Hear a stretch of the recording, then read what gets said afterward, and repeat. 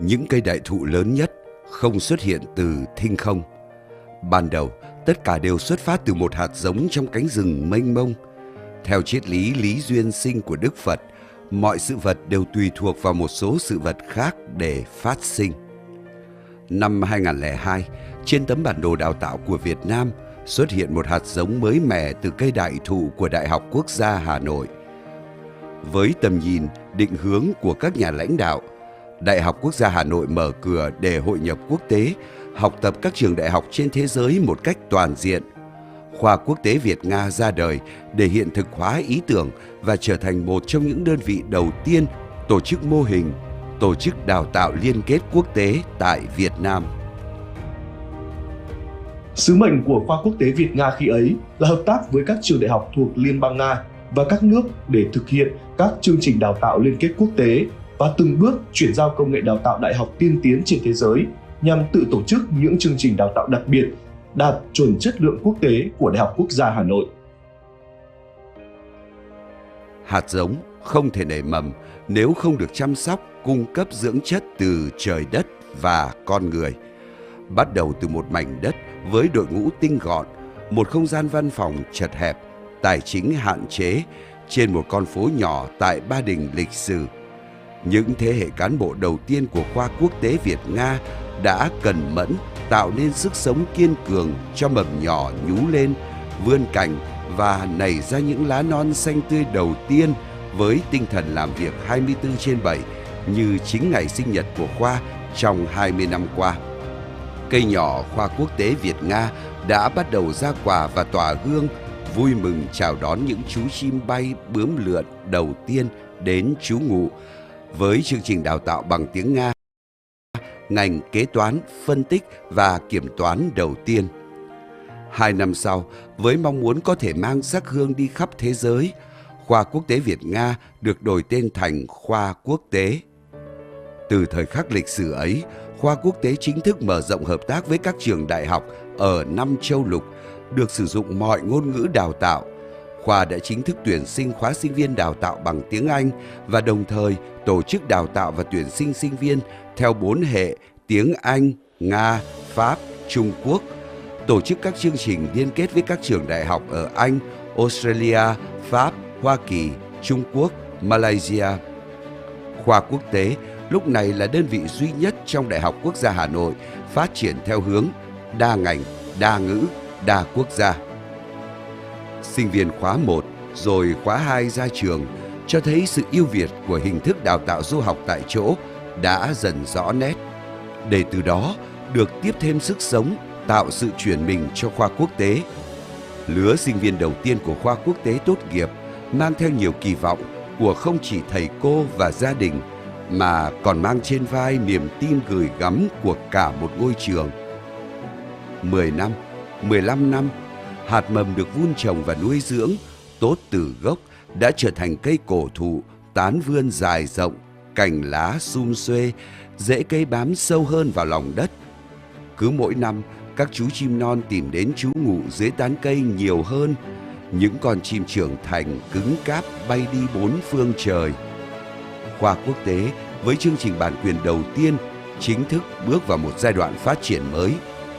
Khoa đã khéo léo đưa tinh hoa của nền giáo dục nước ngoài, áp dụng công nghệ đào tạo tiên tiến thế giới vào Việt Nam.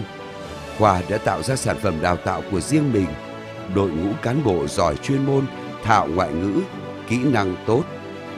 Các trường đại học nước ngoài tìm đến hợp tác bởi Khoa Quốc tế được xem như địa chỉ tin cậy để hợp tác và đào tạo.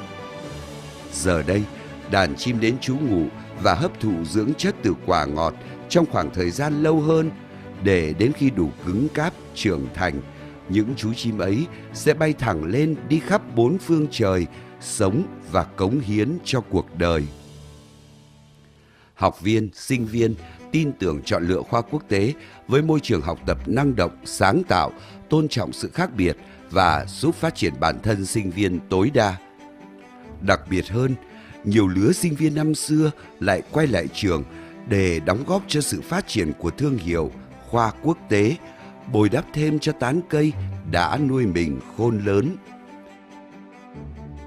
có 3 bước ngoặt thay đổi vận mệnh khoa quốc tế Việt-Nga thành Trường Quốc tế Đại học Quốc gia Hà Nội. Năm 2003, khoa quốc tế Việt-Nga đổi tên thành khoa quốc tế và trở thành đơn vị đào tạo đa ngành, đa ngữ, đa quốc gia. Dấu mốc lịch sử thứ hai bắt đầu từ niên khóa 2010-2011. Đại học Quốc gia Hà Nội tin tưởng giao cho khoa quốc tế đào tạo cử nhân ngành kinh doanh quốc tế do Đại học Quốc gia Hà Nội cấp bằng. Sự kiện lịch sử thứ ba diễn ra cách đây chưa lâu. Ngày 1 tháng 12 năm 2021, Giám đốc Đại học Quốc gia Hà Nội ký quyết định thành lập Trường Quốc tế trực thuộc Đại học Quốc gia Hà Nội. Năm 2003, khoa quốc tế Việt-Nga có 44 sinh viên. Năm 2010, khoa quốc tế có khoảng 2.000 sinh viên và học viên cao học. Năm 2022, hiện nay Trường Quốc tế có gần 4.800 người theo học đại học và sau đại học, cho thấy sự phát triển về quy mô đào tạo. Những trái ngọt được nuôi dưỡng, chăm sóc tốt, đang đơm hoa kết trái và chín mọng trên cành cây mỗi ngày, mỗi tháng. Những lứa chim non đến trú ngụ, nuôi dưỡng, phát triển bản thân để trưởng thành, ngày một nhiều hơn. Cây trưởng thành, ngoài việc đơm hoa kết trái để nuôi dưỡng đàn chim, còn tập trung củng cố nuôi dưỡng chính bản thân mình, để bộ rễ bám chắc hơn, hút thêm được nhiều dưỡng chất từ đất để nuôi cây. Đàn chim non khắp nơi trên thế giới giờ được nuôi dưỡng trong một môi trường đặc biệt, có thể tự nhận thức và thay đổi chính mình, khai phá sức mạnh bên trong mình, từ đó trưởng thành và phát triển. Khoa quốc tế sau quá trình hội đủ về chất và lượng đã phát triển thành Trường Quốc tế và thực hiện sứ mệnh mới trong Đại học Quốc gia Hà Nội, tiên phong trong thực thi các mô hình thí điểm mới trong Đại học Quốc gia Hà Nội, tự chủ và thu hút các nguồn lực về nhân sự, tài chính từ bên ngoài, đóng góp tích cực vào các chỉ số phát triển của Đại học Quốc gia Hà Nội, phát huy tính liên thông, liên kết, hợp tác với các đơn vị trong Đại học Quốc gia Hà Nội nhằm huy động hiệu quả nguồn lực, phát huy lợi thế sẵn có của tổ chức. Trường Quốc tế giờ đây bước sang tuổi trưởng thành, sâu sắc hơn, hướng về phía mặt trời, bám sâu vào đất mẹ, trở thành nơi thu hút đại bàng, cánh chim đầu đàn, trưởng thành ở khắp mọi nơi, đến chăm lo vun bồi cho cây, cho cả khu vườn và cho toàn bộ không gian rộng lớn xung quanh. Trường Quốc tế ngày nay phát triển thành một cơ sở đào tạo hoàn chỉnh với nhiều nét độc đáo, riêng biệt. Đào tạo hội tụ 3 vòng tròn lĩnh vực kỹ thuật công nghệ, y sinh, kinh tế, quản lý, tài chính, kế toán, kiểm toán và ngôn ngữ. Các mô hình đào tạo đặc sắc từ A+B, song bằng, đại học kết hợp thạc sĩ, liên kết quốc tế, chương trình do Đại học Quốc gia Hà Nội cấp bằng với 15 chương trình đào tạo đại học, 6 chương trình đào tạo thạc sĩ, 1 chương trình đào tạo tiến sĩ. Trường cũng là nơi khởi nguồn của nhiều mô hình đặc sắc đào tạo Đông Tây kết hợp và là nơi cán bộ, giảng viên, người học đến từ 27 quốc gia hội tụ thành cộng đồng Liên Hiệp Quốc thu nhỏ với 180 cán bộ, giảng viên cơ hữu, trong đó phần lớn được đào tạo ở nước ngoài, cùng 150 chuyên gia, học giả quốc tế, giảng viên các trường đối tác quốc tế, giảng viên thỉnh giảng đến từ các cơ sở giáo dục đại học, nghiên cứu trong và ngoài nước và gần 4.600 sinh viên, học viên. Trường là một địa chỉ uy tín, đối tác tin cậy của 60 đơn vị trong nước và 40 tổ chức trường đại học đối tác nước ngoài. Người học của nhà trường được đào tạo theo nguyên lý đào tạo 2 trong 1, đào tạo chính quy, kết hợp tự học liên tục, quốc tế trong quốc gia, đào tạo môi trường giáo dục đại học tiên tiến, dần tiệm cận tới các tiêu chuẩn giáo dục đại học trong khu vực và trên thế giới, đồng thời thích ứng với điều kiện môi trường văn hóa và phát huy giá trị con người Việt Nam. Hoạt động khoa học và công nghệ của trường sôi nổi, chất lượng với gần 500 công bố trong 5 năm vừa qua. Liên tục, các năm kết quả công bố quốc tế của trường nằm trong nhóm 3 đơn vị dẫn đầu của Đại học Quốc gia Hà Nội. 20 năm qua, chúng ta đã làm được rất nhiều điều từ không thể thành có thể. Đến thời điểm kỷ niệm này, Trường Quốc tế đã bước vào trang mới. Trường Quốc tế là trường đầu tiên hoạt động toàn diện tại đô thị Đại học Quốc gia Hà Nội Hòa Lạc. Trong 10 năm tới, Trường Quốc tế phải trở thành đơn vị có các chỉ số chất lượng xuất sắc của Đại học Quốc gia Hà Nội. xuất sắc về chất lượng với tiêu chí sinh viên tốt nghiệp đủ năng lực làm việc trong môi trường quốc tế, phát triển những ngành nghề định hướng tương lai, nghề nghiệp và làm việc cho thanh niên, có môi trường làm việc nhân văn, năng động, sáng tạo, thu nhập cao và thu hút được nhiều nhà khoa học xuất sắc. Các chỉ số năng suất và hiệu quả khoa học công nghệ thuộc nhóm đầu Việt Nam và đặc biệt là nơi thí điểm những chính sách mới trong quản trị đại học của Đại học Quốc gia Hà Nội. 20 năm có dài không? Nếu so với một cây non nhỏ bé thì đó là một chặng đường thật dài. Nhưng nếu so với những cây cổ thụ hay cánh rừng lớn thì tán lá hôm nay mới chỉ là những buổi đầu chập chững. Với mầm cây là vậy, với một ngôi trường càng là như thế. Chặng đường mới là sự khởi đầu.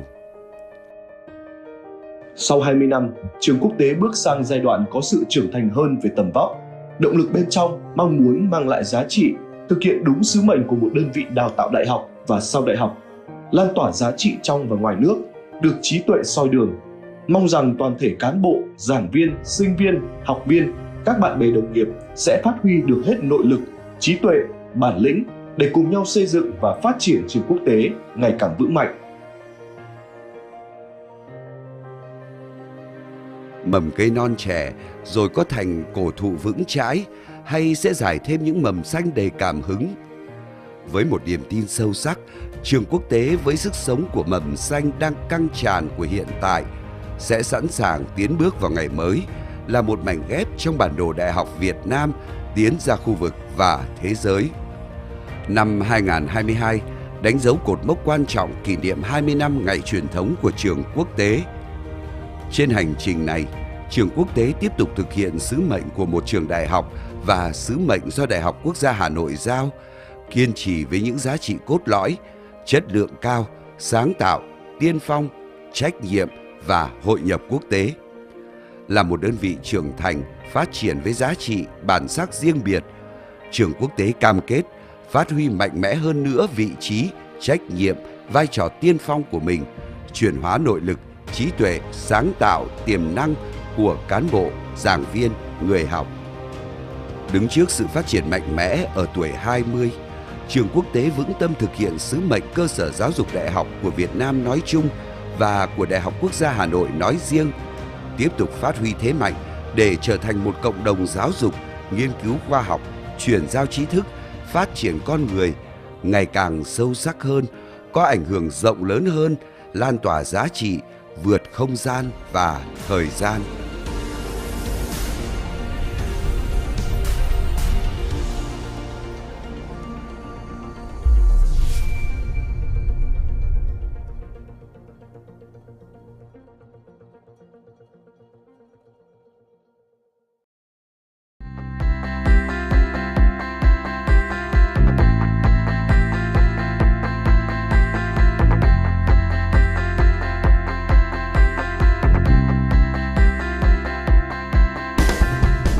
Tương lai thì các cái ngành nghề như là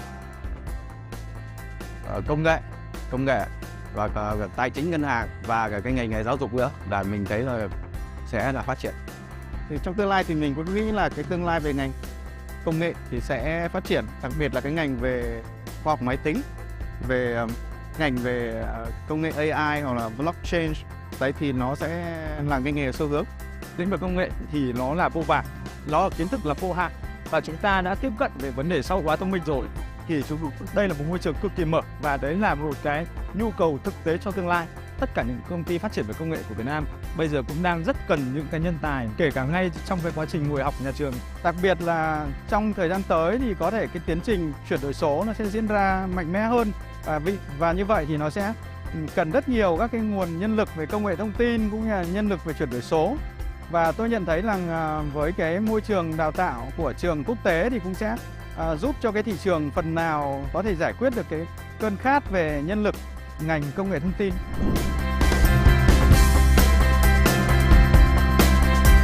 Là thực tế đào tạo là mở những ngành là đều là những ngành mà có nhu cầu xã hội cao.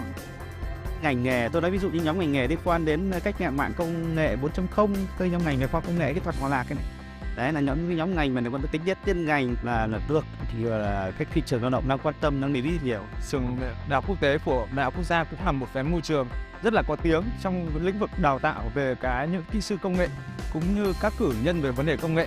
Và chúng tôi cũng thấy là tất cả bạn trẻ, sinh viên trẻ tuổi rất là tâm huyết. Mình thấy có một cái ở công ty mình ấy, thì là mình thấy các bạn rất là giỏi chuyên môn, nhưng mà về cái kỹ năng về soft skills thì các bạn hơi kém, nên mình cũng muốn là các bạn phải cải thiện những kỹ năng này ngoài các kỹ năng chuyên môn của bạn ấy. Về bản chất thì sinh viên ngành công nghệ thì thường rất là giỏi chuyên môn, tuy vậy thì rất là yếu về ngoại ngữ.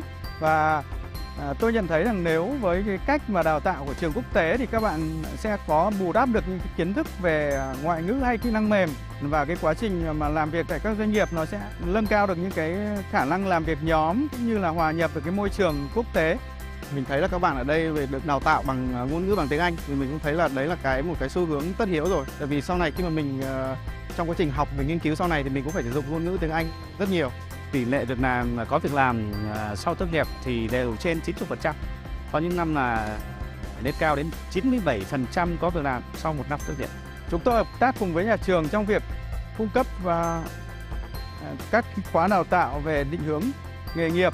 Cổng thông tin việc làm do TRspodC phát triển thì cũng có những cái công nghệ tiên tiến như là về job search engine, trí tuệ nhân tạo, học máy. Nó sẽ là một cái công cụ hữu ích để nhà trường kết nối giữa sinh viên chất lượng cao của nhà trường với tới các cái doanh nghiệp uy tín trên thị trường.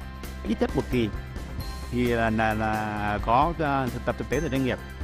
Có những chương trình đào tạo thậm chí là việc thực tập thực tế của doanh nghiệp nó nhiều hơn. Ví dụ như các chương trình đào tạo về khoa học kỹ thuật công nghệ tại Hòa Lạc thì ngay năm đầu chúng tôi đã tìm được đẩy mạnh ra doanh nghiệp rồi. Các bạn càng có thể là va được nhiều trên lĩnh vực của cái môi trường xã hội bây giờ thì các bạn càng có cơ hội để vấn đề là khi các bạn ra trường bạn có một môi trường gọi là tiếp cận về vấn đề là công việc thực tế nó sát hơn, nhanh hơn và nó thực tế hơn cùng với cả doanh nghiệp của chúng tôi.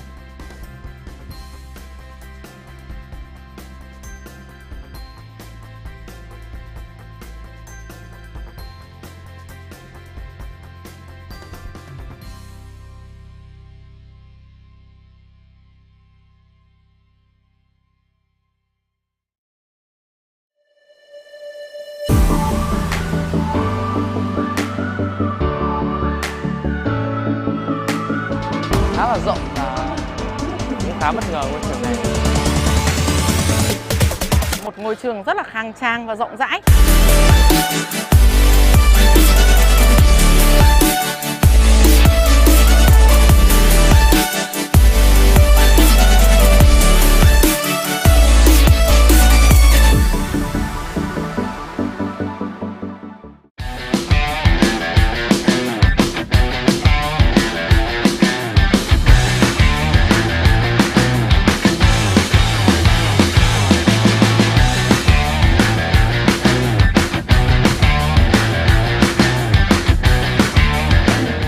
Vào ngành quản trị khách sạn. Em thấy trường Đại học Công và Quốc tế cũng là một trường tốt để em theo học ngành đấy.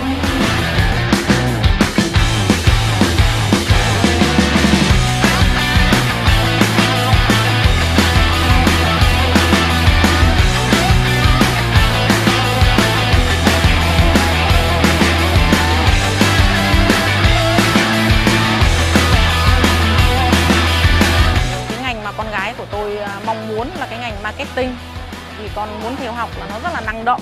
Thế cho nên là về là tôi cũng sẽ chia sẻ và sẽ động viên con để mà con cố gắng học tốt để thi đạt điểm cao vào trường nhiều như mong muốn.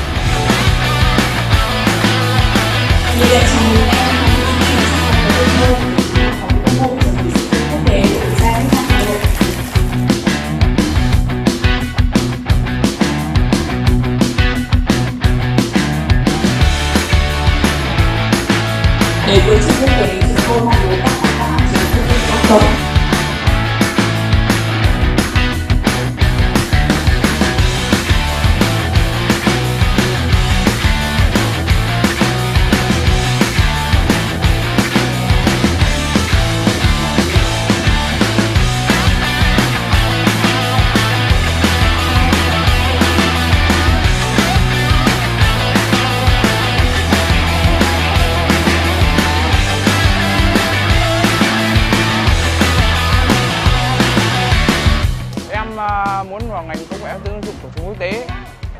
tế có một cái ưu điểm là bọn em học 4 năm bằng cử nhân và học liên thông thêm 1 năm sẽ có bằng thạc sĩ, sẽ có lợi cho bản thân hơn.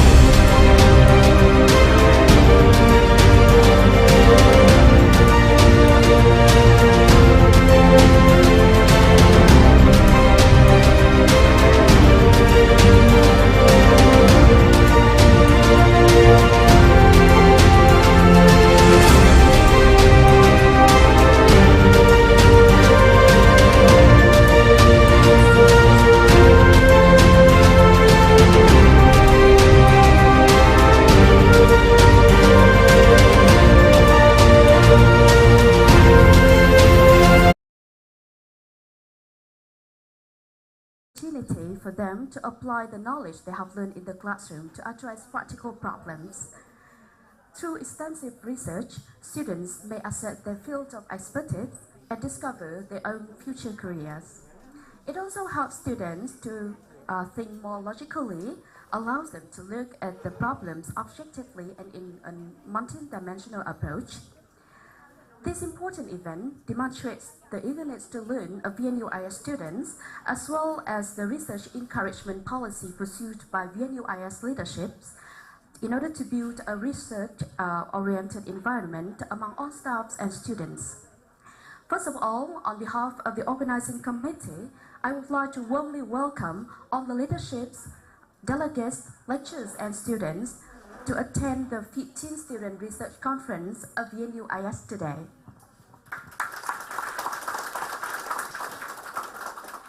After a year of actively implementing research projects, groups of students under the dedicated guidance of advisors in the 2022-2023 academic year have completed their projects. Today, VNUIS is pleased to organize the 15th Student Research Conference.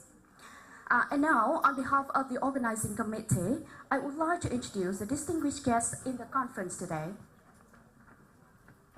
Firstly, it is my honor to introduce Dr. Vũ Tuấn Anh, Deputy Director of Science and Technology Department, VNU. I would like to introduce Dr. Nguyễn Minh Trường, Deputy Director of Political Student Affairs Department. I would like to introduce Ms. Hứa Thanh Hoa, Youth Union Secretary, Chairman of Student Affairs. From VNUIS, please welcome Associate Professor Dr. Nguyễn Văn Định, Vice Rector. I would like to introduce all the heads and deputy heads of all the departments and faculties belonging to VNUIS. And from foreign lectures, please welcome Mr. Rex Alices, lecturer of VNUIS. Finally, it is my honor to introduce the presence of more than 30 staff, lecturers, and more than 100 international school students to present at the hall today.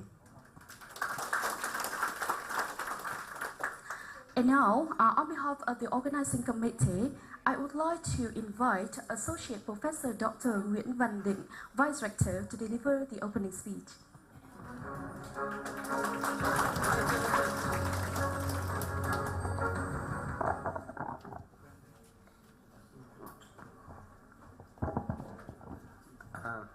Distinguished guests, lecturer and student. First of all, on behalf of the management of VNUIS, I would like to welcome all of you to the 15th Student Research Conference today.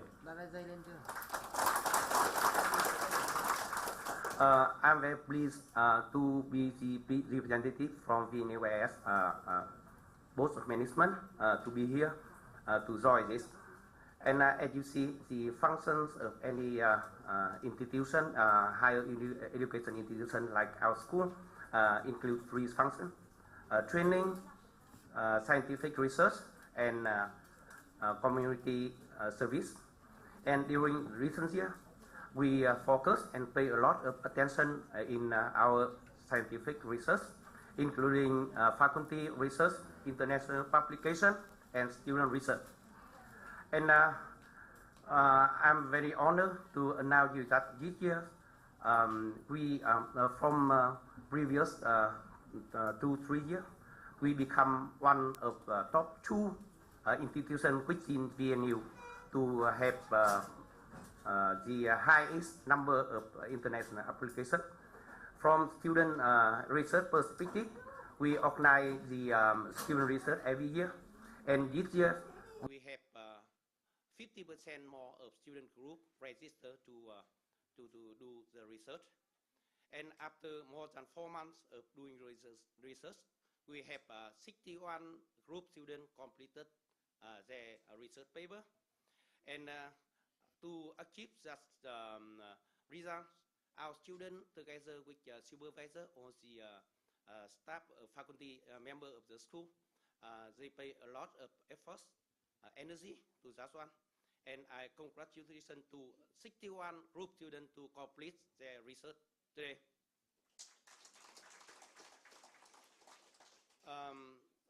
As the MC mentioned, through the student research, a student can study a lot of skill and knowledge. And you see, you have a lot of benefit when you do the research, because in the classroom, you have only one lecturer with the last group of students. But if you do the research, then you can have like PT, personal training, or group training, which free. You do not have to pay any tuition fee for that one. You pay for education in classroom, but not for scientific research. And you can enhance, enrich your CV. When you complete the school, you graduate, then you apply for job. If in your CV have some activity like research during study time, and you are appreciated, and the successful chance will be very high. And that's why we always encourage, facilitate, and for student research to come to this conference. Due among 61 research papers, we go through a number of committee at the faculty level. Then we have chosen 23 best paper to present in oral presentation and also poster presentation out the room. And for today's event, I wish I once again congratulations to all students and supervisors for their great job. And I wish all students will be very confident to present the work as the best. And I wish all of the participants good health and happiness. Thank you.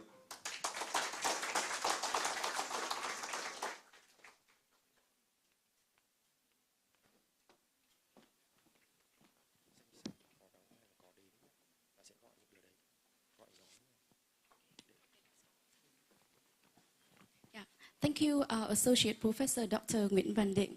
Yes, dear distinguished guests, lecturers and students, ladies and gentlemen, as mentioned by our Professor Dr. Nguyễn Văn Định, the 2022-2023 was a successful academic year in student research activities in international school, with 103 groups of students registering to carry out research projects.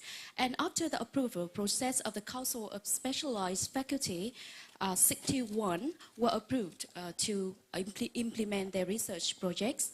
And today, 23 excellent projects have been selected to report at the conference. In recognition of the efforts of groups of students, as well as to nurture the passion for scientific research of international school students, at today's conference, the organizers would like to invite representatives of 61 research groups of students to receive the certificates as a gift for your hard work and dedication. So now, I would like to invite representatives of 61 groups of students to be on stage to receive the certificates. And I would like to invite Associate Professor Dr. Nguyễn Văn Định and Dr. Nguyễn Minh Trường to be on stage to present the certificates to all groups. Please welcome.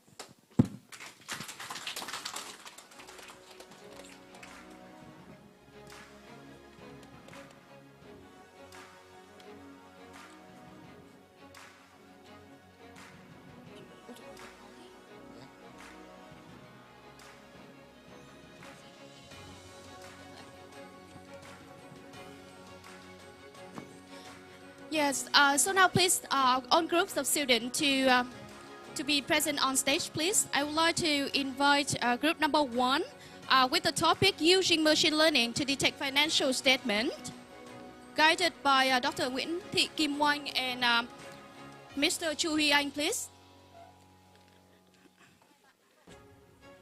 Yes, and the second one is the group with the project's name, Stagflation, Effects of Inflation on Economic Growth, guided by Dr. Lê Thị Thu Hường.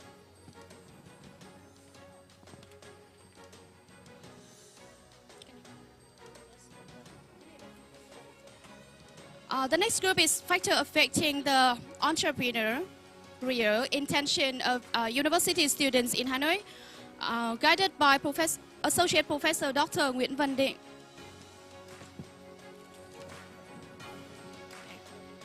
The next one is the group guided by Dr. Bùi Mỹ Trinh, with the head group is Bùi Phương Nguyên. Gamification, an empirical study on the impact of gamification elements on customer engagement and brand attitude in the marketing context. The next one is the project's name, the performance of foreign convenience stores in Hanoi and recommendations, guided by Dr. Lê Thị Thu Hường. The next group with the project's names, the social distancing always good, evidence from the 5K campaign in Vietnam, guided by Mr. Lê Văn Đạo. Yes, and now I would like to invite Associate Professor Dr. Nguyễn Văn Định and Dr. Nguyễn Minh Trường to be on stage to present the certificates, please.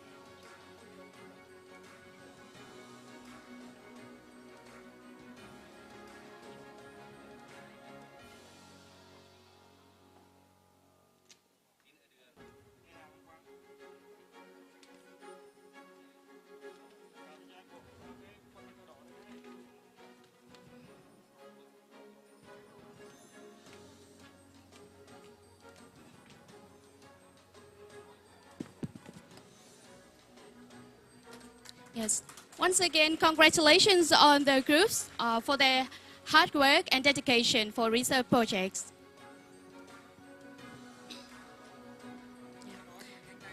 Thank you very much. And now I would like to invite the next groups of research projects to be on stage to receive the certificate. The first one, Financial Distress Prediction, guided by Dr. Nguyễn Thị Kim Oanh. The second, the project's name, Implementation of Credit Risk Assessment in P2P Lending in the Context of Vietnamese Market, guided by Dr. Bùi Mỹ Trinh.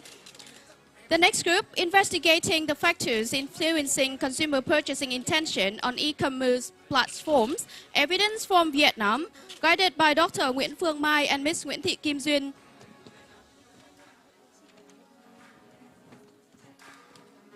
And now we need only one representative from each group to be on stage, please.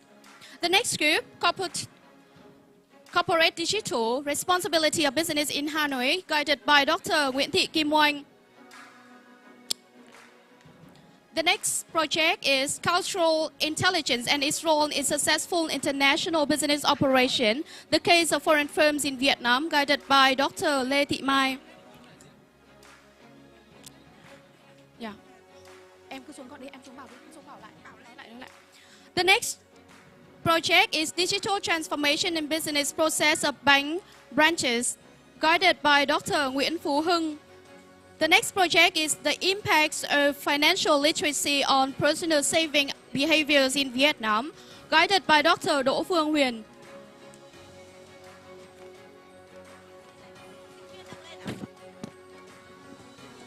Yeah. The next group is factors influencing on student entrepreneurial mindset, the case of VNUIS, guided by Dr. Trần Công Thành.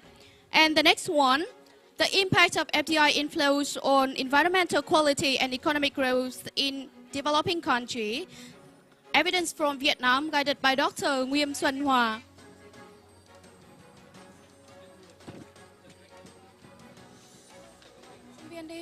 Next one, the project's name, Studying Deep Neural Network Methods for Personal Protective Equipment Detection in Real Construction Sites, guided by Dr. Kim Đình Thái and Dr. Hà Mạnh Hùng. The next one, Classification and Detection of COVID-19 Pneumonia from chest X-ray images based on deep learning neural network, guided by Dr. Chu Đình Tới and Dr. Kim Đình Thái. The next one, automated extraction of information from curriculum vitae, guided by Associate Professor Dr. Trần Thị Oanh.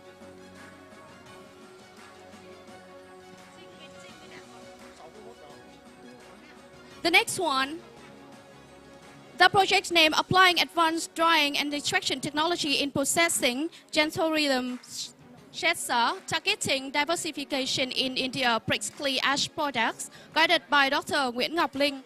The next one, the project's name, VNUIS Repository Database Information Management System, guided by Dr. Nguyễn Văn Tánh. The next one, Analyzing Financial Ratios for Commercial Banking Industry in the USA, guided by Dr. Lê Đức Thịnh. The next project is Research and Experiment with a Robot Arm with 4 degrees of freedom, guided by Ms. Phạm Hải Yến.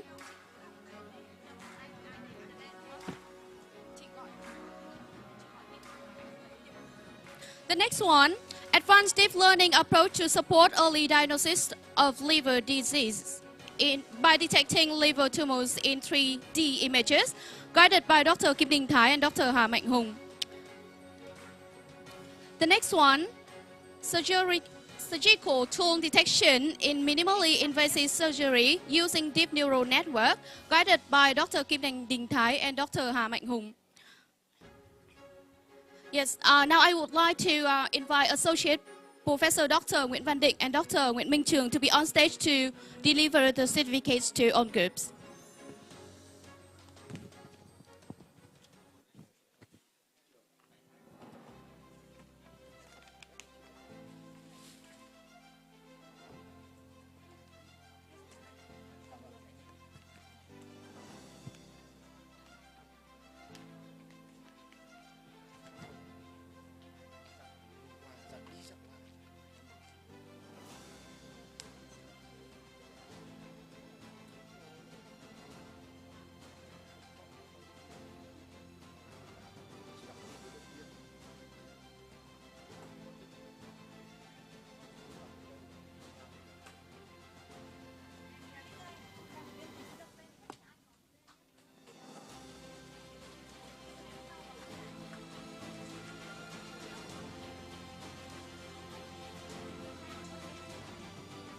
And now we would like to invite the next groups of students to be on stage to receive the certificate.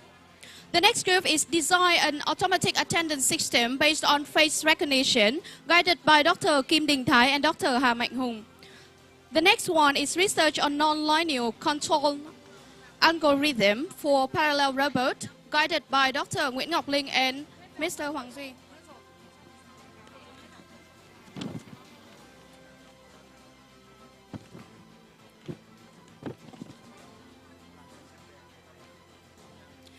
Once again, we would like to send our warmest congratulations to all groups of students to be present today and for completion of your research projects. Okay, and please, Dr. Nguyễn Văn Định, please again. We still have.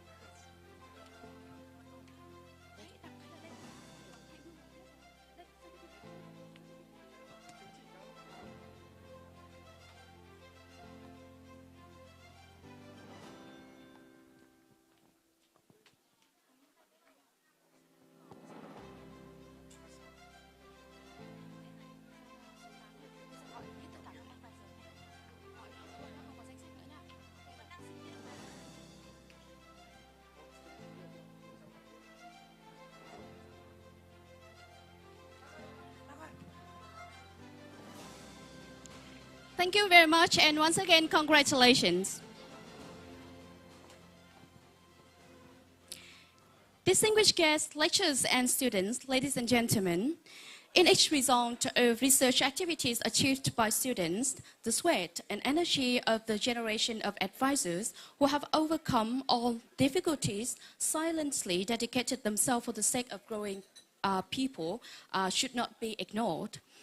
Advisors are the decisive factor for the fast, strong, and sustainable development in the field of training and scientific research of VNUIS. So on behalf of the organizing committee now, I would like to cordially invite 40 advisors from the specialized faculties of the International School to receive their certificates of participation in supervising scientific research. Please welcome all of our advisors to be on stage now. And we would like to invite Dr. Vũ Tuấn Anh, Deputy Director of Scientific and Technology Department, VNU, to be on stage to present the certificates to all of our advisors. Please welcome.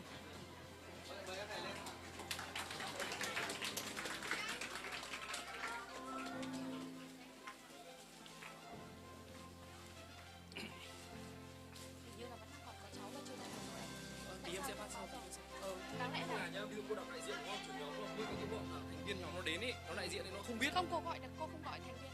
Cô không gọi trưởng nhóm, cô gọi theo tên project. Thế bọn không lên? Không lên. Gọi theo tên project, cái này đã dặn các bạn chưa? Dặn rồi, em dặn rồi. Phải có đại diện đúng đặt tên đề tài, đặt tên đề tài là gì lên. Gọi từng nhóm một á. Tại vì là ở trong này cái số lượng không được vậy đâu. Vẫn còn có một số nhóm chưa được hỏi. Xong bắt đầu chuyển sang cái ạ. Giới thiệu hội đồng, bây giờ sẽ giới thiệu hội đồng.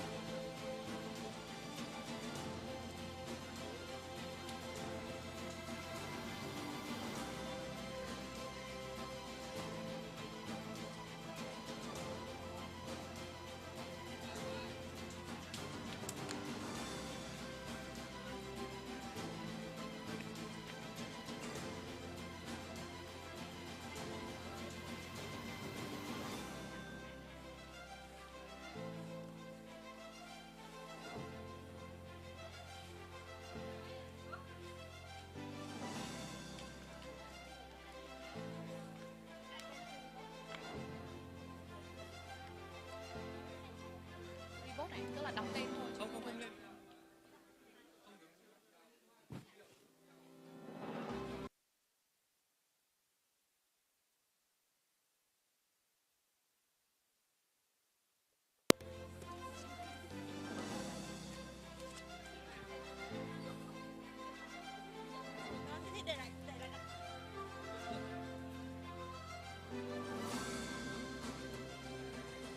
Once again, congratulations to all the advisors, and we would like to send our sincere gratitude for your efforts and dedication. And thank you, Dr. Nguyễn Minh Trường and Dr. Vũ Tuấn Anh.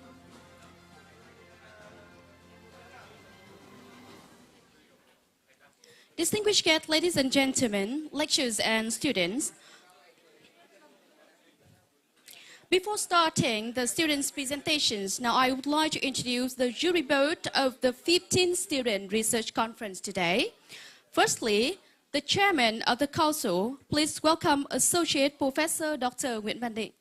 Yes, our chairman for the council today. And we have several jury boards in different rooms. And now I would like to announce the names of the jury board. Number 1 for student research, please welcome Dr. Trần Quang Tuyến, chairman. Associate Professor Dr. Hoàng Tuyết Minh, the counselor, and Dr. Lê Thị Thu Hương, secretary of the jury board 1. The jury board 2 for student research, please welcome Dr. Nguyễn Việt Hùng, chairman, Dr. Đào Công Tuấn, counselor, and Dr. Lê Hương Lính, secretary. The jury board number 3 for student research, please welcome Dr. Chu Đình Tới, chairman, Mr. Bùi Thanh Tùng, Counselor. And Dr. Phạm Ngọc Thành, Secretary. The jury vote number 4 for student research, please welcome Associate Professor Dr. Nguyễn Hải Thành, Chairman. Dr. Hà Mạnh Hùng, Counselor. Dr. Kim Đình Thái, Secretary. And last but not least, we would like to introduce the poster evaluation board. Please welcome Dr. Nguyễn Ngọc Linh, Chairman. Dr. Nguyễn Văn Tánh, Counselor. Mr. Nguyễn Đặng Huy Đăng, Counselor. Dr. Nguyễn Thị Tố Hoa, Counselor. And Ms. Nguyễn Thu Hạnh Hương, Secretary. And now I would like to invite on the lecturers named in the list of the jury vote above and the groups of student research to come to the correct counselor rooms according to the list of organizer that the organizer have already provided. Please. And we would like to send the best wishes to all the groups for your presentation today. Thank you.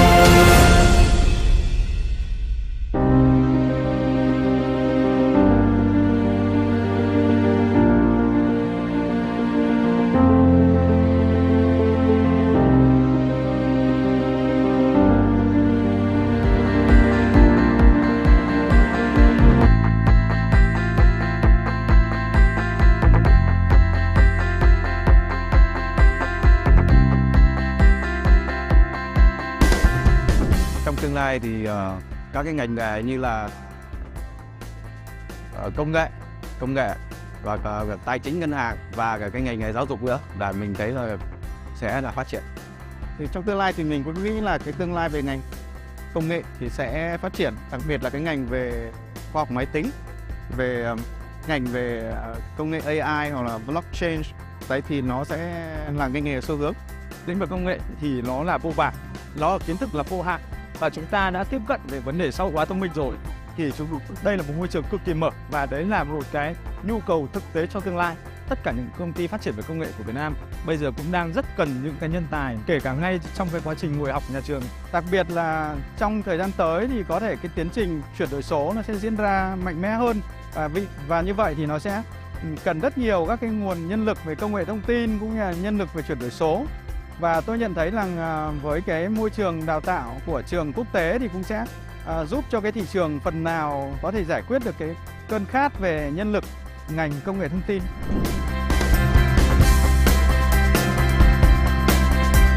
Là thực tế đào tạo là mở những ngành là đều là những ngành mà có nhu cầu xã hội cao.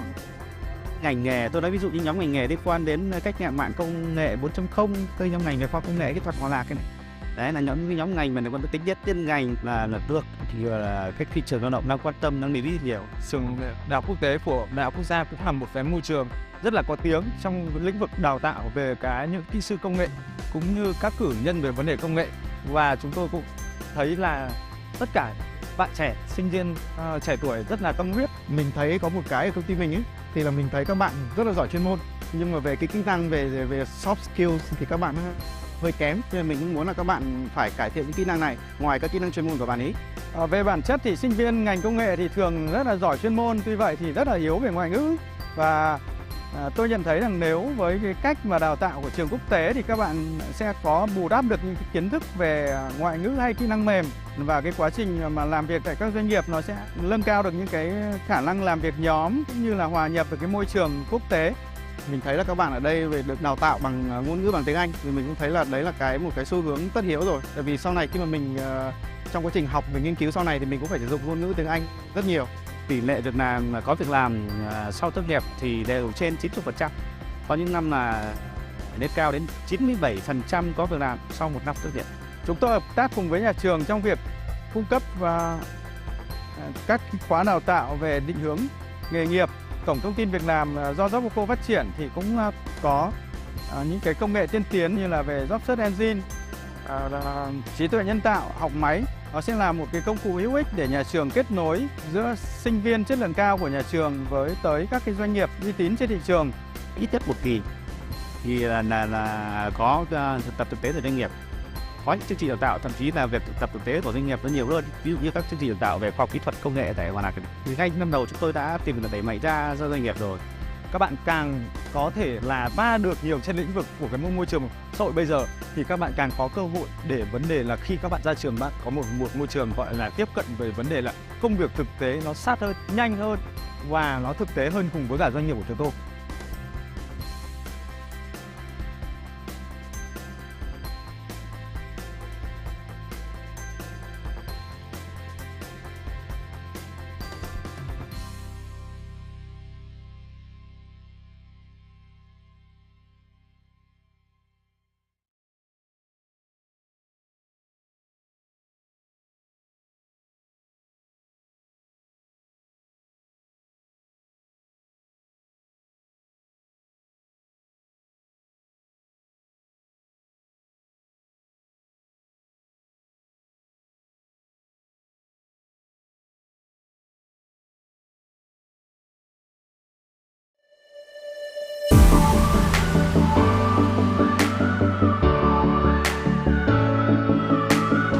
Khá là rộng và cũng khá bất ngờ ngôi trường này.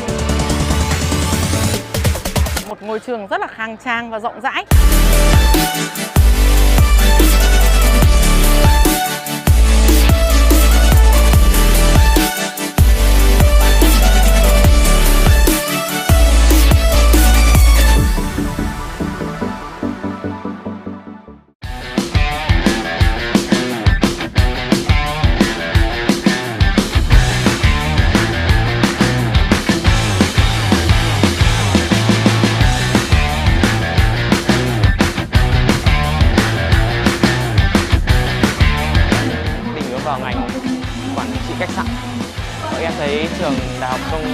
và quốc tế cũng là một cái trường tốt để em theo học ngành đấy.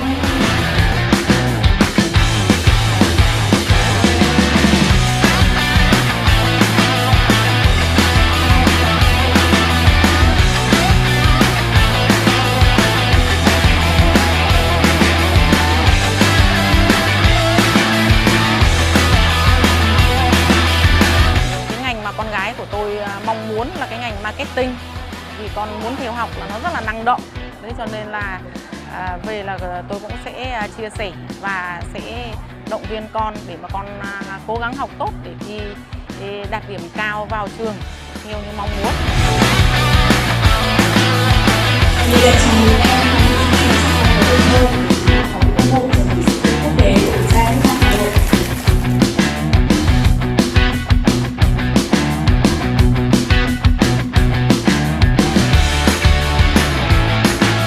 Để với Trường Quốc thì cô mong muốn các bạn học Trường Quốc tốt.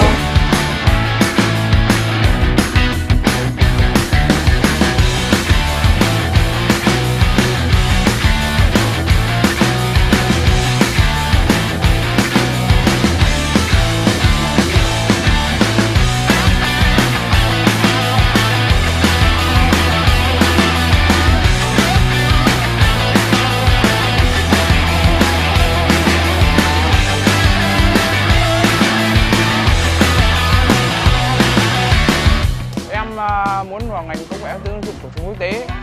Trường quốc tế có một cái ưu điểm là em học 4 năm bằng cử nhân và học liên thông thêm 1 năm sẽ bằng thạc sĩ, sẽ có lợi cho bản thân hơn.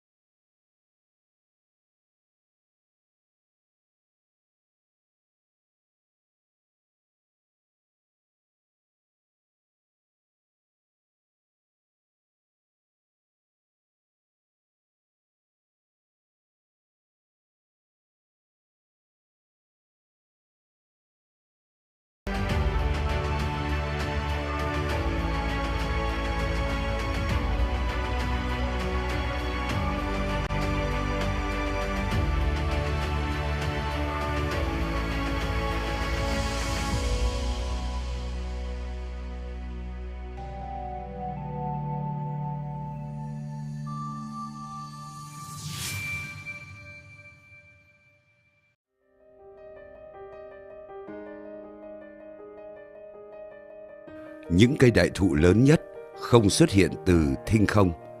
Ban đầu, tất cả đều xuất phát từ một hạt giống trong cánh rừng mênh mông. Theo triết lý lý duyên sinh của Đức Phật, mọi sự vật đều tùy thuộc vào một số sự vật khác để phát sinh. Năm 2002, trên tấm bản đồ đào tạo của Việt Nam xuất hiện một hạt giống mới mẻ từ cây đại thụ của Đại học Quốc gia Hà Nội. Với tầm nhìn, định hướng của các nhà lãnh đạo, Đại học Quốc gia Hà Nội mở cửa để hội nhập quốc tế, học tập các trường đại học trên thế giới một cách toàn diện. Khoa Quốc tế Việt-Nga ra đời để hiện thực hóa ý tưởng và trở thành một trong những đơn vị đầu tiên tổ chức mô hình, tổ chức đào tạo liên kết quốc tế tại Việt Nam. Sứ mệnh của Khoa Quốc tế Việt-Nga khi ấy là hợp tác với các trường đại học thuộc Liên bang Nga và các nước để thực hiện các chương trình đào tạo liên kết quốc tế và từng bước chuyển giao công nghệ đào tạo đại học tiên tiến trên thế giới nhằm tự tổ chức những chương trình đào tạo đặc biệt đạt chuẩn chất lượng quốc tế của Đại học Quốc gia Hà Nội. Hạt giống không thể nảy mầm nếu không được chăm sóc, cung cấp dưỡng chất từ trời đất và con người. Bắt đầu từ một mảnh đất với đội ngũ tinh gọn, một không gian văn phòng chật hẹp, tài chính hạn chế, trên một con phố nhỏ tại Ba Đình lịch sử. Những thế hệ cán bộ đầu tiên của Khoa Quốc tế Việt-Nga đã cần mẫn tạo nên sức sống kiên cường cho mầm nhỏ nhú lên, vươn cành và nảy ra những lá non xanh tươi đầu tiên với tinh thần làm việc 24/7 như chính ngày sinh nhật của Khoa trong 20 năm qua. Cây nhỏ Khoa Quốc tế Việt-Nga đã bắt đầu ra quả và tỏa hương, vui mừng chào đón những chú chim bay bướm lượn đầu tiên đến trú ngụ. với chương trình đào tạo bằng tiếng Nga, ngành kế toán, phân tích và kiểm toán đầu tiên. 2 năm sau, với mong muốn có thể mang sắc hương đi khắp thế giới, Khoa Quốc tế Việt-Nga được đổi tên thành Khoa Quốc tế. Từ thời khắc lịch sử ấy, Khoa Quốc tế chính thức mở rộng hợp tác với các trường đại học ở 5 châu lục, được sử dụng mọi ngôn ngữ đào tạo. Khoa đã chính thức tuyển sinh khóa sinh viên đào tạo bằng tiếng Anh và đồng thời tổ chức đào tạo và tuyển sinh sinh viên theo 4 hệ tiếng Anh, Nga, Pháp, Trung Quốc, tổ chức các chương trình liên kết với các trường đại học ở Anh, Australia, Pháp, Hoa Kỳ, Trung Quốc, Malaysia. Khoa Quốc tế lúc này là đơn vị duy nhất trong Đại học Quốc gia Hà Nội phát triển theo hướng đa ngành, đa ngữ, đa quốc gia. Sinh viên khóa 1 rồi khóa 2 ra trường cho thấy sự ưu việt của hình thức đào tạo du học tại chỗ đã dần rõ nét, để từ đó được tiếp thêm sức sống, tạo sự chuyển mình cho khoa quốc tế. Lứa sinh viên đầu tiên của khoa quốc tế tốt nghiệp mang theo nhiều kỳ vọng của không chỉ thầy cô và gia đình, mà còn mang trên vai niềm tin gửi gắm của cả một ngôi trường. 10 năm, 15 năm, hạt mầm được vun trồng và nuôi dưỡng tốt từ gốc đã trở thành cây cổ thụ tán vươn dài rộng, cành lá sum xuê, rễ cây bám. Firstly, I would like to introduce a member of examination subcommittee. Okay, Dr. Hường, secretary. Dr. Minh is a member from Faculty of Applied Linguistics, and I am Dr. Tiễn from Faculty of Economics and Management. I'm the chairman. Yes, thank you very much. Okay, so good morning, everyone, and representative for the committee. I would like to announce the order for the presentation of our group today. Okay, the first group will be with the title "The Heterogeneous Impact of Social Distancing on Household Level Economic Performance, Evident from a Large Survey in Vietnam." The second topic will be financial distress prediction using multi-layer perception network, evident from Vietnam. And the third topic will be enhancing student English learning by employing short-term memory strategy, a case study as VNUIS. The four topics will be the impact of FDI inflow on environmental quality and economic growth in developing countries, evidence from Vietnam. And the last topic presented today will be the topics, the impact of financial literacy on personal saving behavior in Vietnam. So now, please, group one for, with the leader Vũ Duy Trung will be present the topic. Okay. Good luck.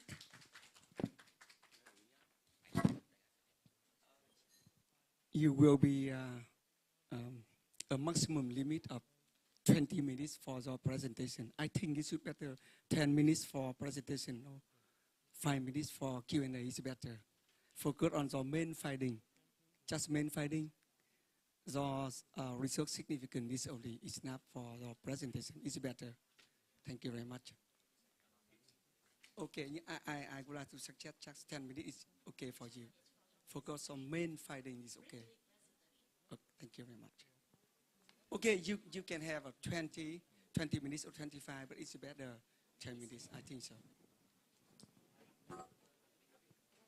Okay, so good morning, Professor. So good morning, everyone. My name is Nghiên. I'm really glad to present our research in front of all you today. Our research topic is the heterogeneous impact of social distancing on household economic performances, evidence from a large survey in Vietnam, with the team leader is Vũ Duy Trung and our supervisor is Mr. Lê Văn Đạo. Our presentation includes 5 main parts. The first is introduction, the second is literature review, the third is methodology and data, the fourth is main result, and the final is discussion, limitation, and conclusions. Now we move to the first part, introduction. So why this research is interesting? Due to the COVID-19 pandemic, the social distancing was implemented widely, so of course it had a positive impact on public health. So what about on the economic impacts? With many wrong things, we decided to research this topic. Besides, we found that not many studies deal with the heterogeneous effects of social distancing, especially on economy. So our research is the first research deals with this topic. And an interesting impact aspect of an interesting aspect in our research is we focus on Vietnam as a case study. So why is it interesting? The first social distancing was implemented abruptly and rigorously within a short period of time. And this leading to an exogenous shock that directly affects the variable of interest, social distancing and economic outcomes. Moreover, student social distancing is seen as a quasi-experience and has created a favorable condition in determining the causality of nexus between the social distancing and economic outcomes. And as all of you know, Vietnam is one of the few countries achieving positive GDP growth in the year of COVID-19 global outbreak. And another special in our research is our research was supported by data from World Bank, which consisted over 100,000 observation Vietnamese people at individual level data on an hourly basis from week 9 to week 51, and World Bank invested $2 million to obtain this data. And you can see it is outbanded towards 4 outbreaks in Vietnam. The first outbreak is in Ho Chi Minh City and in Hanoi between the 10th of March and the 20th of March. The second is in Da Nang between the 1st of July and the 28th of July. Both of these outbreak is in 2020. The third outbreak is in Hải Dương in the 28th of January in 2021. And the fourth outbreak is in Ho Chi Minh City in the 31st of May in 2021. And our data is focused on these cases and was collected from week 9 to week 51. And that is the questionnaires contain various pertinent information such as unique symptoms, economic condition, vaccine status, and individual behavior of social distancing practice. So if you want to assess these questionnaires, you can click this link to see more about these surveys. Our research aims to contribute to the relationship between social distancing and economic outcomes that are unemployment, livelihood, food shortage, and household financial insecurity. Moreover, examining social distancing development by considering the balance between public health goals and economic impacts, and finally study the heterogeneous effect of social distancing on various groups such as blue-collar workers, women, and the elder. These groups was affected more negative than other groups on job status, food, and financial insecurity at the household level. And move to the next part is the literature review. It is a theoretical framework after we study many academic articles and research. So you can see social distancing affect financial insecurity, food insecurity, tourism, industries, unemployment, from that gig workers and low education was affected more seriously. And to evaluate the effect of social distancing on economic performances, so we create the Social Distancing Violation Index, SDVI, based on Directive 16. This index shows us the recursive actions that consider as violating social distancing policies, such as going grocery, participating public changes, public events, having close contact, and so on. So through BCAs, we give these components the most suitable weighted. Mathematically, the composite index is calculated by taking magnitude of BC multiplied its weighted. And next, this figure is the social distancing violation index from the first quarter to the fourth quarter in June 2021. And you can see in the first quarter and the second quarter in 2021, when Direct 15 was not enforced, so that there was a notable increase of the number of social distancing violation. And however, after implementation of Direct 15, there was a significantly decrease of the number of violators. And in the fourth quarter in 2021, when Directive 15 was released, so the number of violators tend to rise again. So next part is methodology and data was presented by Vũ Duy Trung.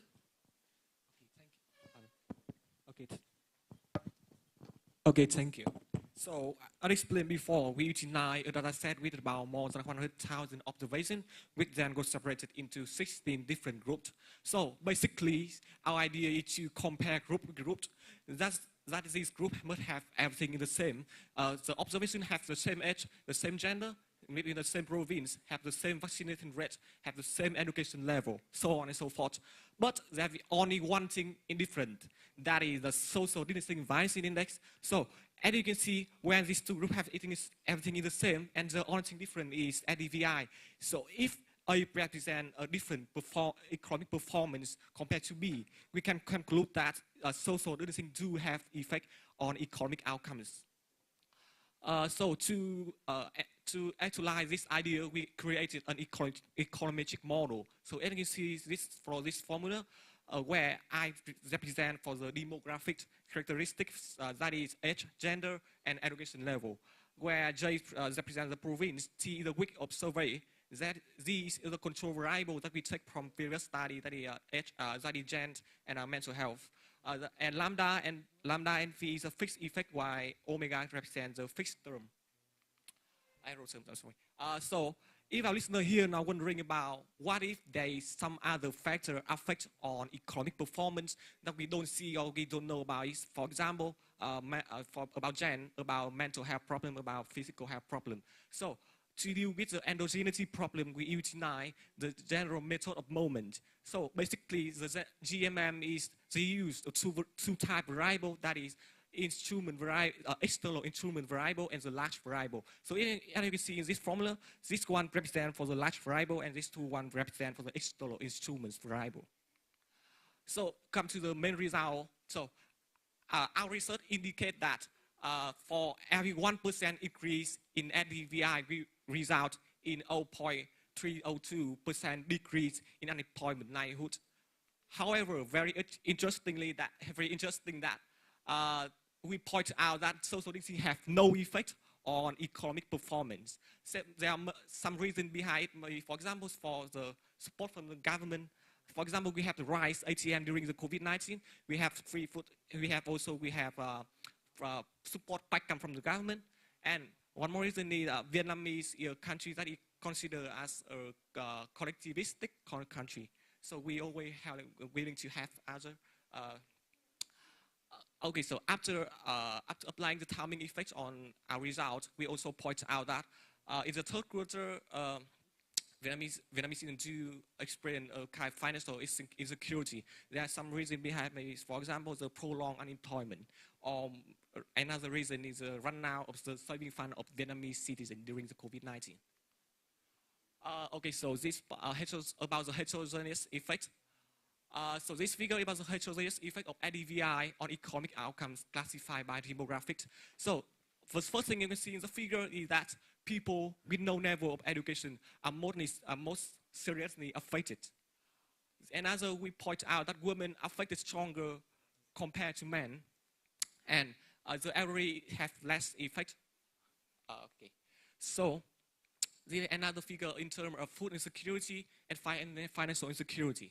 So we point out the effect on food insecurity and financial security are insignificant, and that they represent low differ among groups, except for only one case, that is the case of younger people in terms of financial insecurity.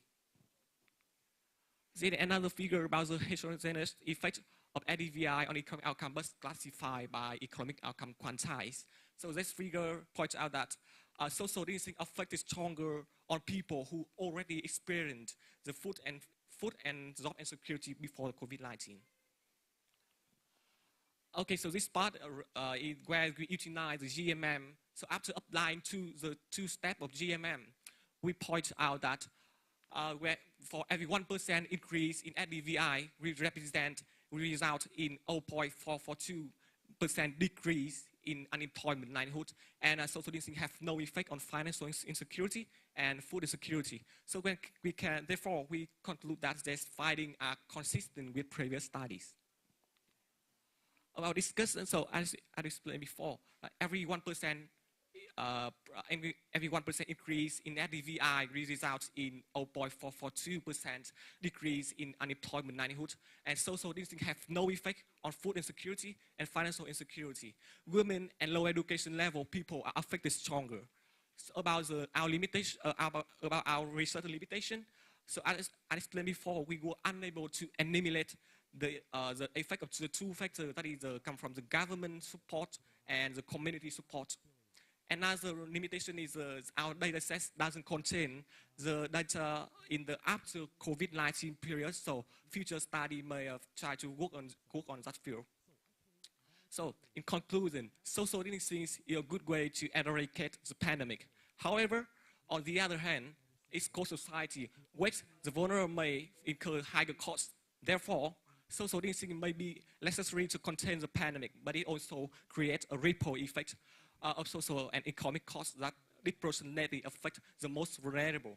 So, the true test of our society's strength lies in how we support and advocate in lead during and after the crisis. So this is the end of our presentation. Thank you for listening, and we are now ready for the Q&A part.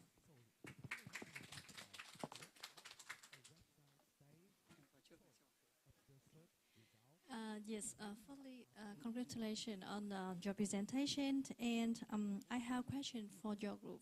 Okay, and I see that your main finding is that you see the negative relationship, right, between the FDVI and unemployment livelihood. Yes, could you explain more about that? So normally, so because the COVID-19, we have the social distancing, and people now are not allowed to work. Maybe some can work from home through Zoom or like online platform, but almost like, for example, we have some kind of vulnerable group like shipper or gig worker, and some group that cannot work from home. So it's the social distancing clearly results in a decrease in unemployment. Wait, increase, yes, increase.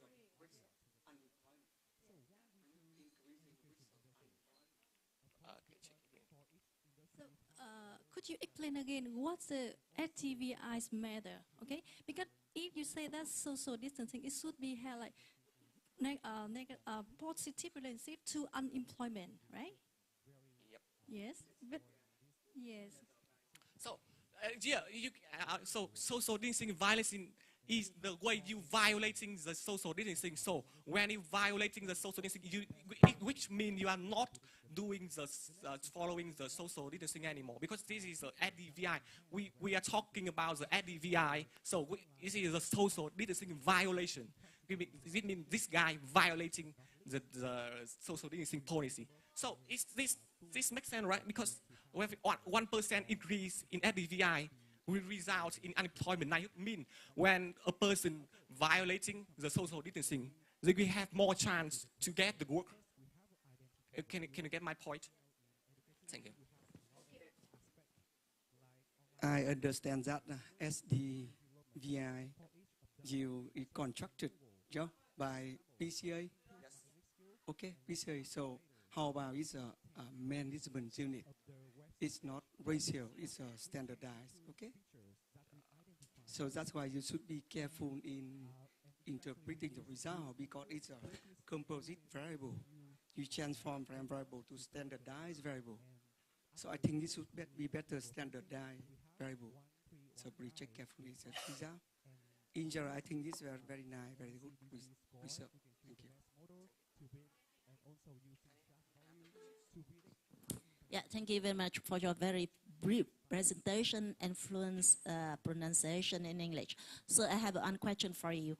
And what benefits do you get from your study?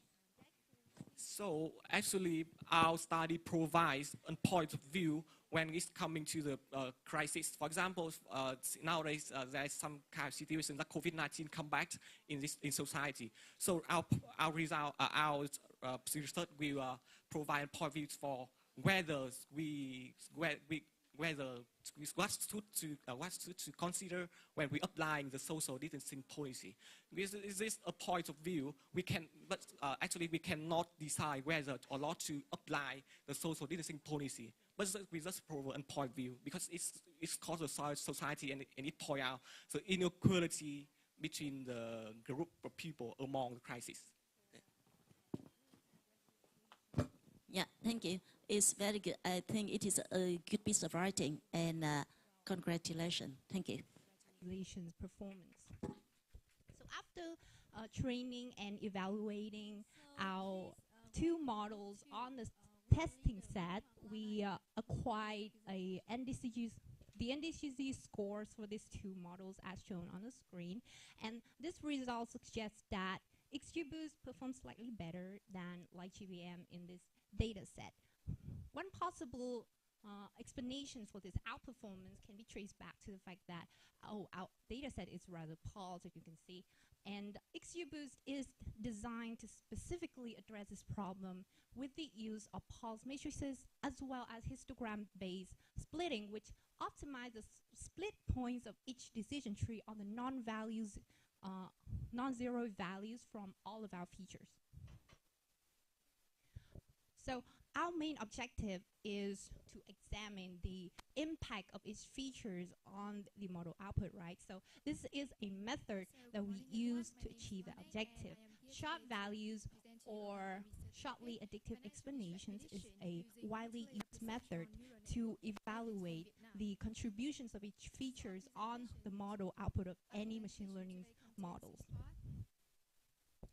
Okay, looking at these two graphs, you can easily spot that internal links, the number of internal links with that, and the appearance of the keywords within the anchor text of a given web page are the most impactful features contributing to the ranking of a given web page. To be more specific, contrary to popular belief, more doesn't necessarily mean better. Here, the excessive number of internal links can actually lead to a decline in the web page ranking. And on the other hand, the occurrence, if a keyword occurs more frequently within an anchor text in a given web page, that web page is more likely to be ranked higher than others. Okay, so these findings suggest that, we should try to balance between the quantity and the quality of internal links to improve sales for our website. Well, then exactly how many internal links is considered to be enough, you might ask? Well, let's analyze the feature distributions of the top ranked web page from our search result. Essentially, these top ranked web page all share some common characteristic as having less than 50 internal links, as well as around 10 keywords within the anchor text. Okay, so we have discovered that quantity and quality of internal links are the most impactful factors affecting SEO of our website. So now what? Well, as content writers and web developers ourselves, we don't want to stop here. Well, what's the point of finding the problem and not making an effort to solve it, right? Despite the impact, the critical impact of internal links on a website SEO, it is kind of challenging to actually identify the relevant internal links opportunity within a domain, given that you have a large amount of articles written in the past. So what if we have a tool that can automate that process?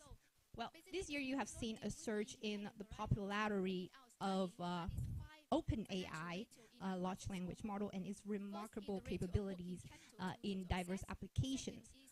So we have done a lot of research on this field, but we haven't found any solutions that is designed specifically to identify the internal links opportunities. That is the reason why we are here today to propose a new tool leveraging OpenAI API to suggest internal links between web pages in a given domain.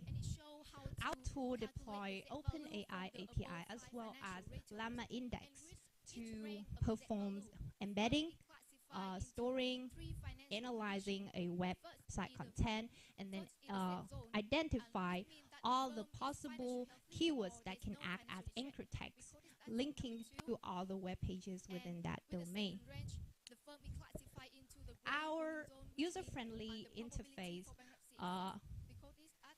present the internal links opportunity in the form of table with keywords, the sentence that contain that keywords, and the link to other website. In case that the tool cannot find a relevant articles within that domain that can link back to this web page, it will suggest the user to write a completely new articles and improve the internal linking between the web pages in the most natural way as possible.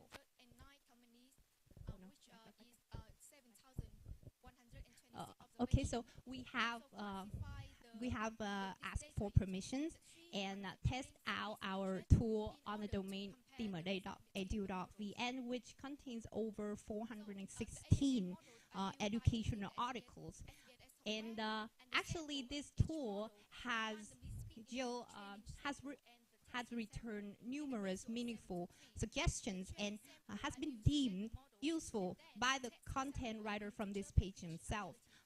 Although it is quite challenging for us to actually precisely quantify the impact of our tool on this website SEO themselves due to the content modifications restrictions, we are pretty sure that there is a huge opportunity, there is a huge potential for further development for our tool, such as we can tailor-make this tool to recommend internal links for an organizations, or maybe we can even develop it into a plugins to integrate it into all the website builders like WordPress to enable internal linking.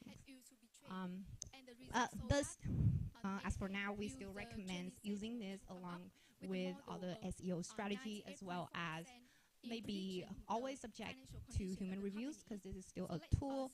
And as with any tool, there's still limitations. For example, the limited functionalities of only being able to analyze the textual content, as well as the limitations in terms of the OpenAI current large language model that largely impact our tool accuracy. Okay, I'm done ranting. Back again with time. Okay, thank you, Tavi, and as a lot of valuable insight that Tavi said, we have some discussion.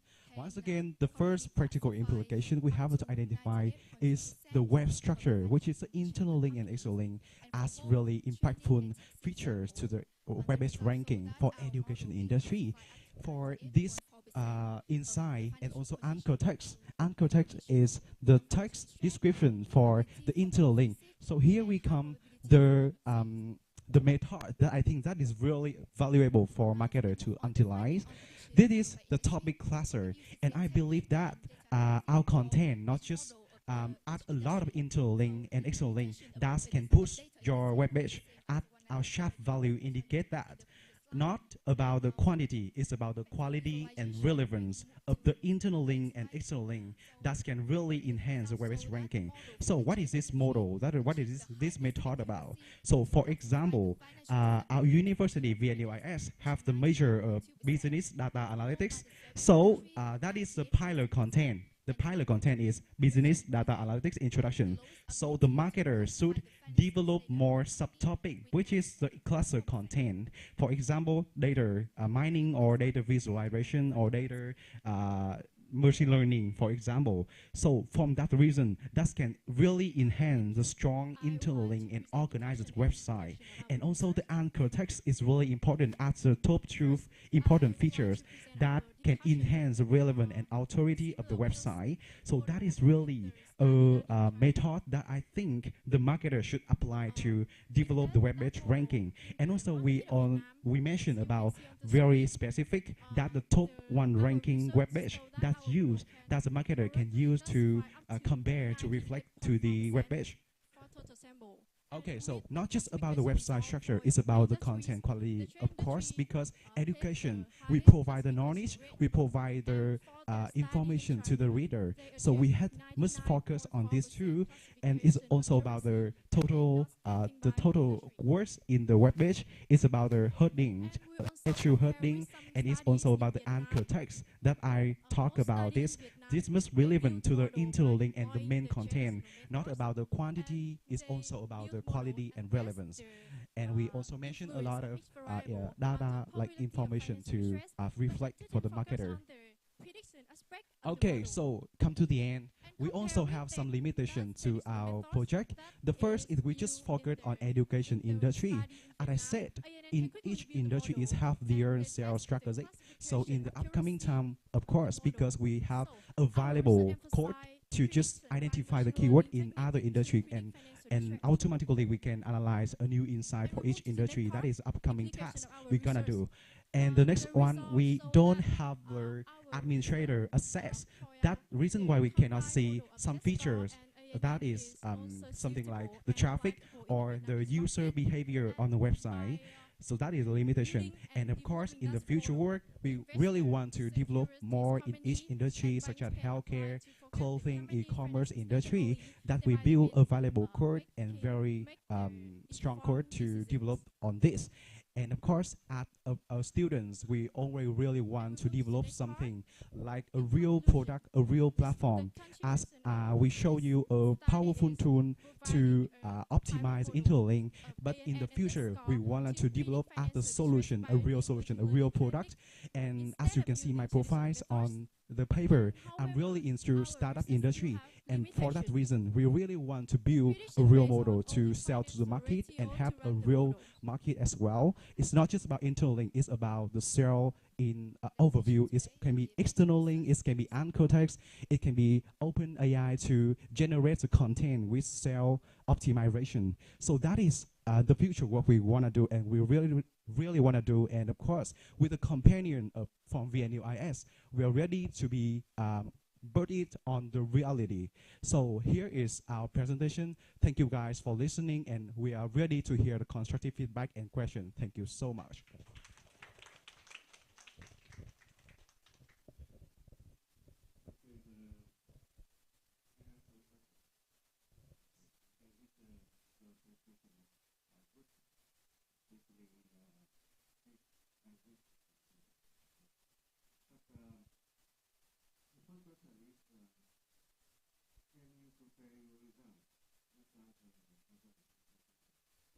Okay. Yeah.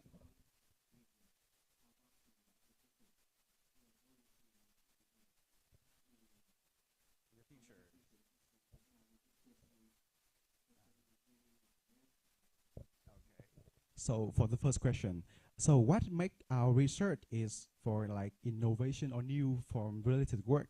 The first is about the specific industry that in previous work, they don't really focus on education industry. They focus on a lot of things. They like collect all, like they search, just pick the random keyword and they collect the data very like manually. To that, we focus on education industry, and I think this is really insight and valuable for education industry too. And in upcoming time, we focus on other, and that's the reason why other paper don't focus on any specific industry. So the result from other paper is really different. From some is focused on the keywords, from some it focus on the keyword density or the anchor text or anything else. Is not about website structure. So our findings, new finding, is focused on the relevant and authority and the relationship with the page, not just on the pillar, is also on other page of that website. New findings. We also use sharp value to indicate more details that in previous related work, they just use like F score or correlation metrics that we just only see the importance, maybe the relationship importance, but just back the slide to share value. Okay, but in the slide. Here, we give a really details for top 1 ranking. This is a new findings that we don't have any related work have. But and here, we use sharp value. We very clear for each, for instance, develop like very clear that how much or if that increase or how about the effect to the web-based ranking. But in the previous research, we just have F score that we just only see the impactful, but how much, how impactful is that increase or to develop to impact to the web-based ranking. Here is a new method, and also for data collection, we have a 1319 request that is a large scale, which compared to written work is just a small scale or just focus on one website. They just scrap the data from one website. That is really biased. And here is we showed on Google for some, they just search on available website. And also about ChatGPT, that we really utilize the new training technology, which is ChatGPT 3.5 to generate and suggest a new, a real interlink optimization that we don't have any related work. Do this in advance. Anything else want to say? Okay. So I think that is the most strong part of our research that I also mentioned in our paper. Okay. And for the second one, so what exactly we want to do, right? So as a person who really interested in startup, we want to develop our market related to sell and AI. We want to utilize AI on sell to generate content, but it's just focused on like how can we generate or how can we suggest interlink and external, like we can put it like automatic attack to the web page, not about the manual that marketer do for every web page, like automatic web link attachment. And also we want to provide more tool and not just interlink, as I said, external link and context or control the total words and also the real feedbacks to the website content to improve the ranking. That is the one we want to optimize to build a real platform for the market. Thank you. Please, Group 4, are you here already? Yes, can you present first? And okay, that's first of all, thank you for your presentation. I have 3 questions. Okay, the first question is because I see in his here there are some you dig out and find out some keywords. It's a web page. Do you apply many company for dig out the keywords or only one company? It's about the collection, right? Yes. Okay, as I said, we first identify the keyword. We use the animals of Google. And for example, we identify the keyword of learning language. I am Thua, and we are here today to present about our scientific topic about the impact of FDI on environmental quality in the developing country and evidence from Vietnam.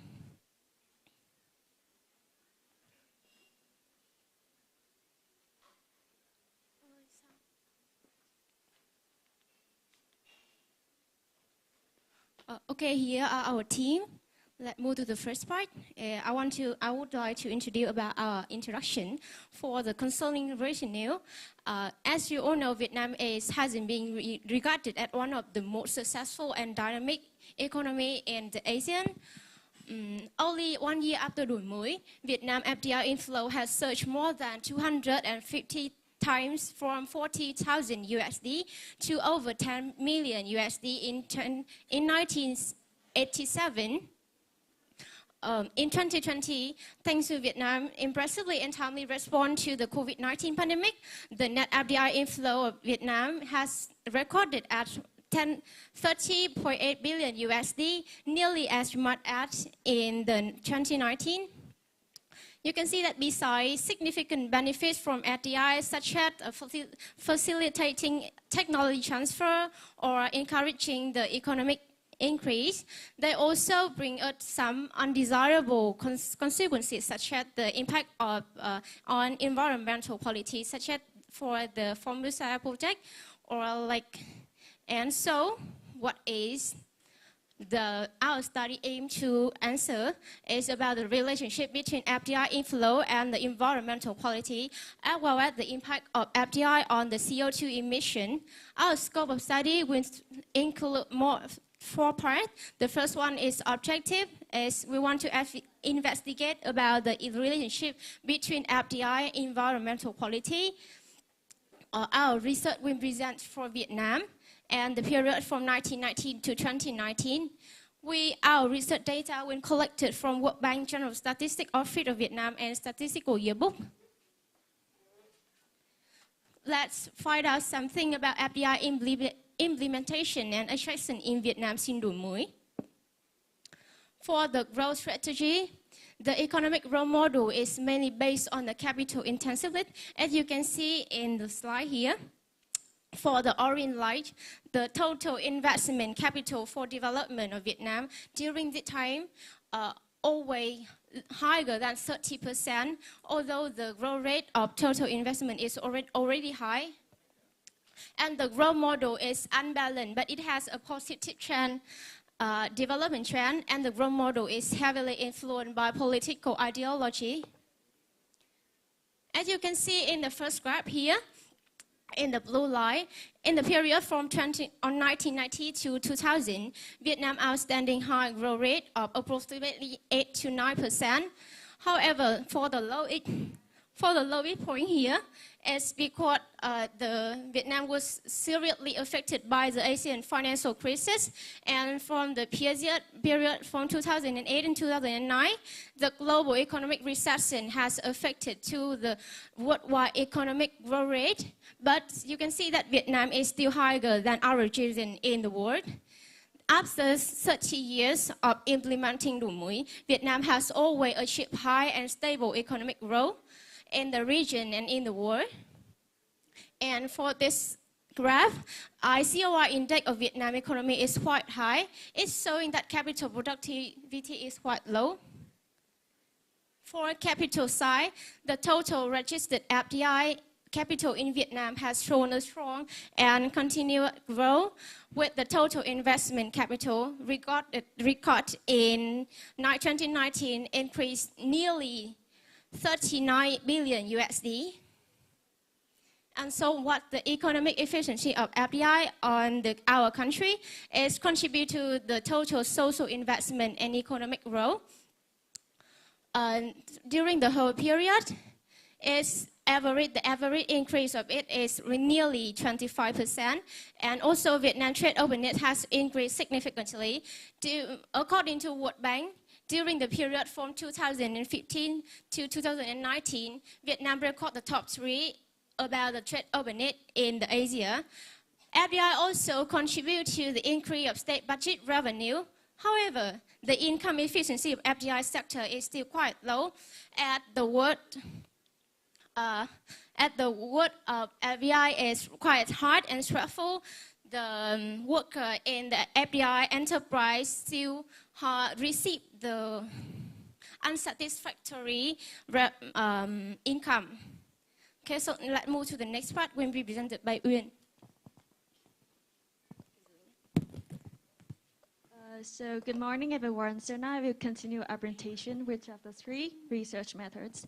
And in this chapter, we will have a discussion about data and variables, research methods, and theoretical framework, as well as the results and discussion. In our scientific paper, we examine the relationship between FDI inflows and environmental quality.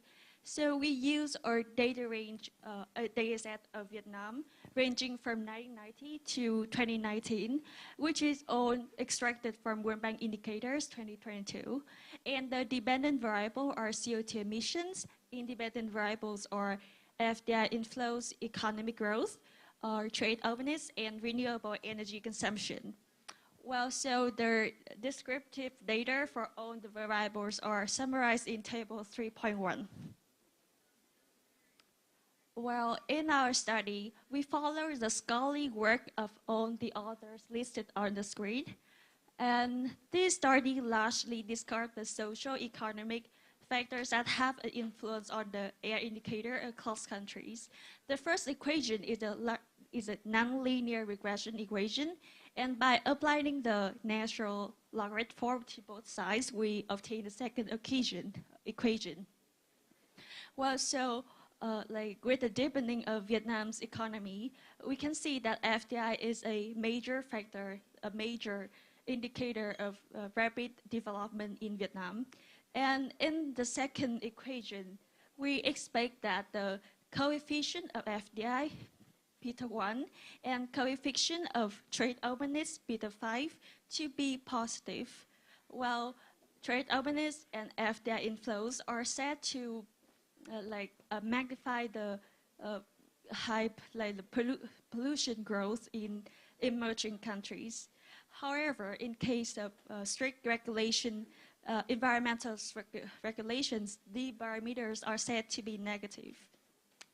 And for the GDP per capita and GDP per capita square, so according to the AKC hypothesis, the coefficient beta 2 is expected to be positive, while for beta 3 it is negative, indicating a inverted U-shaped relationship between FDI per capita and GDP per capita and environmental degradation. And before analysis, our data are tested for stationary. In this study, we use ADF test and BB test. Well, ADF test can create a probability of Taiwan error, so we use the BB test in accordance together with it in order to overcome the weakness. The main methods we use in our study is robot least square or M estimator. According to Fox and Weisberg 2018, the nonlinear, the nonlinear regression for M estimator is as follows. And here come to our results and discussions. Well, from table 3.2, we can see the unit root test estimates, and all variables are set witness to be stationarity in the first difference, because after the overall findings find that our variables fluctuate over time, so we use the first difference to separate the non-stationary series from stationary series, so that all variables are series integrated of the Taiwan of order 1, which satisfies the model requirements. And following the unit root test estimates, we have the robot least square estimates. Well, so the probability of FDI is 0.045, indicating that FDI has a profound impact on the environment. We can have a look at the coefficient of FDI as 0.337. That means 1% in the 1% in the level of FDI inflows will lead to 0.337% of CO2 emissions. And the same goes for trade openness. So trade openness are, despite describe increasing trade openness, its technical effect is observed to be quite low in Vietnam because we don't implement state-of-the-art production techniques from advanced country. And also the technology transfer from FDI sector to domestic sector hasn't reached both quality and quantity. And about the GDP per capita and GDP per capita square, we can see that the B value for both are smaller than 0.05, indicating that GDP per capita has a significant impact on the environmental quality in Vietnam. And for GDP per capita, the coefficient is 0.03. We make a mistake here, so it's 0.003 is positive, while for GDP per capita square, it's negative. So we can conclude that there is an inverted U-shaped relationship between GDP per capita and environmental quality. For the and surprisingly, we found out that GDP per capita goal has a insignificant impact on the environmental quality. According as expected, the coefficient for renewable energy is negative, which means that renewable energy consumption reduces the greenhouse effect on Vietnam in Vietnam. Well, so we can conclude that FDI inflows, trade openness, and GDP per capita add up to a level of CO2 emissions. On the other hand, renewable energy consumption has a positive impact on the environmental quality, and GDP growth has an insignificant impact. The study also established a EKC relationship between GDP per capita and CO2 emissions.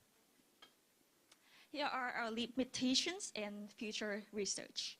While so regional and provincial data for 1990 to 2019 were not available.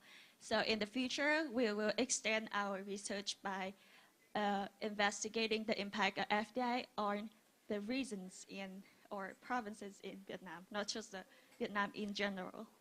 And the second one is that we can further extend it by analyzing the impact of FDI-led economic growth and income distribution.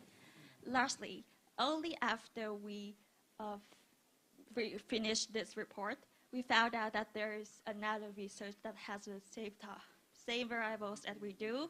So we are currently working on other variables such as the ecological footprint or capacity factor load capacity factor as an environmental quality indicator. So here's the end of our presentation. Thank you very much for your listening. And we are very welcoming your feedback and questions.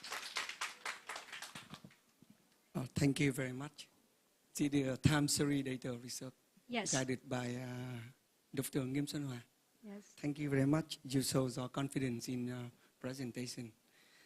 I have two technical questions for you. Don't be nervous. Have you included time dummy variables in your study? Time dummy variables. Because you use time series data, you should include time dummy variables.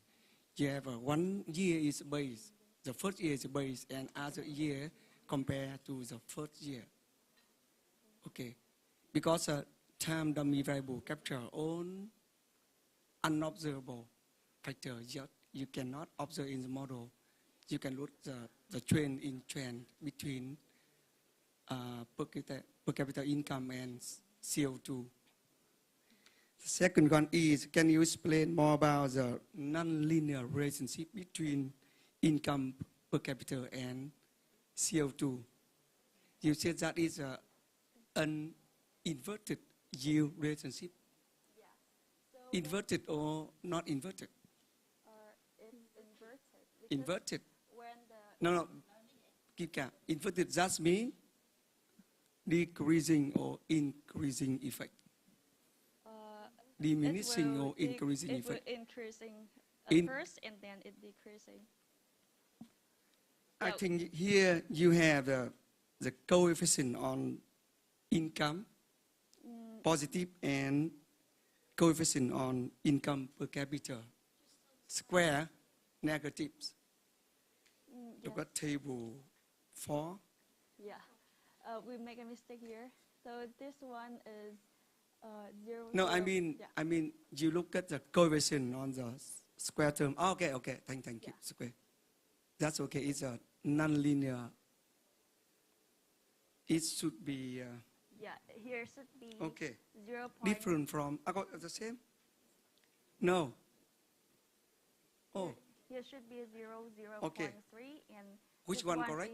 Yeah, in the report, which the one is. Is by correct? As from the report is correct. Okay. We make a mistake when we making this slide. Okay. Yeah. So for this case, it's a diminishing and you will have a you relationship, not inverted you relationship. Sure, you can say it is a diminishing effect. Yes. Okay. Thank you very much. Okay, so I would like to answer the first question. Yeah. And in our reports, we use the time series. So when we research, we found that you said that why we doesn't use time dummy. When we research, we find that in time dummies use banner data later, and some. You cannot run the model with time dummy. You can or cannot. Yes.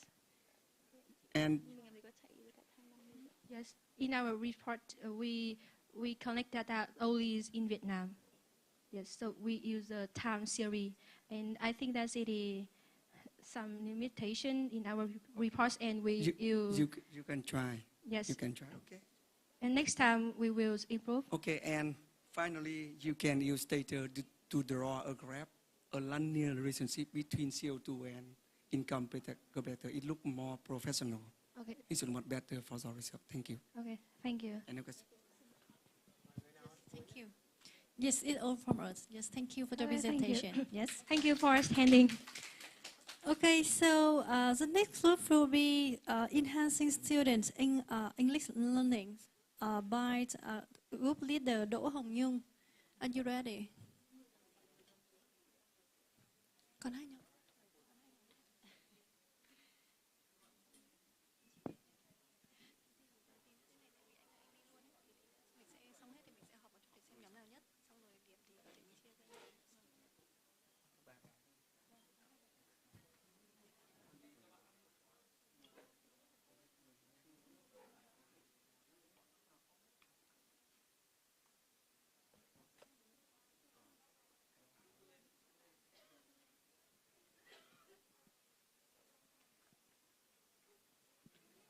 Hello everyone.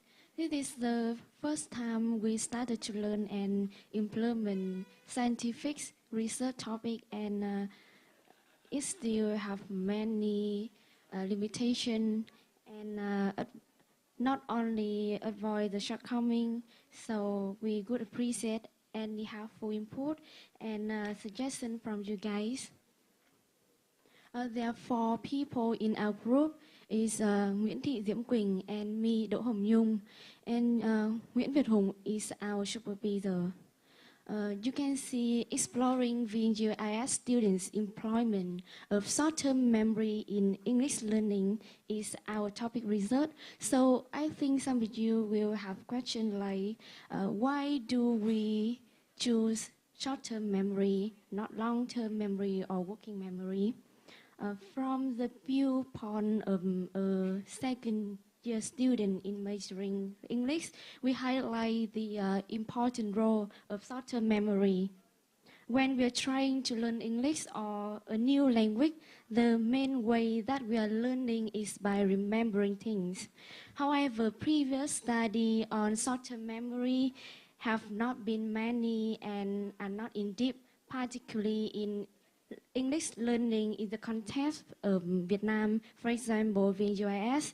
So based on individual need and general situation, our team decided to go deeper in this aspect.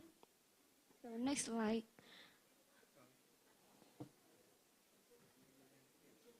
Dạ vâng. Before going into the main part, let's see our table of content. We have 7.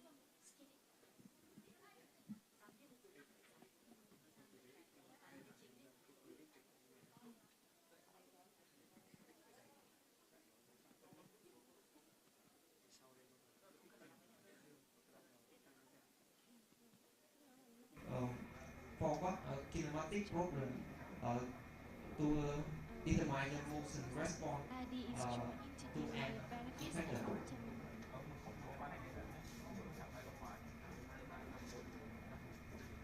Next, I would like to present the session for the modeling and simulation, which include the simulation set up on the MATLAB simulation, describe the process of designing and 3D modeling and comparison and evaluation of simulation result. In this slide, based on the controller structure presented in the previous session, the controller simulation structure of the MATLAB simulation is implemented as shown in this figure. We will move to the next slide. And the comparison and evaluation of simulation result confirm the effectiveness of the controller when the desired trajectory for the robot and effector is a circle and a figure X shape.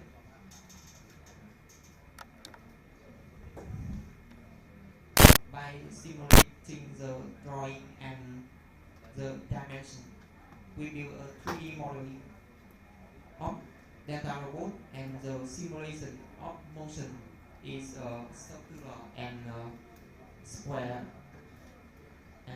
object. We will move to the next slide. This slide is a real model of data robot that all my team developing.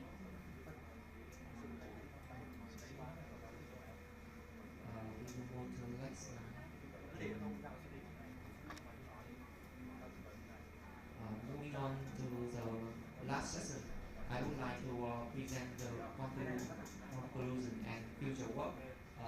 In the future, to affirm the quality of control provided by the proposed methods, the research team will focus on applying the algorithm to a real model.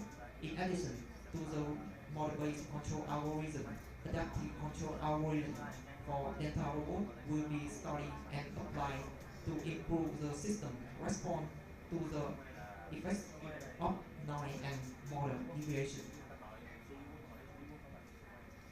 That is the end of my presentation. Thank you so much for listening. Thank you. Is there any question?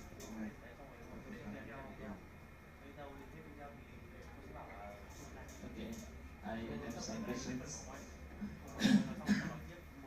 The first question, please tell me what is the main contribution in your research?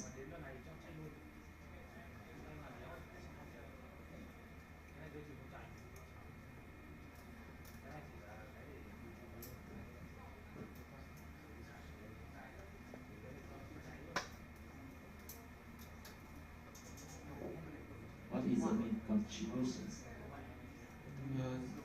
The main contribution is we are construct control signal for the data robot and the kinematic models of inverse kinematic and forward kinematic to construct motion thinking.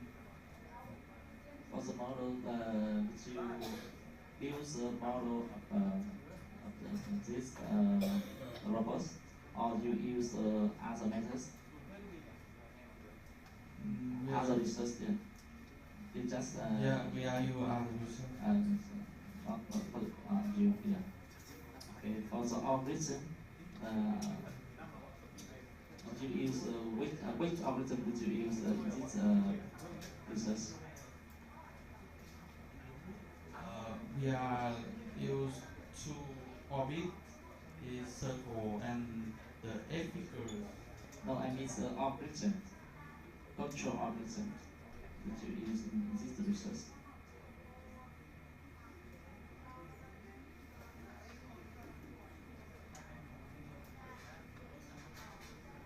The control algorithm we are use, for example, PID or NNMC or use analytic control. PID. PID. Yes.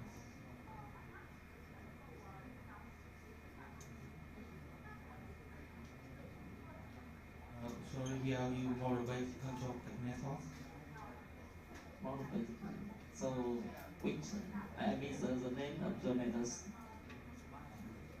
No, I know you have to use some algorithm based on models. That's the simulations. Can you tell me about the proposed controller?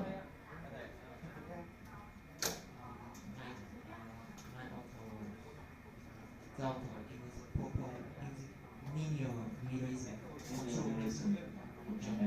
and a model-based control.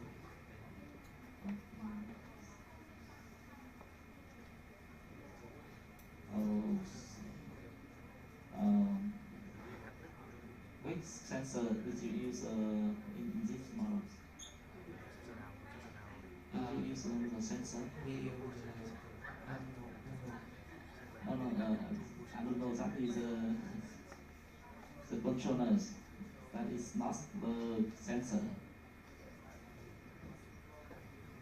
Okay, so once again.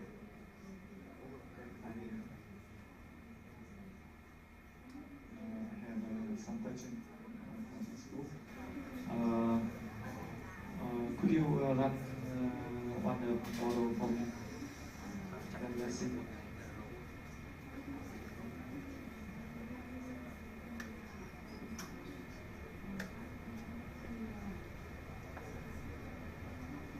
You can control to the mobile phone, right? No. Oh, no, okay. You try manual. Okay. What last is explained? The robot we had removed.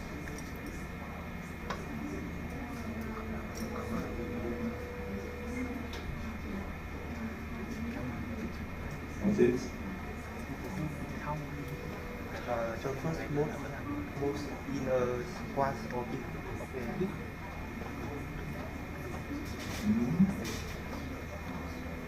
Square, right? Okay, the square, okay. Another? Rectangle.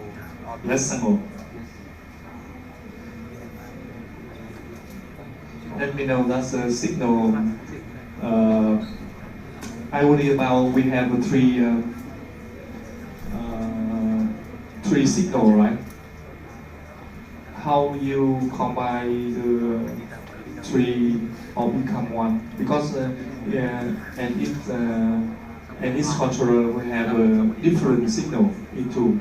So did you adapt these three signal become one or different? Yes, we have three signal in corresponds three control operator, right? How to you adapt it to three? Yes. Because sometimes if the overlap or if the conflict together, sometimes it's have some trouble. It's in this system. Did you solve and handle it? We are provide to the beginning coordinate, and with the two problem, reverse schematic and forward schematic, the robot will move with the same target. Same target. How noise come in during you receive the three signal? What is the noise command? Say something. I think we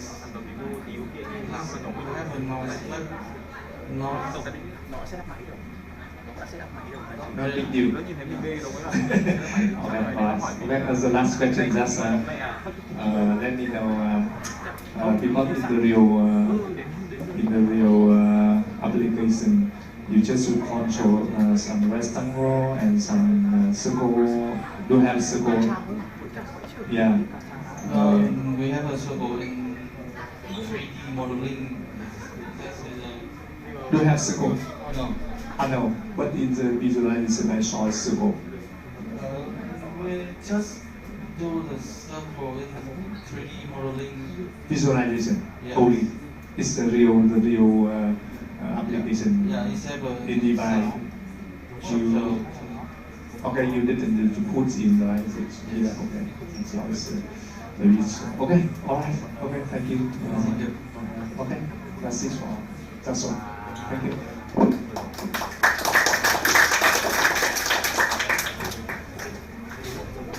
So now we have the fourth group, okay, with research data with the topic. The research is math trial for fact.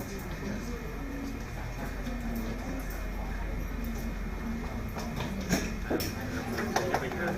Mình vào tự luôn nhỉ? Chưa anh ơi,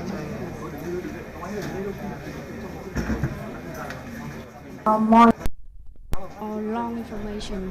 So with short-term memory strategy is enough. We have to choose some strategy to enhance our short-term memory, and if we want to store it for later, we will approve with it and use short-term memory.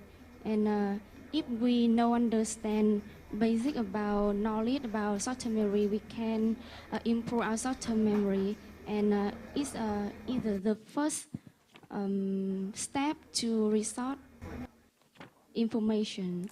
For example, in English, we have to study about vocabulary, and short-term memory is very important in this part. In the theories, in the first theory, English learning is a theories behaviorism, and we often follow the people's activity, and we do it again. So it's really useful for we to learn vocabulary in English. Yeah, and can you tell me the criteria to design all question items? What is the theoretical framework of your study to design the question items?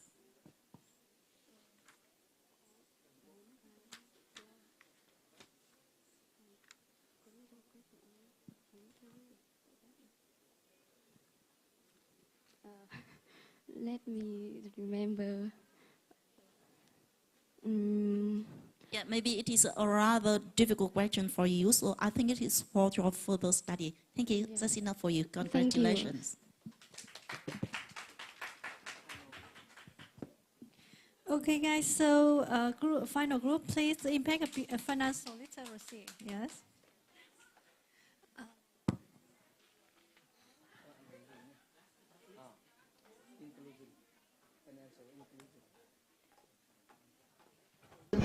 The pet owners don't need to pay attention into the driving process. The second is the more effective driving. The third is comfortable for pet. Our pets can sleep or do something during the driving process. The fourth is the health benefit, and finally is the competitive price and service.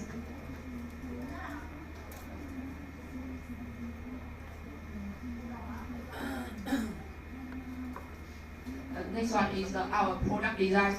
As you can see from the models, our device will be divided into two main compartments separated by a wooden panel, and the material we use is wood.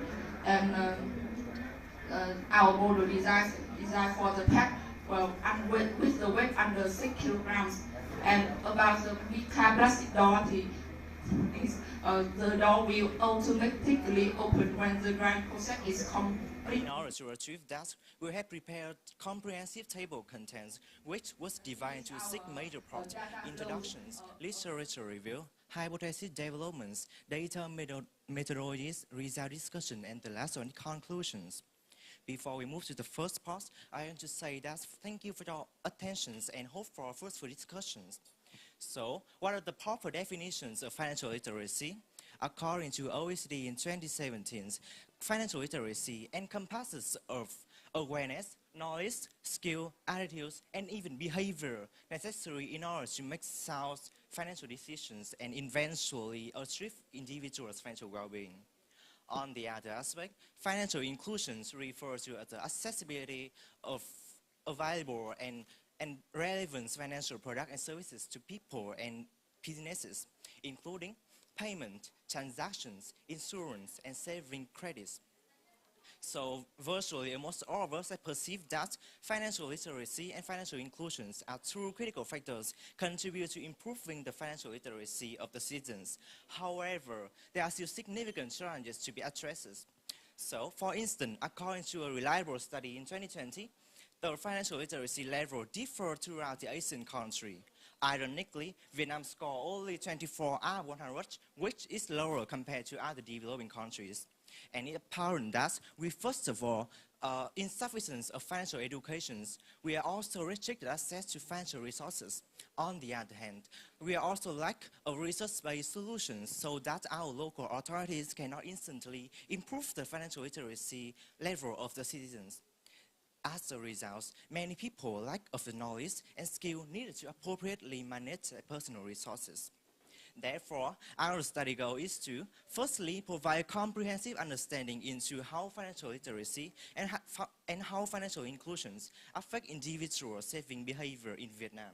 Secondly, we also intend to propose some research-based solutions for our policy confront. And lastly, we also design to enhance our own knowledge with regard to the financial fields. And here is and in order to achieve the aforementioned objective, we have formulated several research questions, as you can see on the screen. And here is a core study which is relevant to our study. So in 2019, the two authors, namely Morgans and Longquist, has established a study on determinants and the impact of financial literacy in Cambodians and Vietnam. And it's apparent that the financial literacy score as well as the financial inclusion score of Vietnam are fairly higher compared to Cambodia.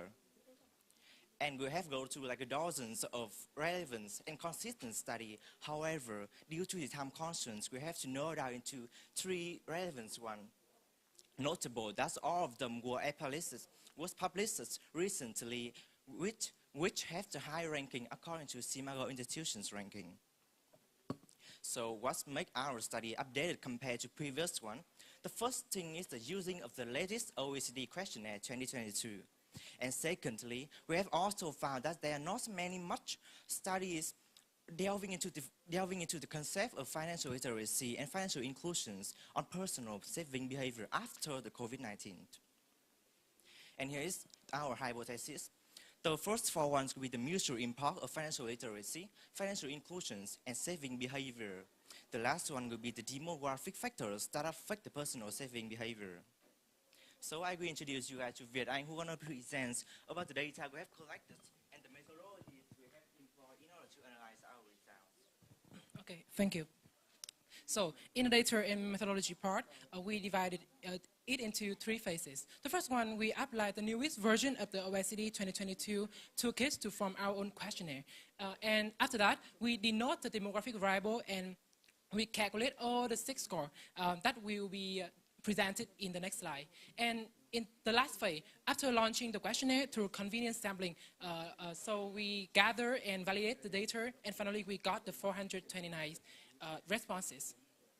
So we move to the phase 2 that I will discuss more elaborately in this slide. So this is a table about the denotation of demographic variable that we asked the respondent about the social demographic details, so including the gender, areas, age, income level, education level, parental job, personal job, and the last one is the household, the homemade. And for each variable, we denote it as the dummy variable and also the base variable to avoid the multicollinearity when running the regression equation. And for each value, they will take the value like the binary values as the OECD system. So this is the combination of financial knowledge score, which refers to the how the respondent answered correctly the 7 questions related to the time value of money, interest on loan, simple interest, and so on. So for each correct responses, we will take the 1 point. So the maximum point is the 7 and the minimum point is 0. The next slide is a computation of financial behavior score. That refers to the how a person that they respond and take or not take the financial action. And so the certain financial behavior question is about the day-to-day financial decision making, budgeting behavior, active saving, and so on. So this is also the valuation that following the OECD system. And also, one of the 3 components of the financial literacy is the financial attitude score. That is computed as the average score of two statements. That is FB1 and FB3 in this case. So, however, we have the statement that is money is there to be spent. So, after collecting all the score of 3 statements here, so it will be divided by 3. And of course, the point is we range from 1 to 5. After that, we will rescale it from 1 to 4. So why would we need to compute all 3 aforementioned score? This is so the answer is the financial literacy. The financial literacy is defined as the sum of 3 scores. That is financial knowledge, financial behavior, and financial attitude. So 7 plus 9 plus 4, it will be the 20 here. And the minimum it will be 0. So for the financial literacy score. So next slide. The computation of financial inclusion score will be ranged from 0 to 7. That is refers to how available the financial product are in the Vietnamese context, and how the respondent could access and also the use of appropriate the financial products. And this is the saving behavior, which is the dummy variable. And we have the two questions about the SB1 and SB3, and all of them show the sign of financial well-being and so-called saving behavior. And this is our methodology. After formulating all the related regression equation, we applied the OLS regression for non-binary variable and the logic regression for binary variable. And after that, we give you the descriptive and regression analysis in the next part. So there are the regression equation that we use in our report. So first of all, the first equation, we show we assessing the impact of financial inclusion and financial literacy on the saving behavior. And all the last equation, we show the impact of financial literacy on financial inclusion, the impact of demographic variable on the financial component. And in this case, we show the impact of demographic to the financial behavior score.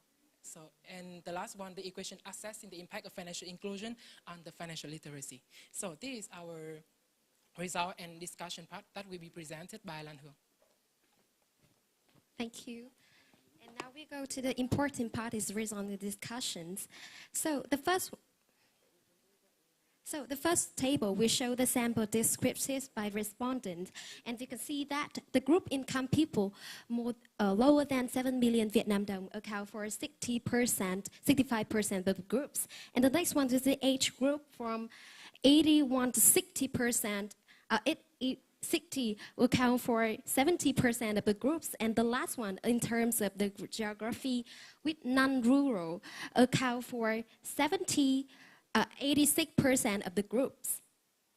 So this table will show the data descriptions by the financial literacy score and financial inclusion score by respondent characteristics, and you can see that. The financial knowledge score is 4.098 per 7. The financial literacy score is 12.78 per 20, and the financial inclusion score is 4.445 per 7. And this score shows that the Vietnamese financial component score is not really high, just above the average. And you look more detail on this table, we show that non-rural people, men the age of 31 to 16, tertiary or higher educations, and the group income more than 12 million Vietnam đồng, witness the highest score among the groups. And this table, we compare Vietnamese literacy, financial literacy score with 26 countries and economies in the world, and we see that Vietnamese score just above the average and lower than the country in the OECD and other country, developed country in the world. And this table shows the impact of financial literacy on saving behavior. And the score, the number here show that the financial literacy have significant and positively impact on saving behavior 1 and saving behavior 2. So I will explain to you again, what is saving behavior 1 and saving behavior 2? Saving behavior 1 is that the people who has any type of saving product, and saving behavior 2 is taking the value of people who can afford the amount of expense equal to monthly wage without borrowing. And this table shows the financial inclusions, the impact of financial inclusion on saving behavior. And we see that we have the finding that the financial inclusion have a negative impact on saving behavior 2 and have no impact on saving behavior 1. And we have said that we are the first research study about the relationship between financial inclusion and saving behavior in Vietnam. So we cannot avoid any lacking in our finding. And this discussion, I already mentioned that. Just I want to explain to you, financial literacy may have people to plan for their retirement and save money for the future. And we compare with people who have a low financial literacy score, they may not have the plan for their finances, so they lead to face any financial shock in their life. And the higher financial inclusion leads to lower saving behavior 2, which relate to expense, and the financial inclusion has no impact on saving 1 that I just mentioned. And the parent job, the people who have parents who work in financial sector or industry or other industry subject to specified familiar influence. And people who live in rural area have less saving behavior than people who live in non-rural area. The reason is that people who live in rural area, they have the simple life, and they have less opportunity to access with financial product and service. And people who live with spouse increase the level of saving behavior. The reason is that the people who have family, they have responsibility to take care of and managing their financial. And the next 4 table, we use also UOS regression to find out the factor, the mutual impact between the demographic factor in financial behaviors, financial attitude, and financial knowledge. This table will show the impact of financial literacy and on financial inclusion, and it has the positive impact. And the next one, we show the impact of financial knowledge, attitude, and behavior on inclusion. That is 3 components of financial literacy. And the last one is the impact of financial inclusion on financial literacy. And we come to the conclusions that we support financial literacy on saving behavior, financial knowledge on financial inclusion, financial attitude, financial behavior on inclusion, financial literacy on inclusion on literacy, and just reject the financial attitude to financial inclusion and financial inclusion on saving behavior. And we go to the conclusion that the study constructs the components of financial literacy, the 3 components of financial literacy, and those impact with financial inclusion and saving behavior. And the study measures how financial literacy and its components and financial inclusion affect on saving behavior. And it also assesses the influence of each factor on the other or further understanding to define the relationship between them. And we go to the recommendation. We can improve our financial literacy among the groups and make it easier for people to access the financial product and service, and also increase the collaboration between financial institutions and the government, and strengthen personal financial saving, and also people can self-assess their financial literacy. And we have some limitations on our data and our situation. And yeah, that is the end of our presentations, and thank you for your attention. And yeah, we have the more challenge here. You can use your phone to use this QR code to self-test the financial knowledge. Thank you.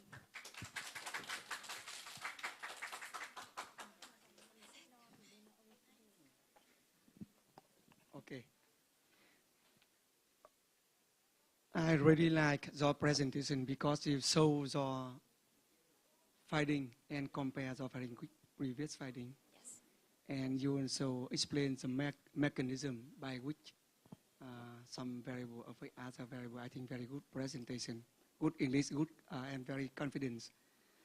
So I have some comment. Firstly, okay.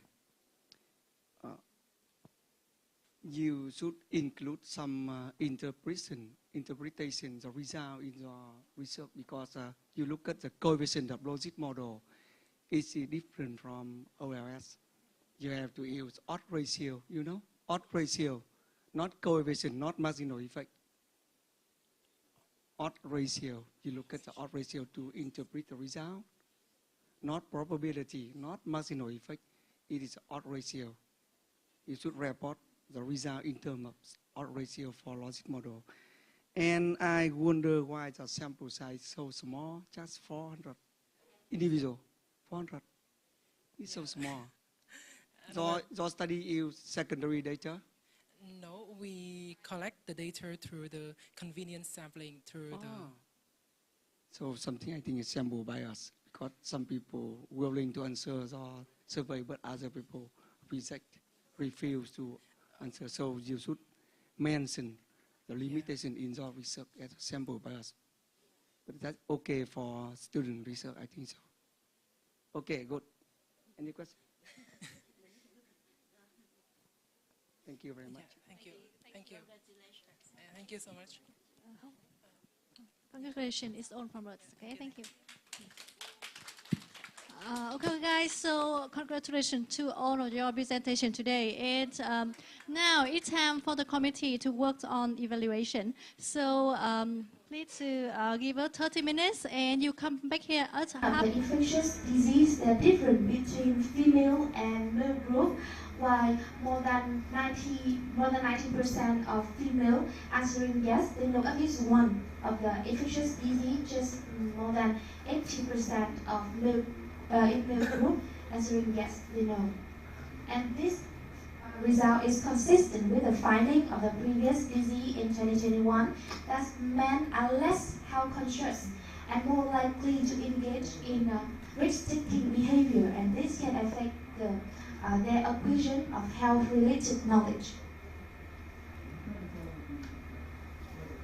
Additionally, we asked the Vietnamese tourists questions about food can cause infection.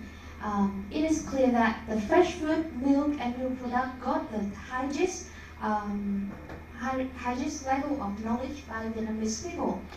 This can be explained that because maybe surrounding them there are more real cases got infection because of eating this kind of food, or on their very appearance of real case on the media tools mentions about this kind of food as infectious. Moving on to the next part of attitudes, we asked them 2 questions. That is risk of getting an infectious disease during a travel and rating the utility of preventive measure. And we let them rate these 2 factors on a 10-point scale. For the first factor, 1 means no risk, and 10 means very much risk. For the second factor, 1 means useless, and 10 is very useful. And it is clear that in both male and female group, they reached two factors with a quite high level, more than 7. That means they have a quite high self-conscious attitude toward the risk of getting infectious disease during the travel. Also, they feel that the preventive measure is very useful. Moving on to the next part of practice and information. This figure illustrates the advice process that they normally take the advice about the infectious disease before the travel. So it is clear that Vietnamese people normally take the advices from family or friends, health professional, and internet. This can be explained by a Vietnamese culture that Vietnamese people normally believe that the advices taken from their family's members, their friends, seniors, or elderlies are more trustworthy and reliable. And we are being asked, do you practice preventive measurement on traveling? More than 90% of them say yes. And after analyze all the data below, we come up with a related factor can affect the Vietnamese tourist knowledge, attitude, and behavior. There are 5 main factors that can affect the knowledge of Vietnamese tourists, and I can conclude that the older the age, the higher their educational level, and also the more information they receive about infectious disease, the higher their level of knowledge.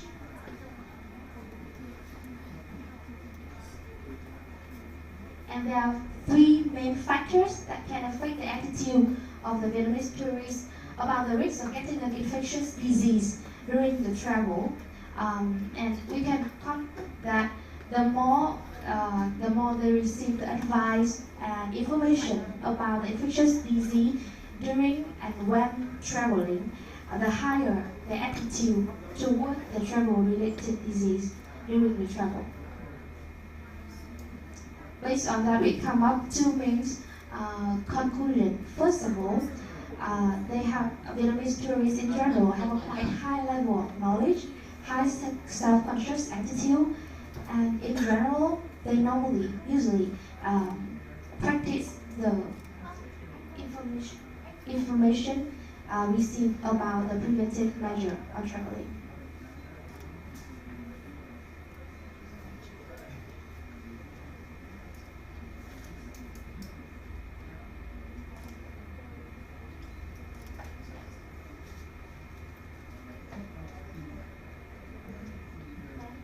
Their knowledge and attitude can be affected by some certain factors related to characteristics and the amount of information they receive about the preventive measure and also the infectious disease before, during, and after the travel. Based on the conclusion, we come up with some recommendations.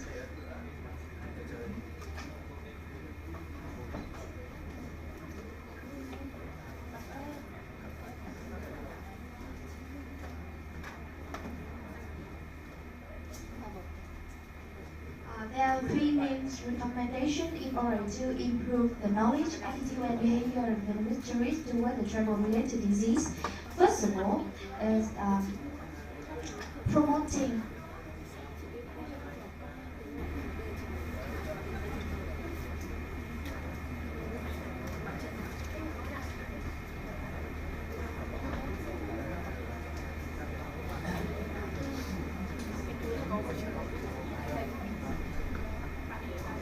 increase public awareness. This can be done through the campaign.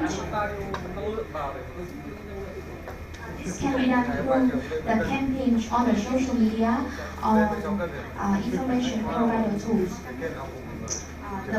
This can provide the information about how to travel safely, or provide information about the source of drink and food assumption. And the last one is mandatory pre-travel vaccination. As mean the policymaker should establish the rules on get the appropriate vaccination of some certain disease before traveling. For example, when you travel to the travelers who travel to the country that malaria is a very common disease, they have to get the appropriate vaccination of malaria. And these references we use for this study. And this is the end of our presentation today. Thank you for listening. Thank you. So now we're waiting for comment and question from the other member of the committee. I would like to ask you first question. Because you have collected data, and I would like to know the name of the method, statistical method that you used in order to achieve this to research purposes. So you call, please tell me the name of the method of data processing, please. First of all, we take the sample questionnaire from the study of the previous study with the same topic in Italy. Then we take the advices from the expertise in the biomedicine and also the tourism to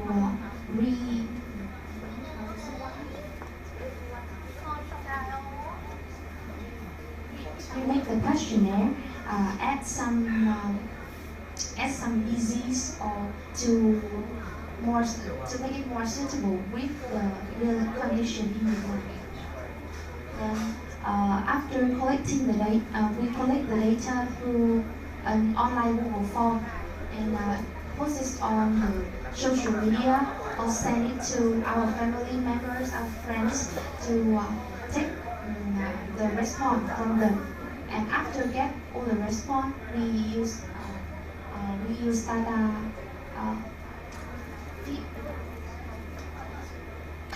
to analyze the data. My question is, what is the method you have used in order to analyze data? What is the method?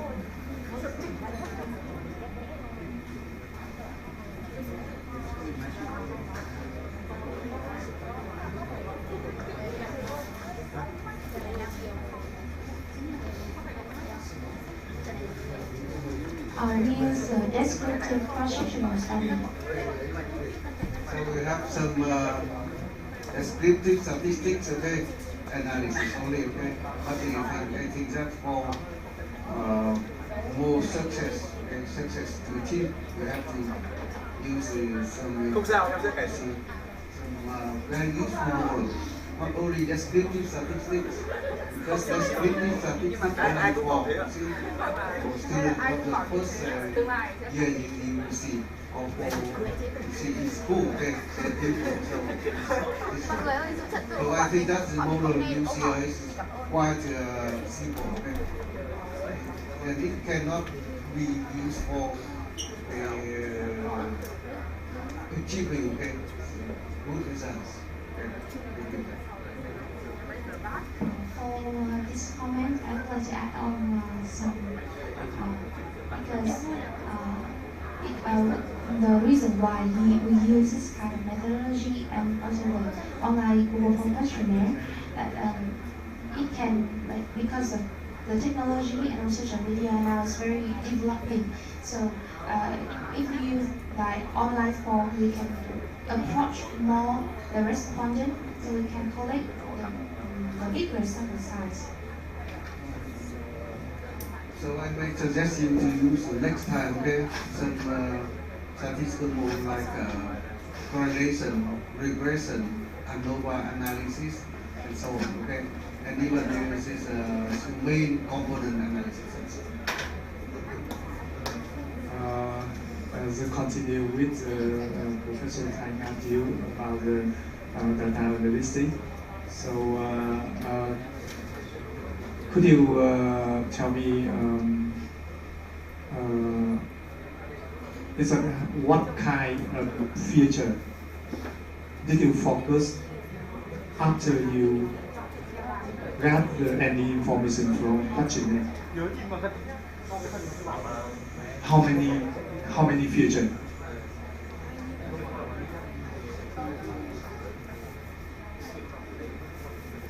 Because I know you create the questionnaire by yourself. But what is the purpose and what is the how many what kind and how many features you want to focus? Because we have many features, many features that help you to build and help you to understand and to make the final decision. So I want to know just what exactly kind of feature that is really most important you want to intend after you got the information from questionnaire. First of all, our study subject should be the Vietnamese people currently living in Vietnam and have traveled and age from 18 and above.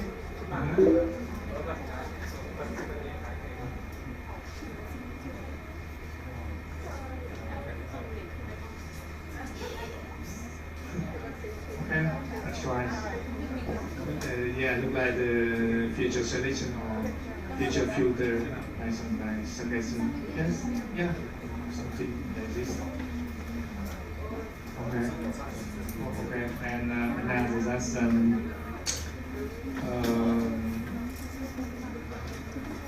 what the object you want to survey. What is a different level of subject you would to survey? Because I know, because you know that we have a different age, different level of people. You put your questionnaires, right? Did you separate and thinking the different levels? In this research, we just have two main objectives, that is describe the knowledge, attitude, and behavior of Vietnamese tourists in general, and also describe the related factor can affect that kind of like knowledge, attitude, and behavior. Because it can like be more representative for Vietnamese people. So we don't separate its kind of age or each kind of occupation or educational level. You did it, or you didn't it? We did not. Oh, you didn't it. Okay. Okay. All right. So the next question is which tool you are applying to analyze your data? Which tool?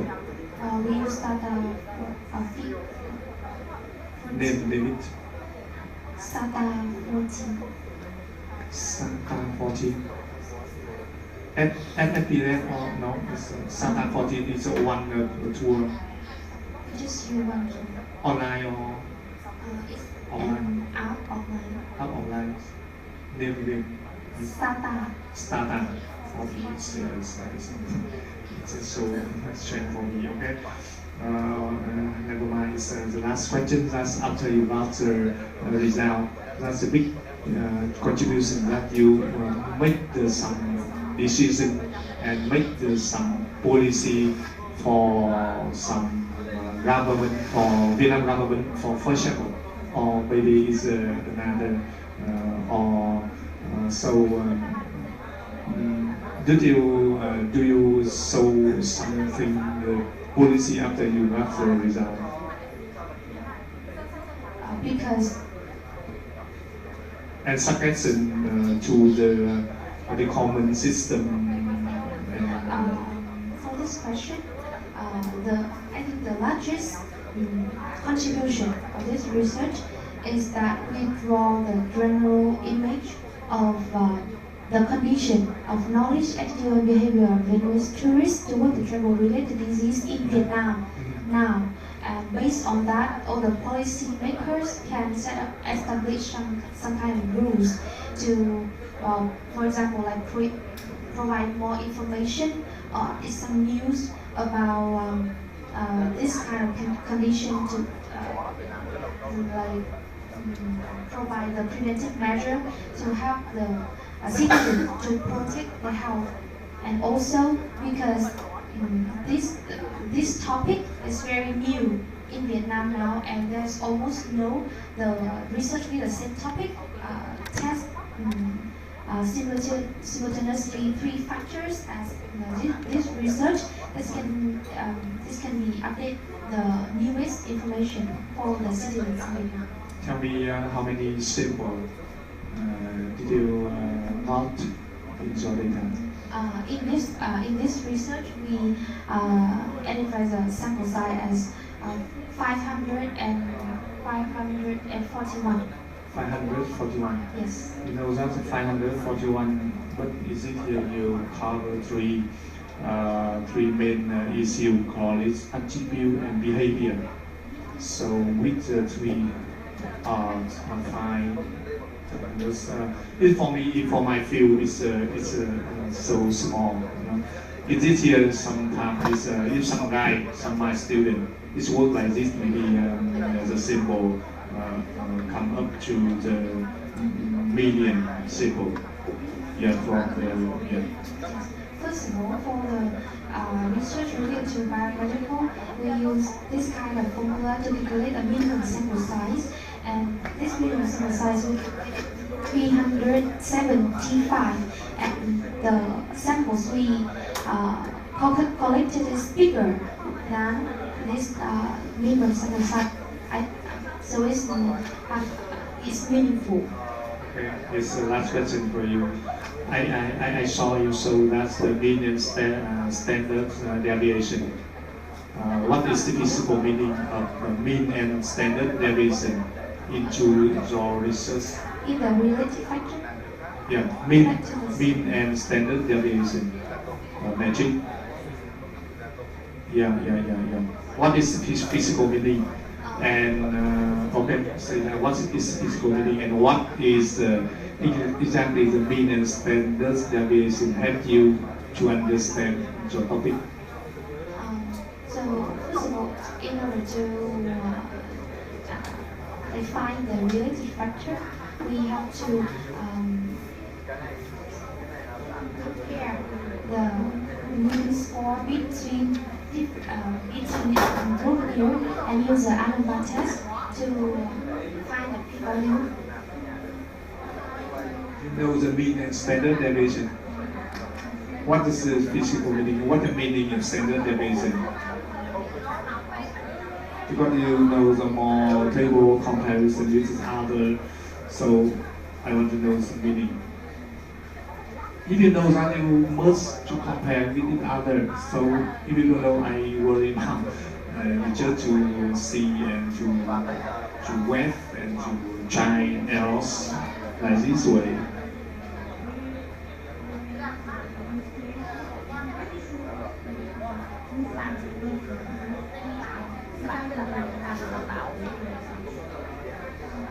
You know the data distribution.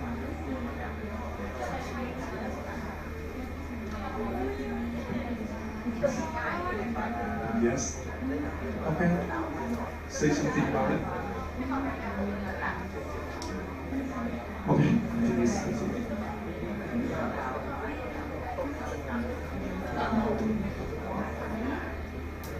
We want to continue your question. I will explain for you about the SD. Basically, we understand that the standard deviation are often used in conjunction with this mean. And it describes the characteristic of the sample space and compare between the group. And after that, we can include the p-value. say physical meaning ethics at đi cho research.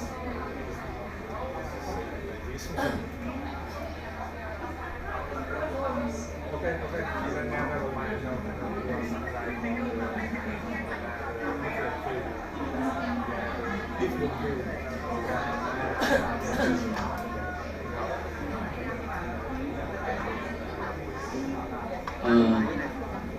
please to read the formula that you use in this research. The formula.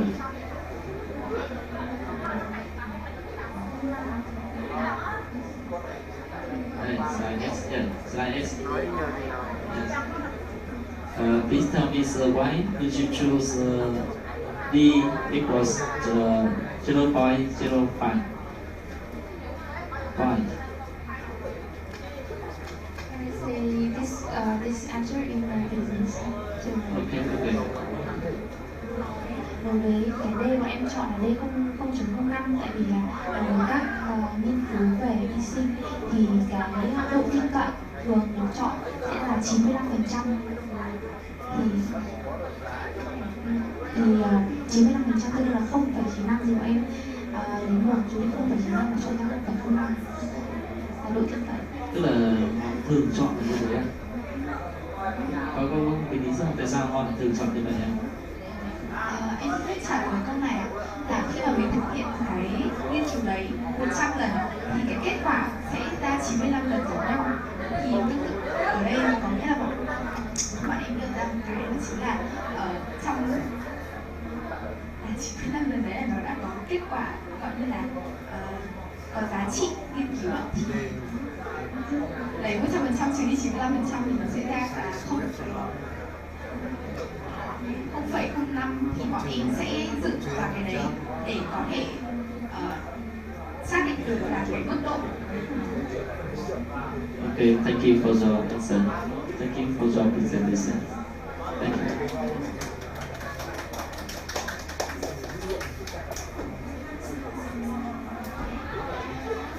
Nói thêm là cái D này thì là chính là một sai số, là sao quyết định xác định cộng trừ bao nhiêu đấy.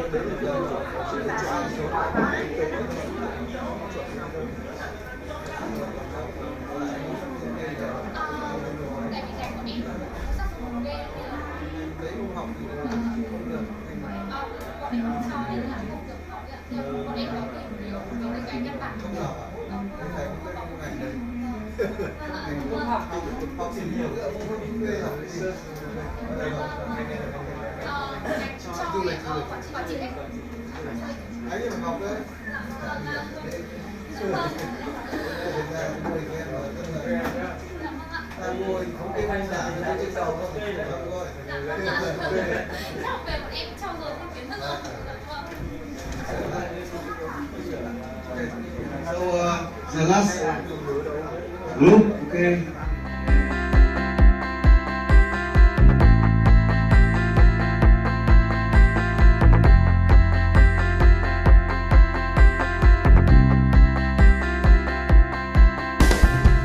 Trong tương lai thì các cái ngành nghề như là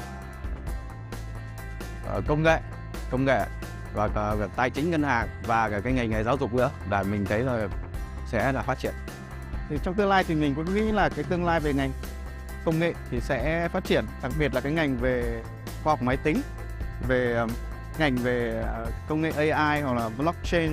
Đấy thì nó sẽ là cái nghề xu hướng. Lĩnh vực công nghệ thì nó là vô vàn, nó kiến thức là vô hạn và chúng ta đã tiếp cận về vấn đề xã hội hóa thông minh rồi. Thì đây là một môi trường cực kỳ mở và đấy là một cái nhu cầu thực tế cho tương lai. Tất cả những công ty phát triển về công nghệ của Việt Nam bây giờ cũng đang rất cần những cái nhân tài, kể cả ngay trong cái quá trình ngồi học nhà trường. Đặc biệt là trong thời gian tới thì có thể cái tiến trình chuyển đổi số nó sẽ diễn ra mạnh mẽ hơn và như vậy thì nó sẽ cần rất nhiều các cái nguồn nhân lực về công nghệ thông tin cũng như là nhân lực về chuyển đổi số.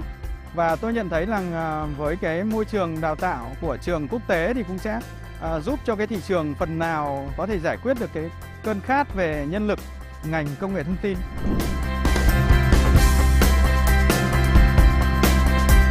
là thực tế đào tạo là mở những ngành là đều là những ngành mà có nhu cầu xã hội cao. Ngành nghề tôi nói ví dụ như nhóm ngành nghề liên quan đến cách mạng công nghệ 4.0, tôi nhóm ngành về khoa công nghệ kỹ thuật hòa lạc cái này.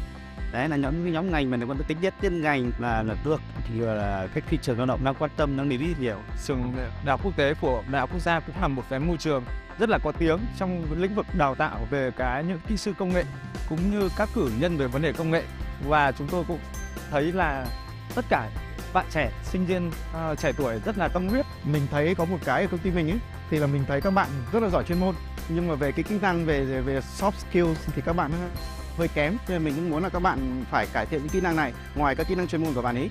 Về bản chất thì sinh viên ngành công nghệ thì thường rất là giỏi chuyên môn, tuy vậy thì rất là yếu về ngoại ngữ, và tôi nhận thấy rằng nếu với cái cách mà đào tạo của trường quốc tế thì các bạn sẽ có bù đắp được những kiến thức về ngoại ngữ hay kỹ năng mềm, và cái quá trình mà làm việc tại các doanh nghiệp nó sẽ nâng cao được những cái khả năng làm việc nhóm cũng như là hòa nhập với cái môi trường quốc tế.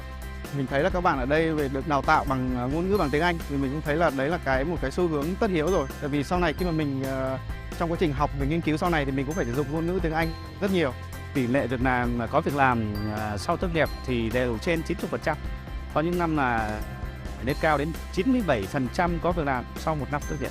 Chúng tôi hợp tác cùng với nhà trường trong việc cung cấp các khóa đào tạo về định hướng nghề nghiệp.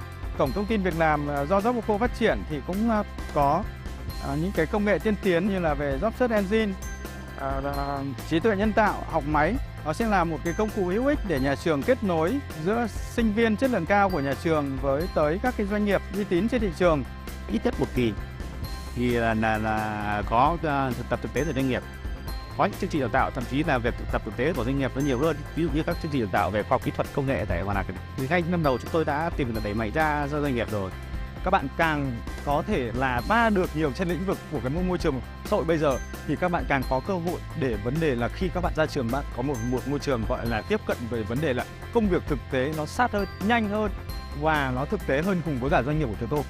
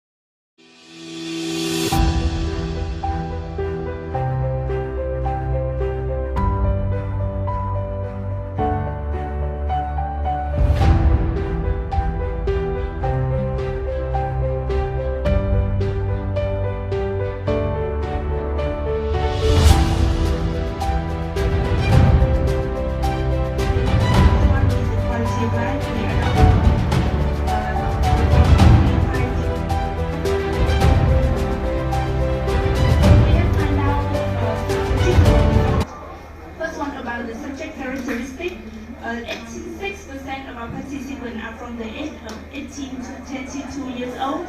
61% of the participants are Turkish ethnic. 81% reside in the urban area.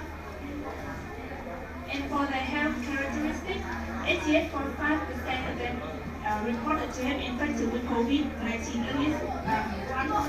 25% said that it has been 3 to 6 months since their last time, since their first time COVID infected. And 36% of them rate their health as good and fair. So, first I want to show you about the status of post-COVID-19 symptoms. This is the figure that we have drawn after we analyze the data. You can see that difficulty in thinking and tiredness get the highest percentage of participants, and rash and diarrhea are the two least popular symptoms among our participants. And from that figures, we came out to this figure, which is the amount of people who had at least one post-COVID-19 symptoms. So in our participants, 75.5% of our participants reported had at least one post-COVID-19 symptoms, in which neurological symptoms had the highest percentage, 63.95%, and followed by respiratory, heart symptoms, general symptoms, other symptoms, and digestive symptoms.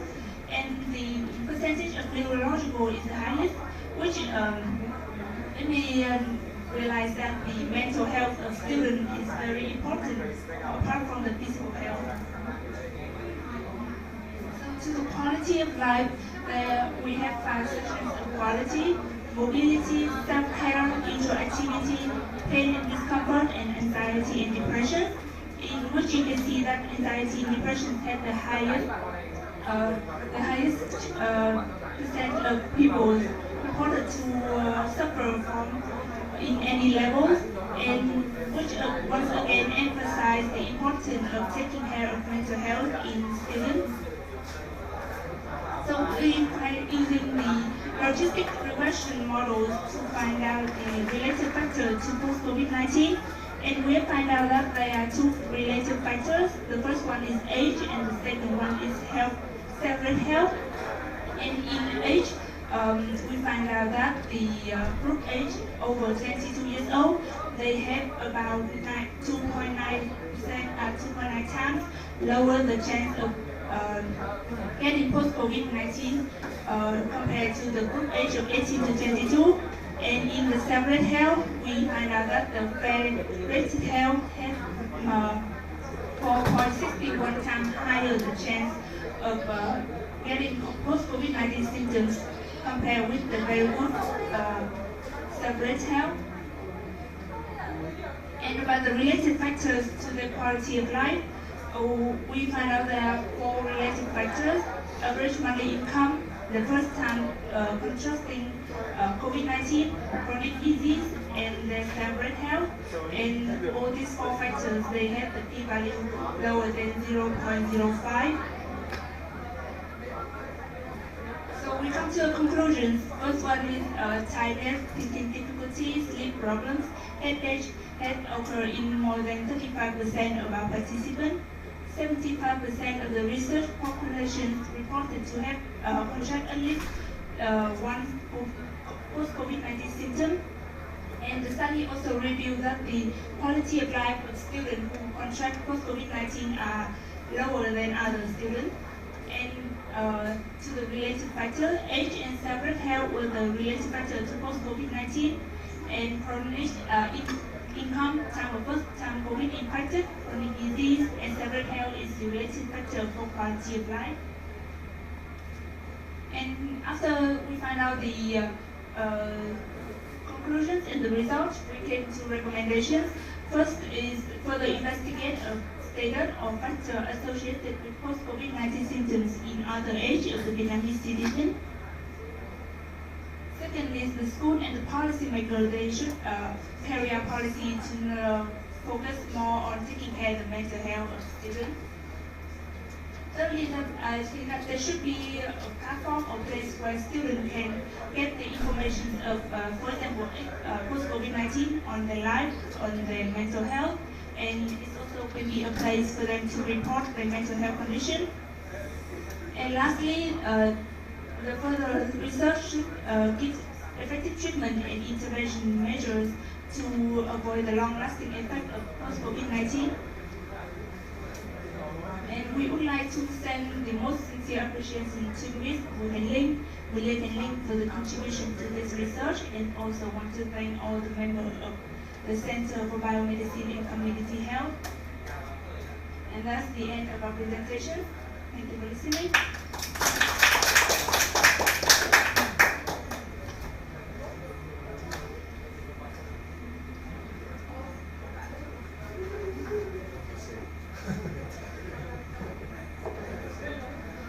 I think your presentation is good enough.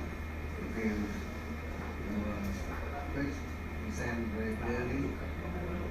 And my question now is also the same as to the previous group. Okay, what exactly you see is a statistic model you have used to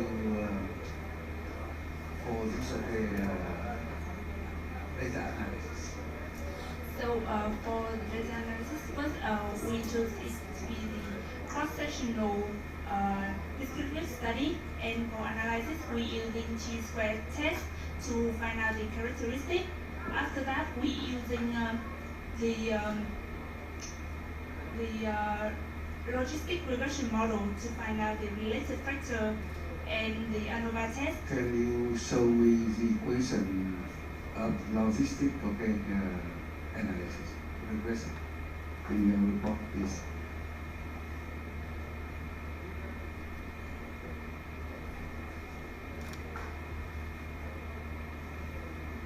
To analyze and find out the related factor to post-COVID-19, we using the regression model using univariate and multivariate to find out the factors. In my opinion, this is only the result of running some while, okay? It was not a model. I would like to see your model, okay? Equation, okay? Not logistic regression. Can you write it on the blackboard?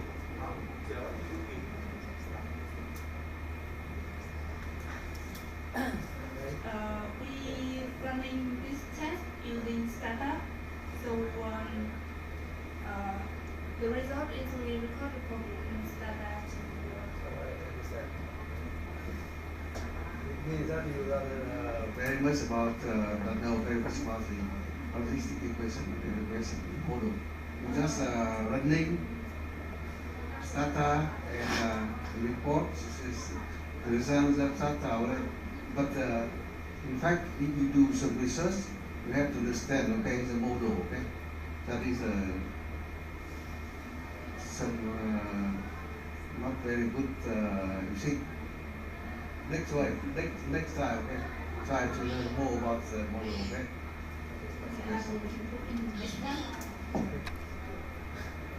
Also, the same question from Professor Thanh. But you see, that's let me know how well during your estimation the question quality, how well do you collect the data from the questionnaire? It means that the quality of the questionnaire, you know. So the questionnaire we have validated before the send out to the participant, and how well? Can you replace your questions? I don't think I can catch. It means that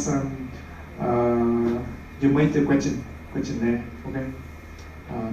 Let's estimation how good and how well, how good your questionnaire. It means that the questionnaire quality. How do you know? So our questionnaire has three parts. The second and the third part we adopted from the CDC and the 5D, the EP5D5L, which is conducted by the National Health University. So these two sessions, I think that the quality had been approved before. And for the first part, we self-designed. We had tests on a small group as we validated. So the quality can be can be tested before standing up. Okay. So next question.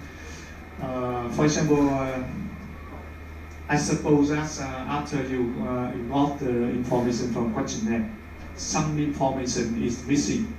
How you handle it? So after collecting the data from the questionnaire, we process the filter. First, we process out the data questions, the data answers that state that they have been infected with COVID-19, and then we filter out all the missing data or endogenous variables from the question and eliminate those. And finally, we missing data.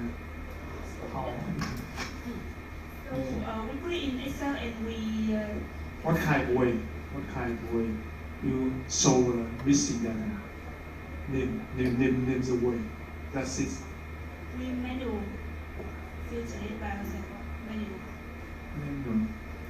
Beyond what? Beyond the fact that we. Beyond what? I know you manual. Yeah, okay, you try something, you put something, but beyond. You must have a clear list before you work with put any information in the missing data. You must how to put in. It's not random, right? It's not the result. Did you do it? Yes, we do. You did it? Participate in the process. Yes. Let's say using some tool, it's okay. That's it. Okay. Thank you.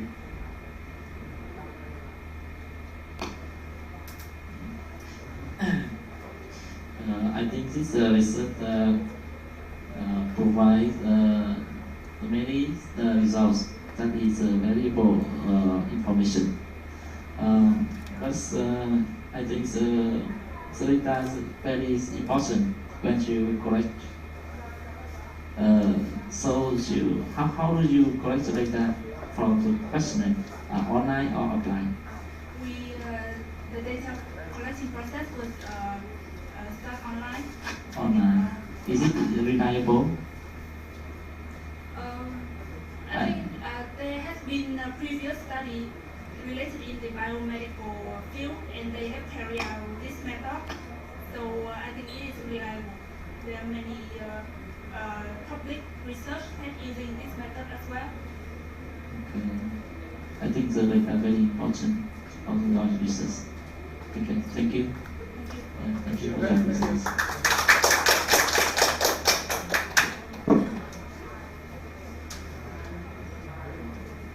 So thank you all of you, okay?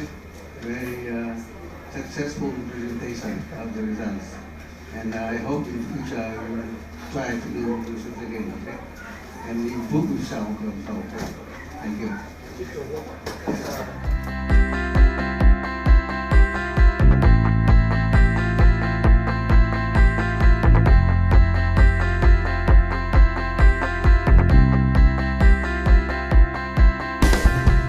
Trong tương lai thì các cái ngành nghề như là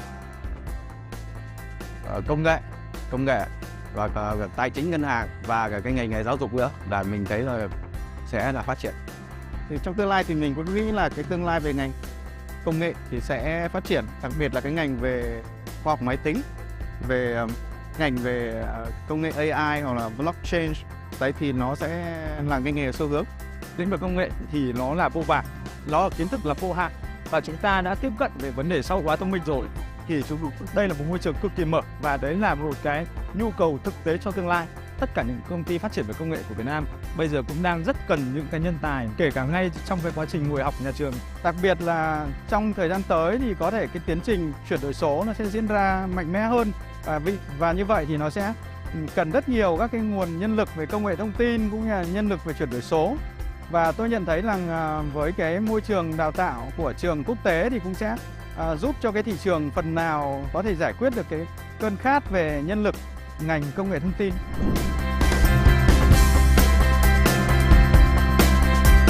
là thực tế đào tạo là mở những cái ngành là đều là những ngành mà có nhu cầu xã hội cao. Ngành nghề tôi nói ví dụ như nhóm ngành nghề liên quan đến cách mạng công nghệ 4.0, tôi nhóm ngành về khoa công nghệ kỹ thuật hòa lạc cái này. Đấy là nhóm ngành mà nó có tính nhất tiên ngành là được thì là cái thị trường lao động đang quan tâm, đang để ý nhiều. Trường Đại học Quốc tế của Đại học Quốc gia cũng là một cái môi trường rất là có tiếng trong lĩnh vực đào tạo về những kỹ sư công nghệ cũng như các cử nhân về vấn đề công nghệ. Và chúng tôi cũng thấy là tất cả bạn trẻ, sinh viên trẻ tuổi rất là tâm huyết. Mình thấy có một cái ở công ty mình ấy thì là mình thấy các bạn rất là giỏi chuyên môn, nhưng mà về cái kỹ năng về soft skills thì các bạn hơi kém, nên mình cũng muốn là các bạn phải cải thiện những kỹ năng này ngoài các kỹ năng chuyên môn của bạn ấy. Về bản chất thì sinh viên ngành công nghệ thì thường rất là giỏi chuyên môn, tuy vậy thì rất là yếu về ngoại ngữ.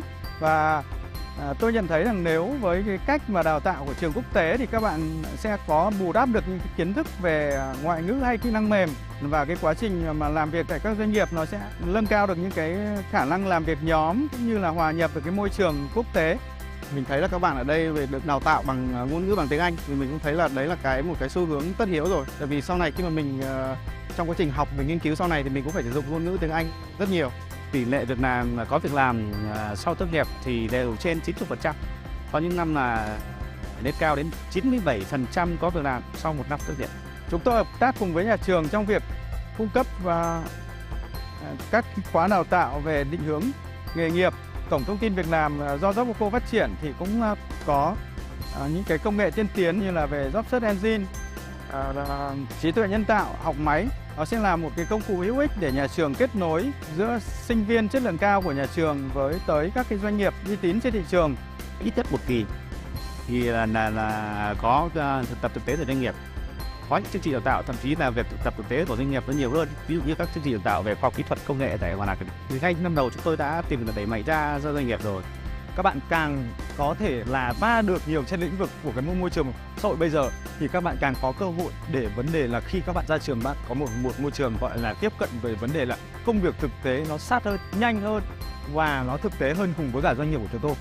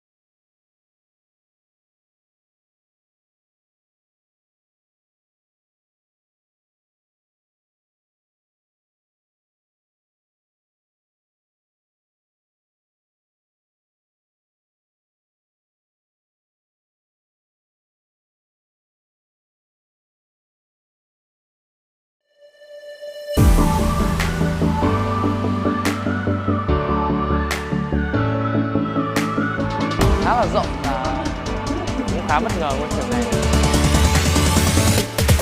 Một ngôi trường rất là khang trang và rộng rãi.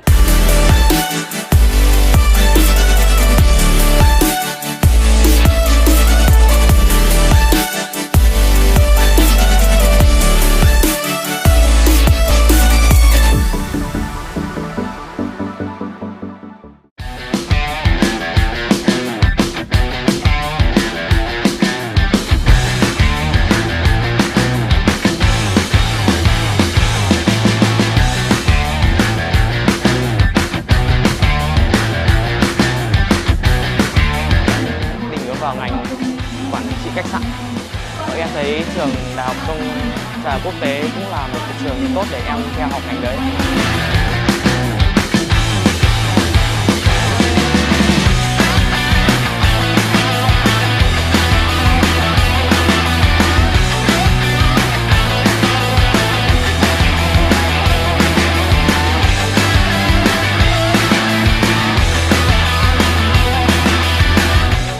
Con gái của tôi mong muốn là cái ngành marketing, vì con muốn theo học là nó rất là năng động. Thế cho nên là về là tôi cũng sẽ chia sẻ và sẽ động viên con để mà con cố gắng học tốt để thi đạt điểm cao vào trường nhiều như mong muốn.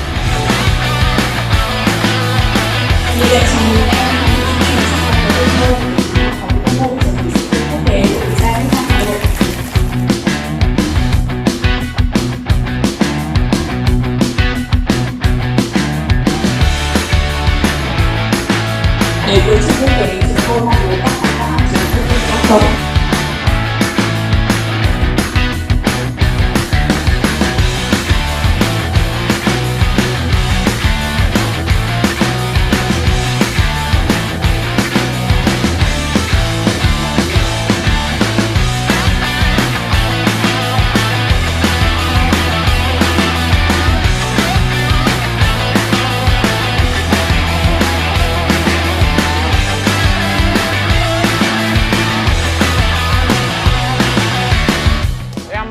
Muốn vào ngành công nghệ ứng dụng của trường quốc tế.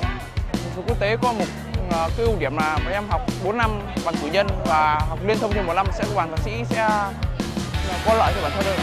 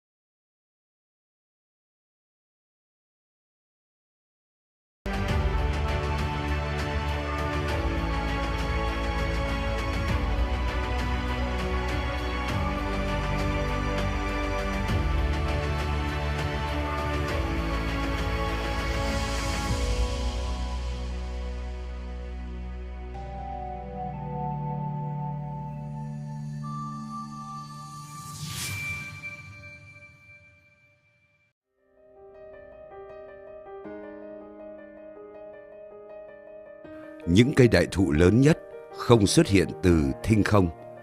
Ban đầu, tất cả đều xuất phát từ một hạt giống trong cánh rừng mênh mông.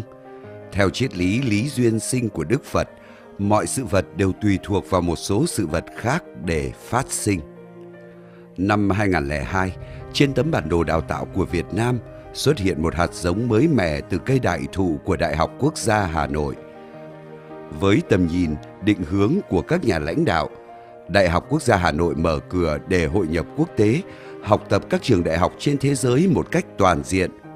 Khoa Quốc tế Việt-Nga ra đời để hiện thực hóa ý tưởng và trở thành một trong những đơn vị đầu tiên tổ chức mô hình, tổ chức đào tạo liên kết quốc tế tại Việt Nam. Sứ mệnh của Khoa Quốc tế Việt-Nga khi ấy là hợp tác với các trường đại học thuộc Liên bang Nga và các nước để thực hiện các chương trình đào tạo liên kết quốc tế và từng bước chuyển giao công nghệ đào tạo đại học tiên tiến trên thế giới nhằm tự tổ chức những chương trình đào tạo đặc biệt đạt chuẩn chất lượng quốc tế của Đại học Quốc gia Hà Nội. Hạt giống không thể nảy mầm nếu không được chăm sóc, cung cấp dưỡng chất từ trời đất và con người.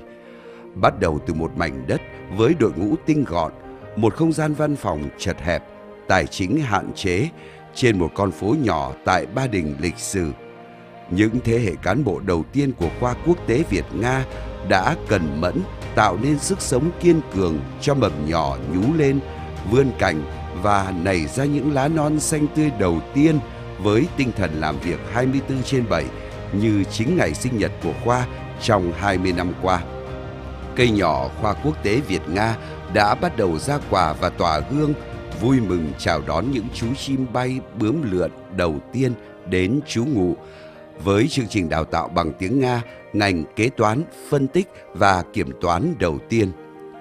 2 năm sau, với mong muốn có thể mang sắc hương đi khắp thế giới, Khoa Quốc tế Việt-Nga được đổi tên thành Khoa Quốc tế. Từ thời khắc lịch sử ấy, Khoa Quốc tế chính thức mở rộng hợp tác với các trường đại học ở 5 châu lục, được sử dụng mọi ngôn ngữ đào tạo. Khoa đã chính thức tuyển sinh khóa sinh viên đào tạo bằng tiếng Anh và đồng thời tổ chức đào tạo và tuyển sinh sinh viên theo 4 hệ tiếng Anh, Nga, Pháp, Trung Quốc, tổ chức các chương trình liên kết với các trường đại học ở Anh, Australia, Pháp, Hoa Kỳ, Trung Quốc, Malaysia. Khoa Quốc tế lúc này là đơn vị duy nhất trong Đại học Quốc gia Hà Nội phát triển theo hướng đa ngành, đa ngữ, đa quốc gia.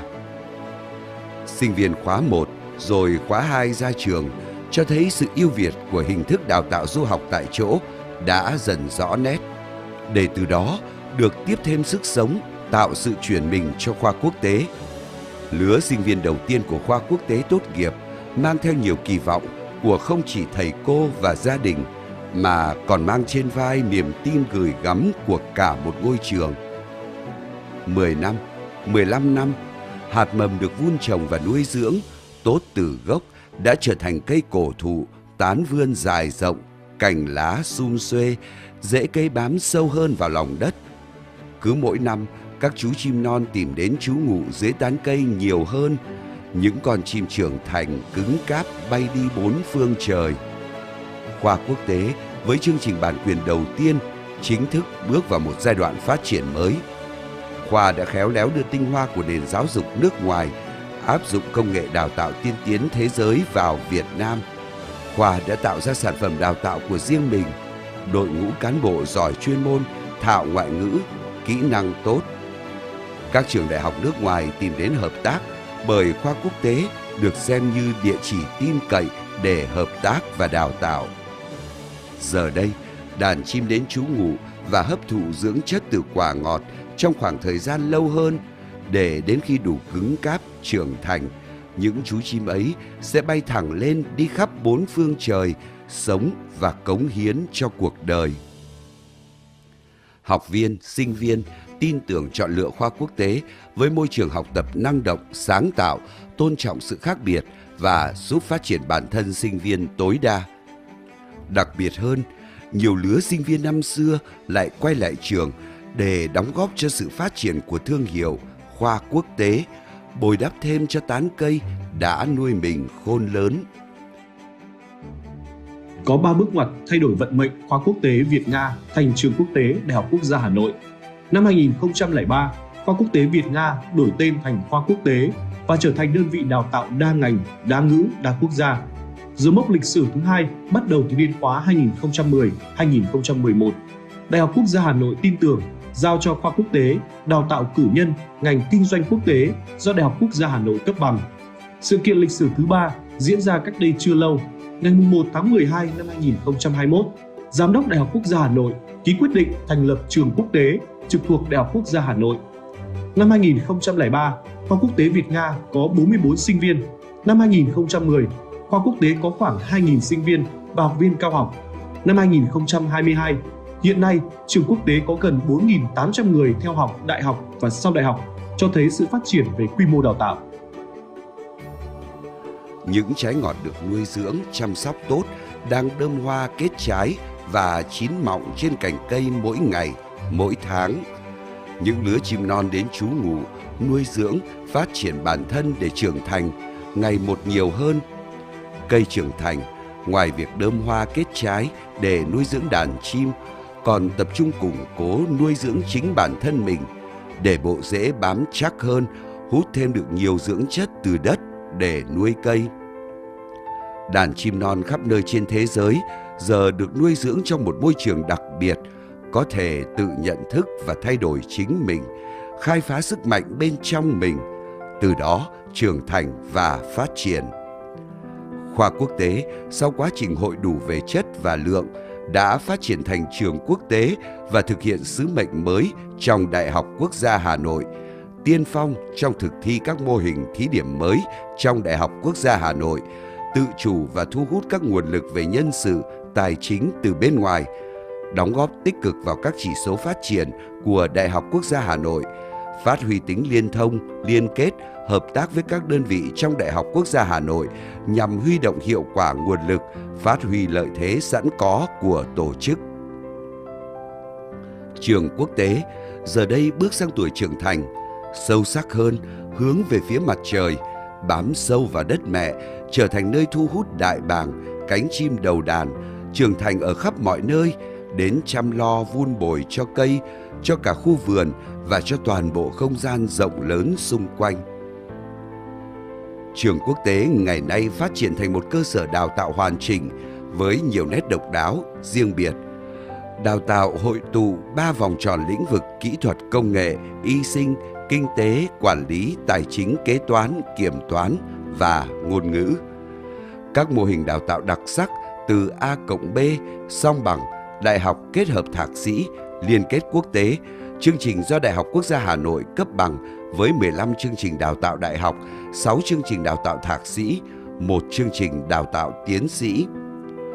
Trường cũng là nơi khởi nguồn của nhiều mô hình đặc sắc đào tạo Đông Tây kết hợp và là nơi cán bộ, giảng viên, người học đến từ 27 quốc gia hội tụ thành cộng đồng Liên Hiệp Quốc thu nhỏ với 180 cán bộ, giảng viên cơ hữu, trong đó phần lớn được đào tạo ở nước ngoài, cùng 150 chuyên gia, học giả quốc tế, giảng viên các trường đối tác quốc tế, giảng viên thỉnh giảng đến từ các cơ sở giáo dục đại học, nghiên cứu trong và ngoài nước và gần 4.600 sinh viên, học viên. Trường là một địa chỉ uy tín, đối tác tin cậy của 60 đơn vị trong nước và 40 tổ chức trường đại học đối tác nước ngoài. Người học của nhà trường được đào tạo theo nguyên lý đào tạo 2 trong 1, đào tạo chính quy, kết hợp tự học liên tục, quốc tế trong quốc gia, đào tạo môi trường giáo dục đại học tiên tiến, dần tiệm cận tới các tiêu chuẩn giáo dục đại học trong khu vực và trên thế giới, đồng thời thích ứng với điều kiện môi trường văn hóa và phát huy giá trị con người Việt Nam. Hoạt động khoa học và công nghệ của trường sôi nổi, chất lượng với gần 500 công bố trong 5 năm vừa qua. Liên tục, các năm kết quả công bố quốc tế của trường nằm trong nhóm 3 đơn vị dẫn đầu của Đại học Quốc gia Hà Nội. 20 năm qua, chúng ta đã làm được rất nhiều điều từ không thể thành có thể. Đến thời điểm kỷ niệm này, trường quốc tế đã bước vào trang mới. Trường quốc tế là trường đầu tiên hoạt động toàn diện tại đô thị Đại học Quốc gia Hà Nội Hòa Lạc. Trong 10 năm tới, trường quốc tế phải trở thành đơn vị có các chỉ số chất lượng xuất sắc của Đại học Quốc gia Hà Nội. Xuất sắc về chất lượng, với tiêu chí sinh viên tốt nghiệp đủ năng lực làm việc trong môi trường quốc tế, phát triển những ngành nghề định hướng tương lai, nghề nghiệp và làm việc cho thanh niên, có môi trường làm việc nhân văn, năng động, sáng tạo, thu nhập cao và thu hút được nhiều nhà khoa học xuất sắc. Các chỉ số năng suất và hiệu quả khoa học công nghệ thuộc nhóm đầu Việt Nam và đặc biệt là nơi thí điểm những chính sách mới trong quản trị đại học của Đại học Quốc gia Hà Nội. 20 năm có dài không? Nếu so với một cây non nhỏ bé thì đó là một chặng đường thật dài. Nhưng nếu so với những cây cổ thụ hay cánh rừng lớn thì tán lá hôm nay mới chỉ là những buổi đầu chập chững. Với mầm cây là vậy, với một ngôi trường càng là như thế. Chặng đường mới là sự khởi đầu. Sau 20 năm, trường quốc tế bước sang giai đoạn có sự trưởng thành hơn về tầm vóc. Động lực bên trong mong muốn mang lại giá trị, thực hiện đúng sứ mệnh của một đơn vị đào tạo đại học và sau đại học, lan tỏa giá trị trong và ngoài nước, được trí tuệ soi đường.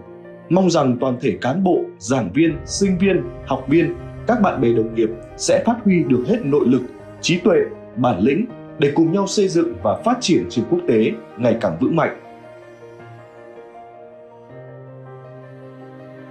Mầm cây non trẻ rồi có thành cổ thụ vững chãi hay sẽ rải thêm những mầm xanh đầy cảm hứng.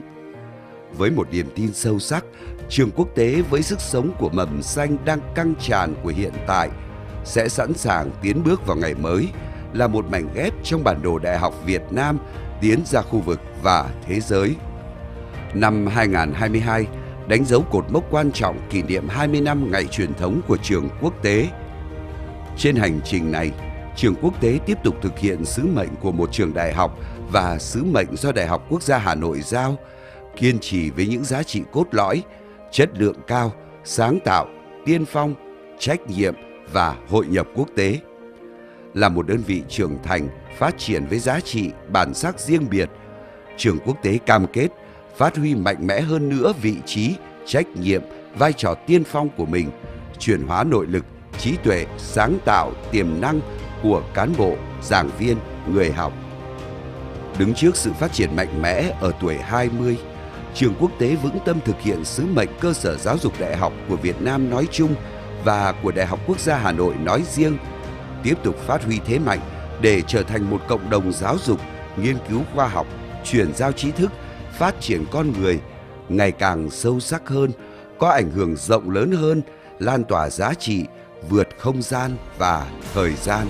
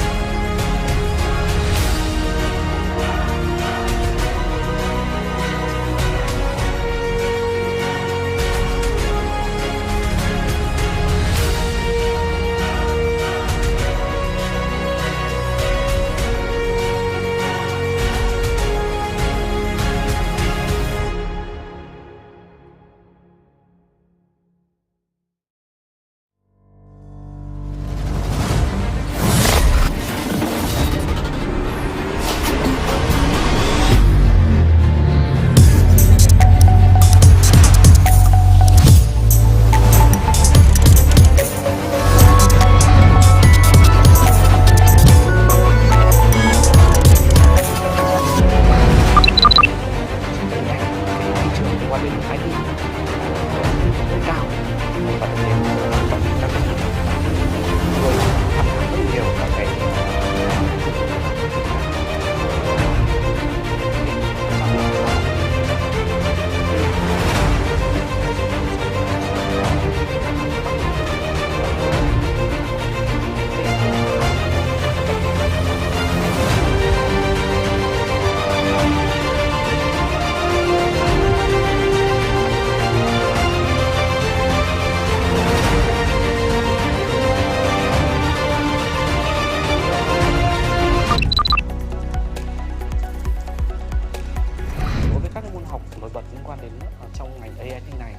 khi mà sinh viên bắt đầu đi vào học đến những năm thứ 2 thì các bạn có thể khi mà học xong được các cái môn học cơ bản rồi thì chúng tôi sẽ cung cấp cho các bạn cái một cái nhìn tổng thể liên quan đến việc là ngành AIT sau sẽ ra làm cái gì, trang bị cho sinh viên những cái nhìn tổng quan nhất đến cái ngành đó thì sinh viên sẽ có thể lựa chọn cho mình một cái ngành sáng suốt hơn khi mà sau này các bạn có thể chọn những cái ngành chuyên sâu liên quan đến bảo mật hay là liên quan đến IoT mà chúng tôi muốn đưa đến cho các bạn sinh viên đi vào chuyên ngành thì các bạn có thể có các môn liên quan đến đồ án, tức là sao, tức là các bạn sẽ có các bài tập lớn, các bạn sẽ phải đến các công ty để có thể là ngồi và làm việc trực tiếp tại các công ty.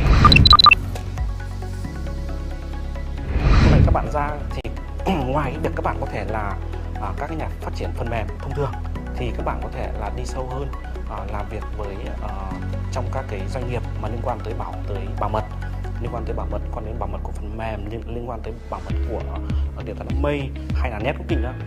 Và cái thứ hai nữa thì các bạn có thể là làm ở các doanh nghiệp mà có thể phát triển các cái cảm biến, các cái sensor đó, hoặc là các công ty lắp ráp, ví dụ như là liên quan tới phát triển các cái hệ thống thông minh.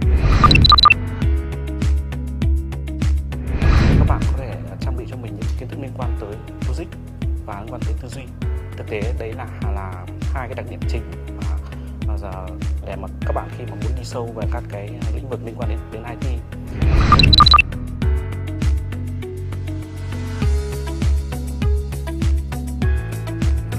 Cơ hội việc làm cho các bạn ấy thì cũng rất là lớn.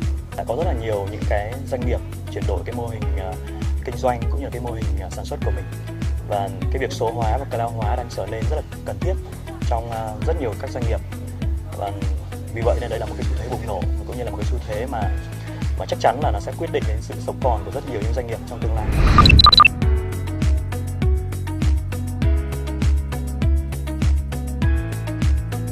Các cái bạn mà làm về IoT ấy, thì thường làm về những cái thiết bị mà logistics, trong cái ngành logistics ấy, thì đặc biệt như là các cái con robot ấy, thì là ứng dụng là IoT là chủ yếu, bởi vì là các con robot cần giao tiếp với nhau. Sau đấy thì lại cần liên hệ với server. Cái ngành IoT là phục vụ cái việc đấy. Nhiều vị trí cho các bạn trong bất kỳ một công ty, có thể là công ty về phần mềm này, và những công ty, những cái doanh nghiệp mà ứng dụng những cái hệ thống công nghệ thông tin trong lĩnh vực tự động hóa hoặc là trong những cái quy trình quản trị của họ. Điển hình như là họ có thể tham gia vào các vị trí như về mặt lập trình viên này, IT, và ngoài ra thì các vị trí như là quản trị hệ thống này, bảo mật, an toàn và bảo mật thông tin này. Trong ngành công nghệ thông tin thì đây là một mức lương rất là cạnh tranh. Với các bạn mới ra trường, có thể mức lương sẽ dao động từ khoảng 10 cho đến 20 triệu. Có những bạn mà tùy theo khả năng, tùy theo năng lực. Có những bạn rất là tốt thì các bạn có thể đến những cái mức lương lên đến khoảng 20 đến 30 triệu. Ngoài ra thì với các bạn mà có nhiều kinh nghiệm hơn một chút thì cái mức lương nó có thể trải dài trên một cái khoản, ví dụ có thể là đến khoảng 50 đến 60 triệu. Với chuyên viên cấp cao, thực ra trong mỗi công ty về IT hoặc phần mềm thì đều có một cái career path cho các bạn. Các bạn sẽ được đào tạo từ khi mà mới ra trường, các bạn có thể là tham gia những cái đội ngũ fresher này, sau đó là lên thành những nhân viên này, tùy theo cấp độ nữa, có thể 1-2 năm thì các bạn có thể leo lên những vị trí như là leader hoặc là những chuyên viên cao cấp. Ngoài ra thì có thể là lên những cái vị trí về trưởng nhóm này, rồi trưởng bộ phận này.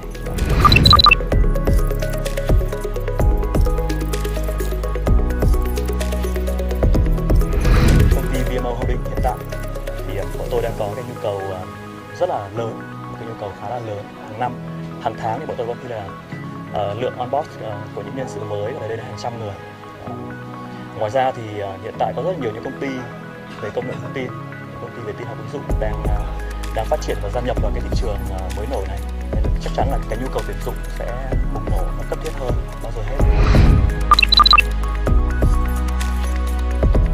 Sinh viên ngành này thì là đầu tiên ấy thì là cần phải chăm chỉ, đấy thì ngành nào cũng cần rồi. Thứ hai là phải tiếng Anh tốt. Thứ ba là về phần toán phải rất tốt. Phần công nghệ thông tin ấy, thì các cái ngôn ngữ đặc biệt như là ngôn ngữ Java, đấy. Những ngôn ngữ như kiểu là C thì là những ngôn ngữ này cần chắc chắn. Ngoài ra những bạn nào mà cần phát triển về embedded ấy, thì cần đặc biệt là về C thuần ấy, cần phát triển thêm. Đặc biệt nữa là cần phải sâu về các cái cấu trúc dữ liệu ấy. Với các bạn sinh viên thì mình nghĩ yếu tố đầu tiên chính là cái sự nhiệt huyết, niềm đam mê với lại nghề. Ngoài ra thì ngành tin học thì yêu cầu các bạn phải ngồi máy rất là nhiều. Chính vì vậy nên các bạn phải tích lũy cho mình những cái kiến thức liên quan đến máy móc, về máy tính về tin học trước. Sau đó là về ngoài ra thì các bạn cũng cần có những cái kỹ năng mềm, kỹ năng phân tích, giải quyết vấn đề. Còn một lời khuyên nữa đấy là hiện tại thì những công ty về IT thông thường là sẽ có những cái yêu cầu về mặt ngoại ngữ.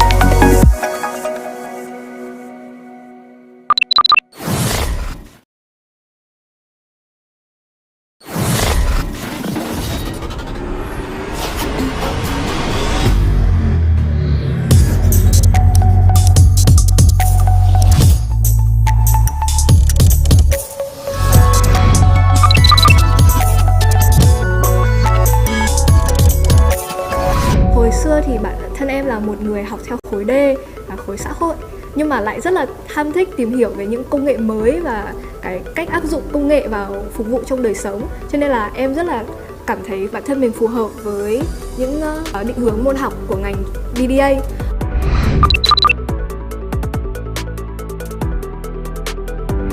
Đối với tôi thì để có một cái khoảng thời gian sinh viên đáng nhớ thì sẽ có hai yếu tố, hai khía cạnh. Thứ nhất đó chính là academic achievement, và cái thứ hai đó chính là social activities, là những hoạt động ngoại khóa, là những thành tích liên quan đến học thuật.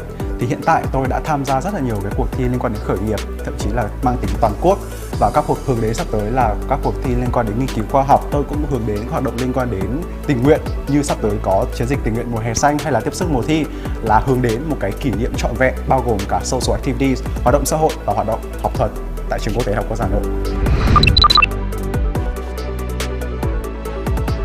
Em ấn tượng và yêu thích nhất thì có lẽ là môn kinh tế vĩ mô macroeconomics của thầy TRspode.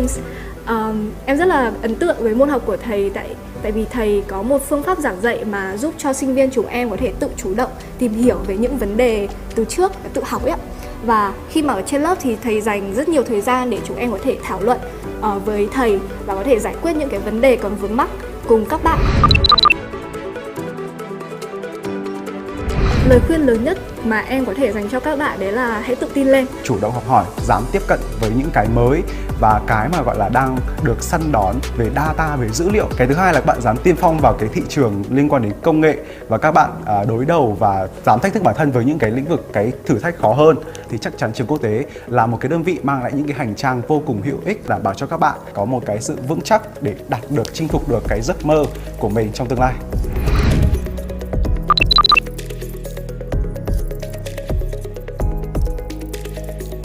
Phân tích dữ liệu kinh doanh là một cái cầu nối giữa cái ngành kinh doanh với cái kỹ thuật, những cái phương pháp về phân tích dữ liệu. Mục tiêu là nhằm dùng dữ liệu để người ta có thể thấu hiểu được hoạt động kinh doanh và ra những quyết định cho nó xác đáng.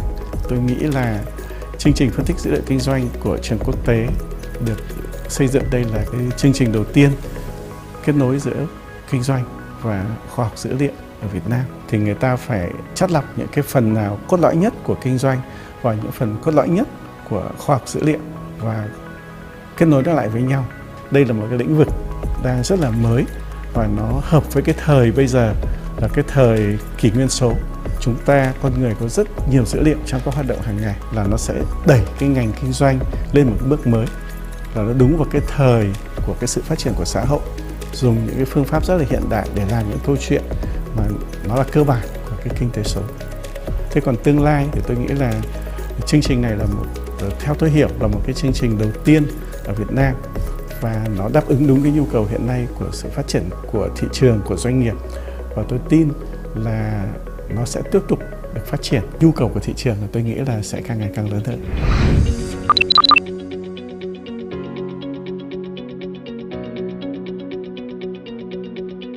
Các em có phương pháp thảo luận này, chúng ta có phương pháp là đặt câu hỏi cho các thầy cô cũng như chuyên gia này, nghiên cứu làm các dự án theo nhóm này, rồi đề xuất và trình bày các cái giải pháp để xử lý các cái tình huống thực tế trong doanh nghiệp thông qua phân tích và thấu hiểu dữ liệu. Cũng có cái đề án về đào tạo cá thể hóa, tạo môi trường tốt nhất cho người học phát triển toàn diện. Chương trình học đi đôi về hành, trong đó thì có các giảng viên từ các cái doanh nghiệp đến để cùng giao lưu và cùng giúp các em là tìm hiểu xem môn học này thì có ứng dụng như thế nào trong cái hoạt động thực tiễn của doanh nghiệp của họ. Rồi chúng ta cũng có những cái chương trình về field trip, internship tại các doanh nghiệp.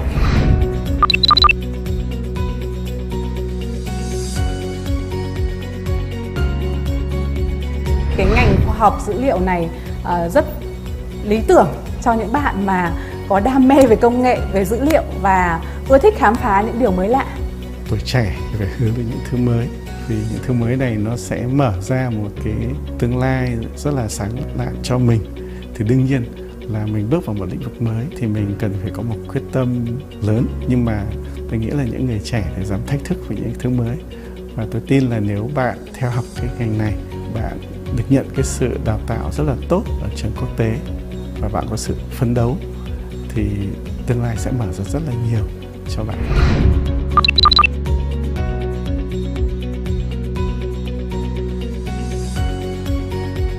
Bây giờ sáng ngủ dậy cũng nghe thấy đài nói về chuyển đổi số, tối đi ngủ cũng nghe nói về chuyển đổi số. Thì thật sự chuyển đổi số là một cái đặc trưng của cái thời đại của chúng ta, khi mà cái môi trường sống của mình đã thay đổi và con người có rất nhiều dữ liệu, rất nhiều sự kết nối, và cái cơ bản chuyển đổi số là phải thay đổi cái cách sống và cách làm việc trên cái môi trường mới. Chắc chắn ở Việt Nam câu chuyện chuyển đổi số cũng đã diễn ra bắt đầu từ 1-2 năm nay và nó đang vẫn tiếp tục được diễn ra rất là mạnh mẽ.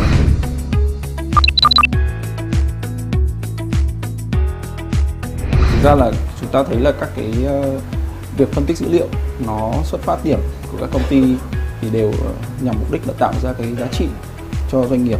Ở đây là các cái hiệu quả kinh doanh được cải thiện. Nhìn thấy các ví dụ cơ bản như thế, có thể các cái đơn vị làm về bán lẻ hoặc là về hoạt động sản xuất kinh doanh thì họ sẽ quan tâm đến cái việc là tối ưu về chi phí, tối ưu về các cái lợi nhuận và đồng thời là sẽ tạo ra lợi thế cạnh tranh so với đối thủ.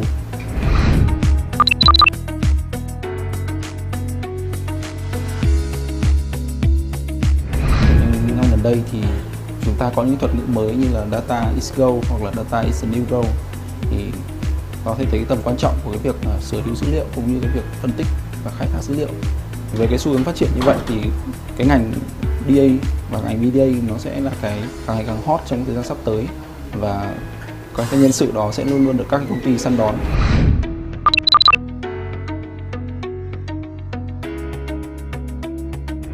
Các doanh nghiệp cần đó là cái việc vừa hiểu biết về nghiệp vụ về kinh doanh, lại đồng thời vừa vững vàng với những cái kỹ năng phân tích dữ liệu.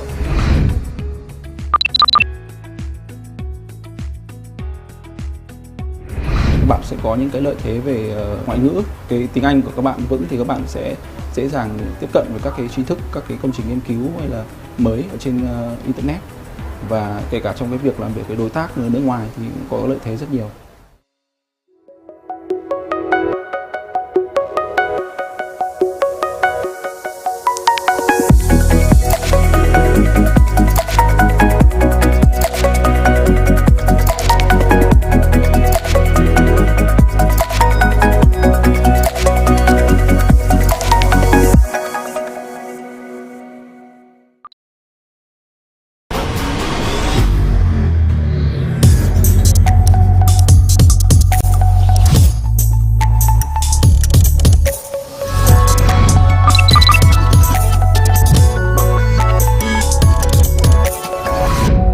Nhất thì chương trình này được thiết kế hoàn toàn là bằng tiếng Anh. Điểm nổi bật thứ hai đó là Khi chúng tôi thiết kế chương trình này thì dựa vào hoàn toàn vào các cái chương trình hệ thống tin quản lý rất nổi tiếng trên thế giới. Cái điểm nổi bật thứ ba đó là đối với các khối kiến thức ngành và chuyên ngành, chúng tôi cung cấp các cái giảng viên giảng nước ngoài, giải chiếm khoảng 25 đến 30%. Điểm nổi bật kế tiếp nữa đó là cái chương trình này ấy, đó là giao thoa giữa hai cái khối kiến thức chính, đó là khối kiến thức về công nghệ thông tin và khối kiến thức liên quan đến về kinh tế. Trong đó thì khối công nghệ thông tin ấy, chỉ chúng tôi sẽ tập trung vào các cái nhóm. Nhóm thứ nhất là nhóm về công nghệ thông tin, thì trong đó chúng tôi cung cấp các cái môn liên quan đến về phát triển phần mềm, lập trình phần mềm, các cái nhóm liên quan đến về an toàn thông tin, về an ninh mạng, và một cái điểm nổi bật nữa đó là chúng tôi tập trung vào cái nhóm về khoa học dữ liệu. Trong các cái khối kiến thức về liên quan kinh tế thì chúng tôi sẽ tập trung vào về chuyện đào tạo đó là marketing, quản trị kinh doanh, rồi liên quan đến tài chính, còn được đào tạo các cái kỹ năng liên quan đến kỹ năng mềm như là giao tiếp, rồi trình bày, rồi phản biện tất cả mọi thứ bằng tiếng Anh. Các em có cái kỹ năng làm việc nhóm. Đặc biệt hơn nữa thì ở chương trình tôi thế mạnh về nghiên cứu khoa học thì các em có thể hoàn toàn nghiên cứu khoa học từ năm thứ nhất và tham gia vào các dự án hoặc là thực tập ở các doanh nghiệp. Sinh viên sau khi học trong cái chương trình này thì có thể thứ nhất đó là có thể là duy trì này, phát triển này, vận hành và triển khai các hệ thống thông tin quản lý ở trong thực tế. Cái thứ hai đó là các em có thể tự thiết kế, tự xây dựng thuật toán, xây dựng cơ sở dữ liệu, xây dựng chương trình và có thể tự phát triển được các hệ thống thông tin quản lý và vận hành nó. Môn yêu thích ví dụ như những môn về cấu trúc siêu giải thuật, những môn cơ sở dữ liệu, lập trình web, lập trình .net thì là trong cái nhóm liên quan đến về phát triển phần mềm. Những môn như ví dụ như an ninh mạng, rồi là những môn liên quan đến trong nhóm khoa học dữ liệu, ví dụ như là phân tích dữ liệu, trực quan hóa dữ liệu, trí tuệ nhân tạo. Trong cái nhóm về phát triển kinh tế thì có những môn ví dụ như marketing hoặc là môn về tài chính hoặc tài chính các thể chế tài chính.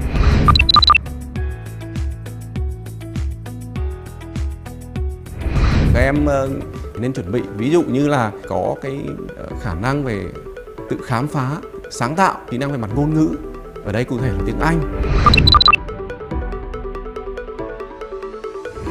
Vào thời điểm mà tôi lựa chọn ngành này để học, tôi đã có tìm hiểu rất kỹ và so sánh với các cái ngành học khác, và tôi nhận thấy đây là một cái ngành học mà rất là có tiềm năng, và tôi quyết định lựa chọn ngành học này để định hướng tương lai của mình. Chương trình này với tư cách là một con gái thì mình cảm thấy đây là một điều khá là khó khăn, rất là khó lựa chọn. Nhưng mà để mà thử thách bản thân thì mình vẫn quyết tâm theo đuổi nó. Thời đại này là thời đại số, các cái ngành mà liên quan đến công nghệ thì đều là các cái ngành mà có tiềm năng trong tương lai.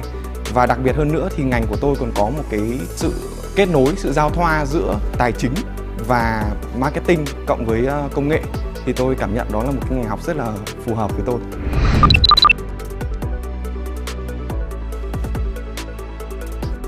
Tâm đắc nhất về ngành này thì là hội nhập. Ngành này nó hội nhập được vào trong cái việc chuyển đổi số. Chuyển đổi số nó là một cái nó rất là cấp bách, và tất cả các doanh nghiệp, tất cả các công ty, thậm chí là tất cả các cái tổ chức nhà nước thì đều đang bắt tay vào để chuyển đổi số.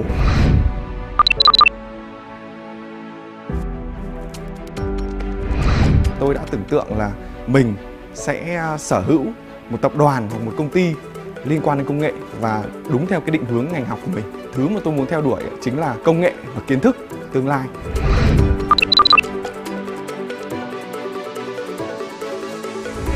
Môi trường học là cực kỳ tốt. Tôi còn được học thêm rất là nhiều các cái kỹ năng và trau dồi cái khả năng hoạt động nhóm cũng như là quản trị nhân lực trong nhóm của mình. Môn học yêu thích nhất của tôi đó là quản lý hệ thống thông tin trong doanh nghiệp, rất là thực tế. Nó giúp ích cho tôi được rất nhiều khi mà tôi ra trường.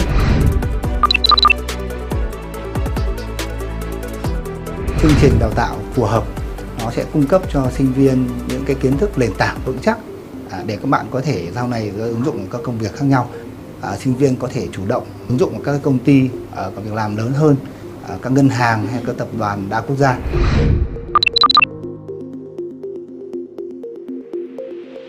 Chương trình đa dạng thì nó có thể ứng dụng rất nhiều công việc khác nhau, từ vị trí lập trình viên, kiểm thử phần mềm, phân tích nghiệp vụ hoặc là quản trị dự án, kết hợp đầy cả công nghệ và các cái kiến thức về nghiệp vụ về kinh tế cũng như là về digital marketing, về IoT hay là AI, toàn có thể ứng tuyển vào các vị trí khác nhau ở các ngành nghề khác nhau, từ công nghệ thông tin đến cái việc liên quan đến marketing, digital marketing, hoặc sau trở này có thể trở thành các chuyên gia trong IoT, AI hay là big data.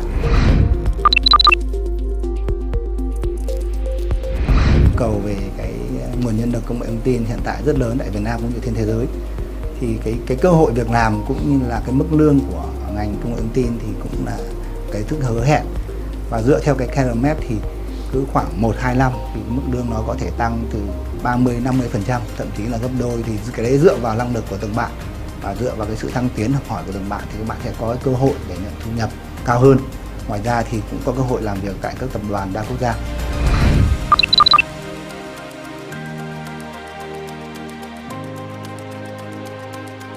Sinh viên học tốt các cái kiến thức nền tảng để giúp sau này chúng ta có cái kiến thức vững hơn để tiến xa hơn. Tiếp đến thì đương nhiên là tiếng Anh là một lợi thế. Phần tiếp theo là phần công nghệ, thì các bạn đã được trang bị công nghệ tốt thì các bạn cũng nên có cơ hội cọ sát sớm hơn với doanh nghiệp, xây dựng các cái dự án thực tế. Thì trường Đại học Quốc tế với TRspodCIsion cũng kết hợp để giúp sinh viên có thể có những cái khóa học thực tập và thực tế tại doanh nghiệp. Cái điều đó sẽ giúp sinh viên tự tin hơn trong cái quá trình ra trường sau này.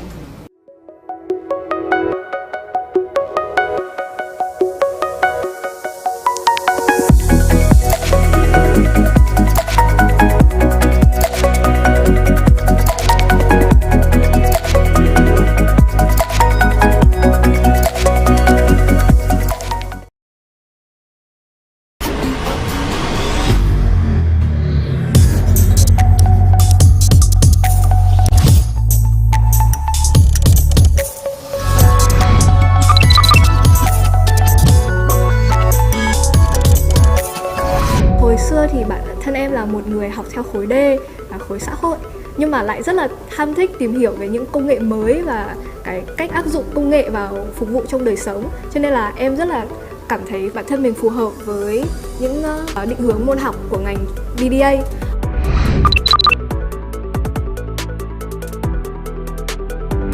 Đối với tôi thì để có một cái khoảng thời gian sinh viên đáng nhớ thì sẽ có hai yếu tố, hai khía cạnh.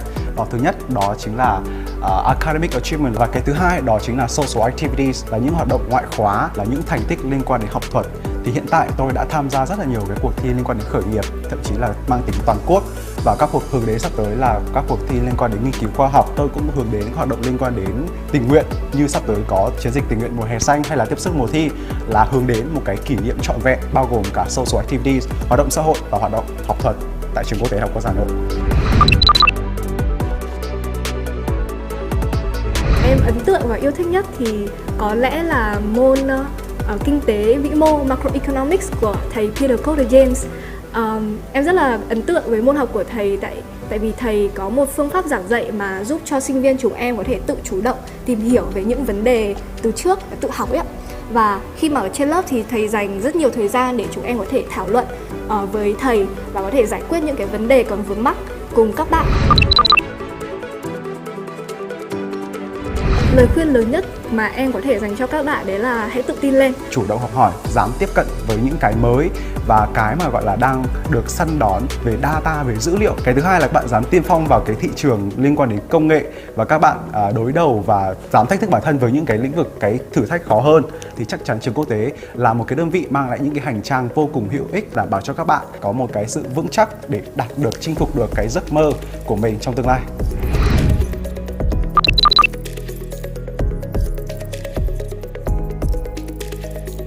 Phân tích dữ liệu kinh doanh là một cái cầu nối giữa cái ngành kinh doanh với cái kỹ thuật, những cái phương pháp về phân tích dữ liệu. Mục tiêu là nhằm dùng dữ liệu để người ta có thể thấu hiểu được hoạt động kinh doanh và ra những quyết định cho nó xác đáng.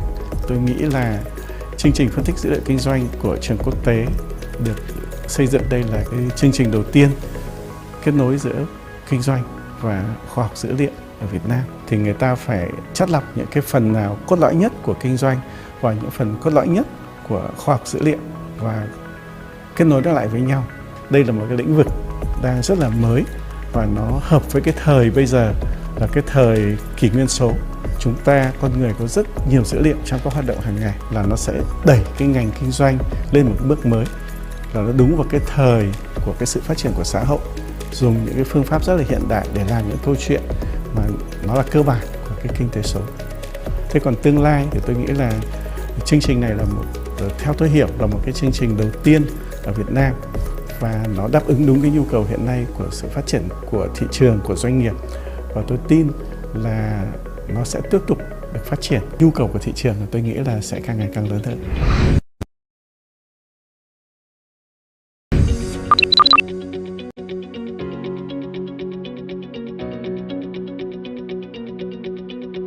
có phương pháp thảo luận này, chúng ta có phương pháp là đặt câu hỏi cho các thầy cô cũng như chuyên gia này, nghiên cứu làm các dự án theo nhóm này, rồi đề xuất và trình bày các cái giải pháp để xử lý các cái tình huống thực tế trong doanh nghiệp thông qua phân tích và thấu hiểu dữ liệu. Cũng có cái đề án về đào tạo cá thể hóa, tạo môi trường tốt nhất cho người học phát triển toàn diện. Chương trình học đi đôi với hành, trong đó thì có các giảng viên từ các cái doanh nghiệp đến để cùng giao lưu và cùng giúp các em là tìm hiểu xem môn học này thì có ứng dụng như thế nào trong cái hoạt động thực tiễn của doanh nghiệp của họ. Rồi chúng ta cũng có những cái chương trình về field trip, internship tại các doanh nghiệp.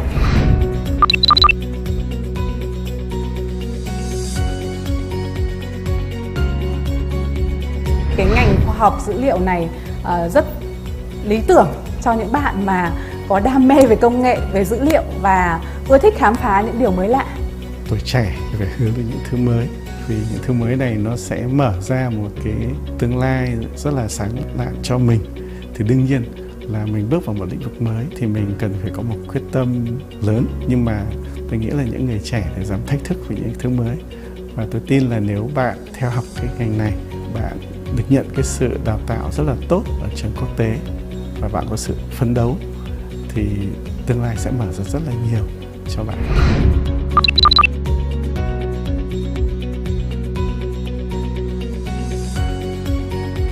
Bây giờ sáng ngủ dậy cũng nghe thấy đài nói về chuyển đổi số, tối đi ngủ cũng nghe nói về chuyển đổi số.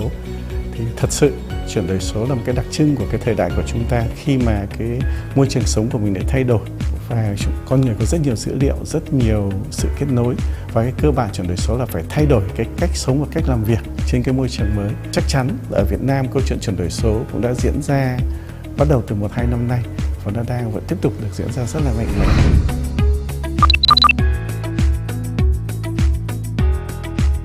Thực ra là chúng ta thấy là các cái việc phân tích dữ liệu nó xuất phát điểm của các công ty thì đều nhằm mục đích là tạo ra cái giá trị cho doanh nghiệp. Ở đây là các cái hiệu quả kinh doanh được cải thiện. Nhìn thấy các ví dụ cơ bản như thế, có thể các cái đơn vị làm về bán lẻ hoặc là về hoạt động sản xuất kinh doanh thì họ sẽ quan tâm đến cái việc là tối ưu về chi phí, tối ưu về các cái lợi nhuận và đồng thời là sẽ tạo ra lợi thế cạnh tranh so với đối thủ.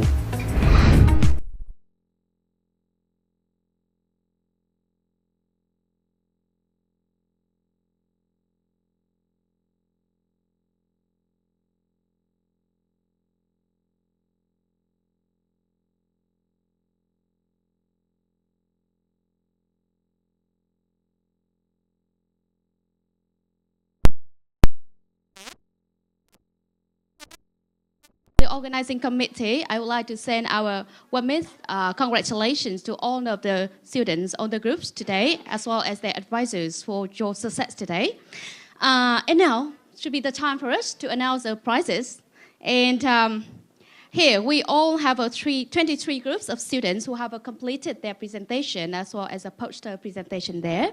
And for the awards of the Student Research Conference of 2022-2023 academic year, we will have 4 first prizes, 4 second prizes, 8 third prizes, 7 consolation prizes. We also have 4 poster presentation prizes, as well as best video prizes. Okay. So firstly, I would like to announce our main prizes, and we will first go with 7 consolation prizes.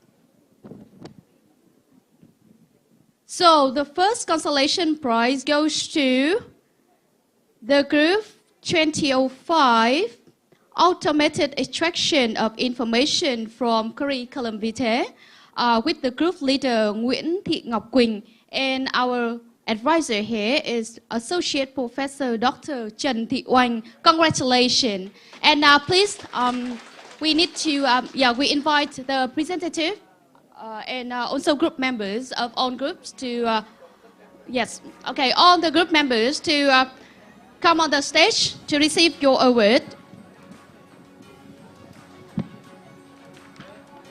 For the second group, I would like to introduce the second consolation prize goes to group by the group leader Trần Minh Hiếu with the name Research and Experiments with a Robot Arm with 4 Degrees of Freedom, guided by Miss Phạm Hải Yến.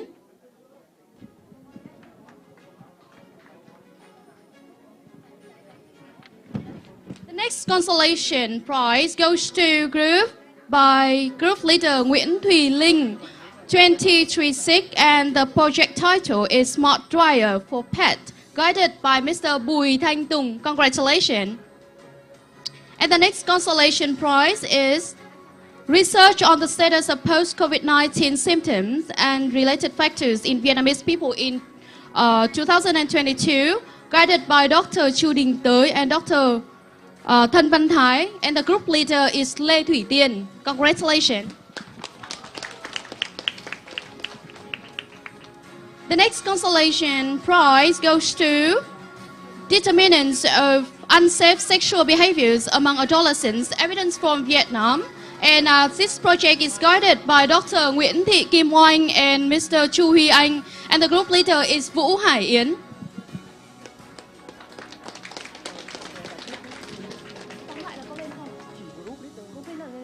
Okay. And the next one is the project name, A Study on the Use of Slang in Vietnamese Among Gen Z, VNUIS students, guided by Dr. Nguyễn Thị Tố Hoa, and the group leader is Ngô Ngọc Trà My. Congratulations.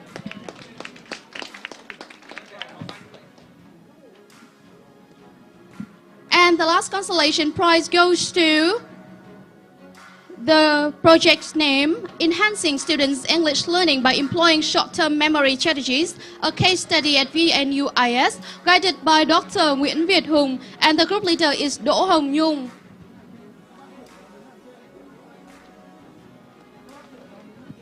Yes, so here you can see the faces of our representatives from 7 groups who win the consolation prizes. And now I would like to invite Dr. Nguyễn Ngọc Linh as well as Dr. Nguyễn Văn Tánh to present the prizes for all groups today.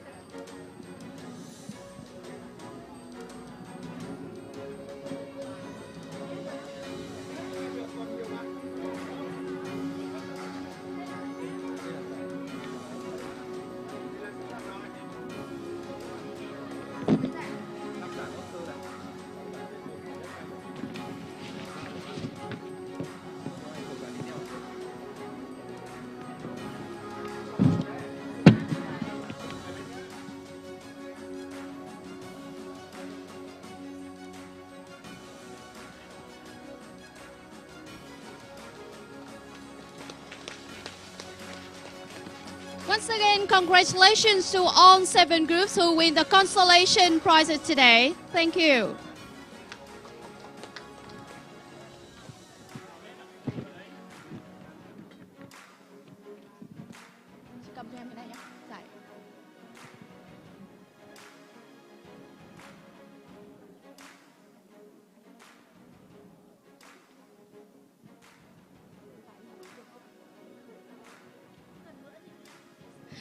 And now it will be the time for us to announce the winner for the third prizes of the conference today. And we have 8 groups who win this prize. My congratulations goes to group 2216 by the group leader Nguyễn Đức Hiếu. And the name of the project is From Research on Nonlinear Control Algorithm for Parallel Robot to Research on Control Algorithm for Parallel Robot. This project is guided by Mr. Nguyễn Ngọc Linh and Mr. Hoàng Duy. The next third prize goes to Dương Nguyễn Hải Linh with the research project's name, Research on Knowledge and Attitude of Vietnamese Tourists about Travel-Related Disease. And this project is guided by Dr. Chu Đình Tới, Ms. Vũ Thị Huệ, and Ms. Bùi Nhật Lệ. Could you please come on the stage, please? The next third prize goes to Nguyễn Duy Thức with the project's name, Studying Deep Neural Network Methods for Personal Protective Equipment detection in real construction sites. And this one is guided by Dr. Kim Đình Thái and Dr. Hà Mạnh Hùng. The next third prize goes to Đồng Thanh Dương and his group members. And the project's name is Prediction of Financial Restatement of Listed Companies in Vietnam using data mining techniques. And this project is guided by Dr. Trương Công Đoàn, Dr. Nguyễn Thị Kim Oanh, and Dr. Hà Mạnh Hùng.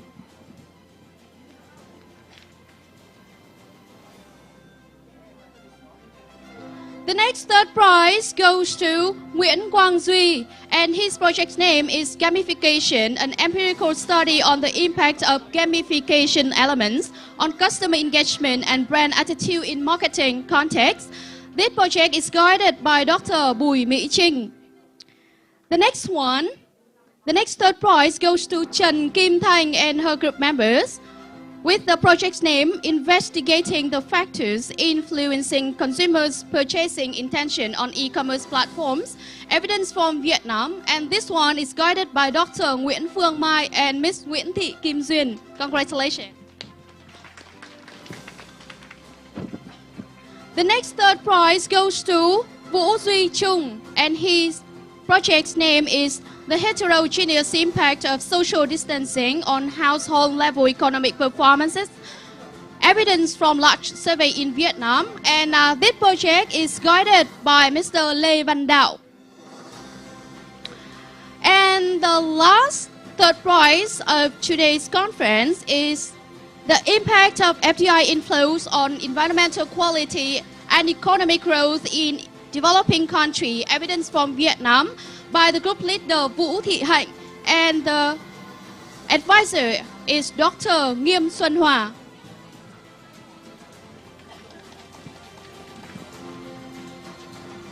Yes, and now I would like to invite Dr. Nguyễn Việt Hùng and Dr. Nguyễn Thị Kim Oanh to go on the stage to present the prizes to our students.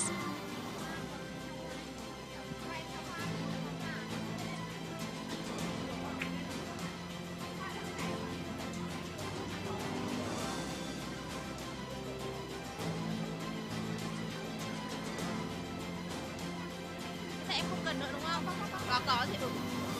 Cuối giờ không cần phải nói đến ăn uống gì đâu nhá.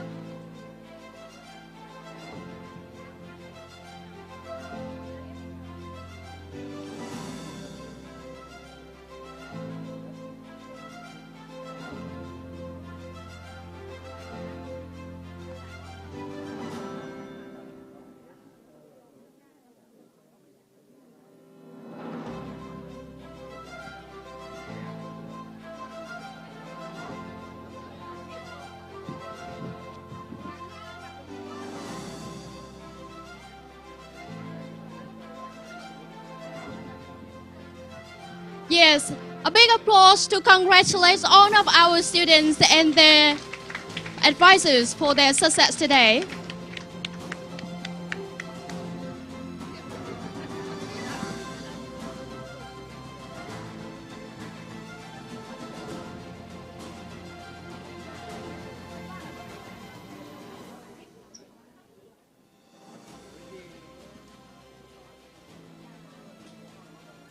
Well, it seems that the atmosphere today becomes more intense when we go to higher prizes, right?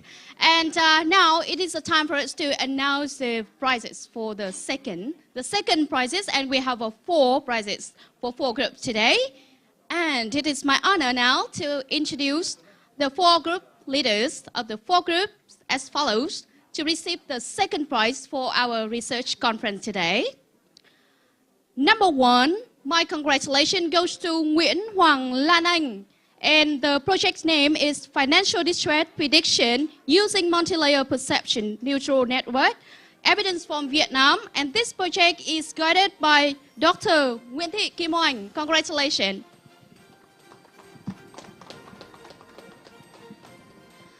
The next second prize goes to the group leader Đào Thị Thu Huyền.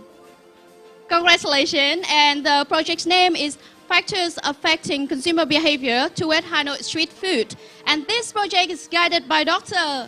Lê Thị Mai.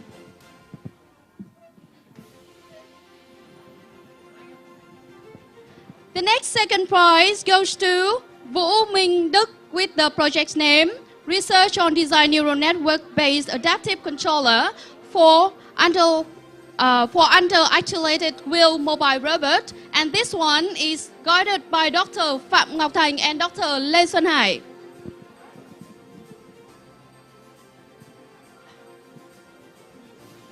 And my congratulations goes to the final second prize by the group leader Hoàng Thành Nhật. Well, with the project name VNUIS Repository Database Information Management System, and this project is guided by Dr. Nguyễn Văn Tánh. Congratulations.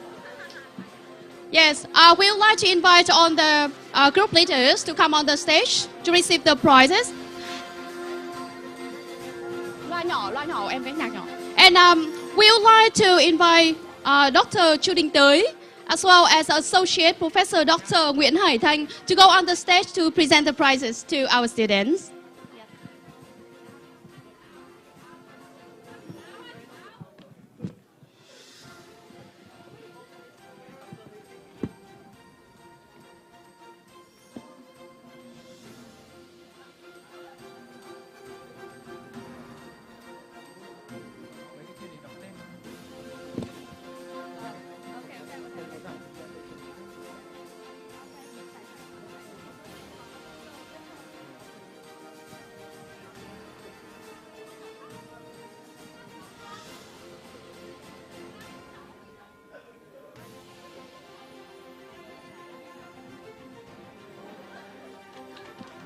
Once again, congratulations to all groups and their advisors for your effort and success today.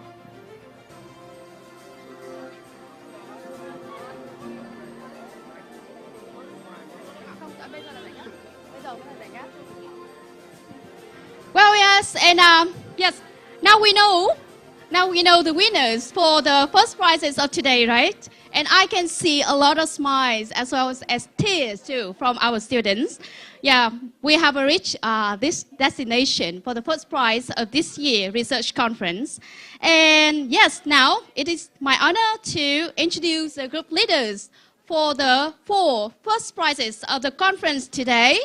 Number 1, Nguyễn Mạnh Tiến, the group leader of the project's name Advanced Deep Learning Approach to Support Early Diagnosis for Liver Disease by Detecting Liver Tumors in 3D Images. And this project is guided by Dr. Kim Đình Thái and Dr. Hà Mạnh Hùng.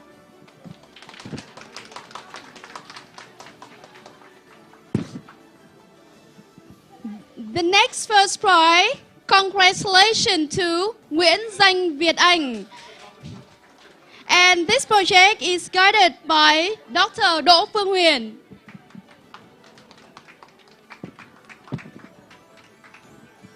The next first prize, congratulations to Vương Thị Lan Anh. And this project is guided by Dr. Trần Công Thành.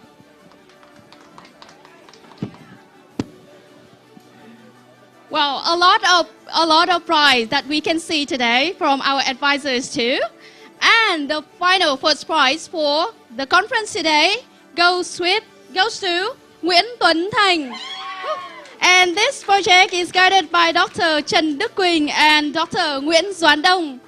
Congratulations, the 4 groups with the first prizes today. And now I would like to invite Associate Professor Dr. Nguyễn Văn Định to go onto the stage and present the awards to our students.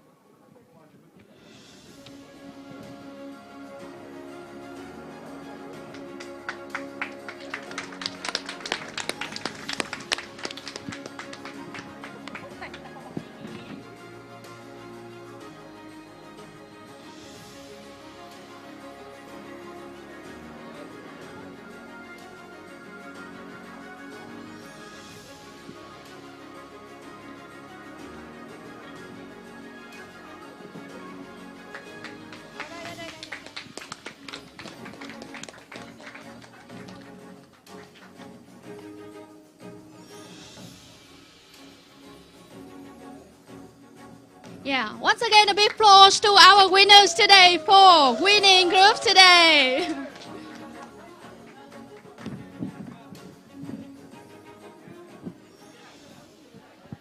Distinguished guests, ladies and gentlemen, lecturers and students, apart from our main prizes from different jury boards, we also have a lot of poster presentation, and that's why the organizing committee decided to present the prizes for 5 best poster presentation.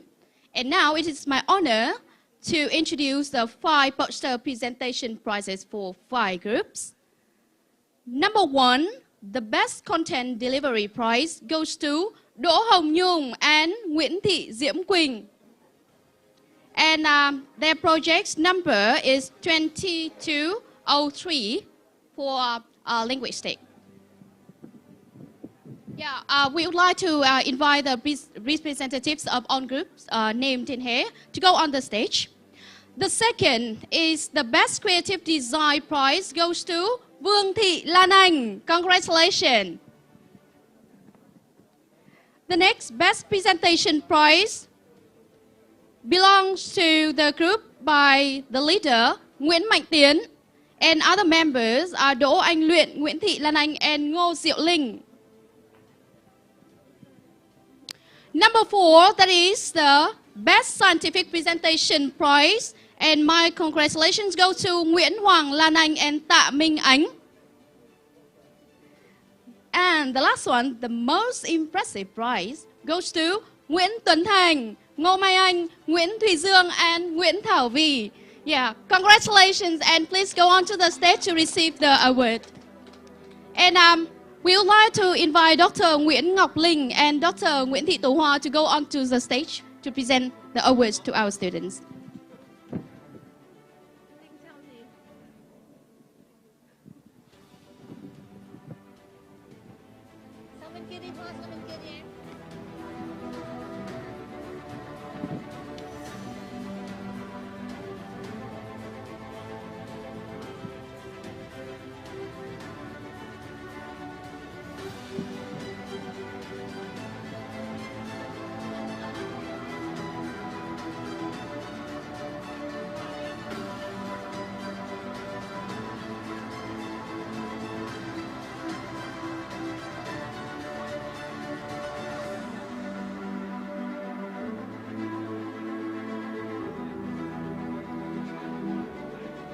Once again, congratulations on your achievement today.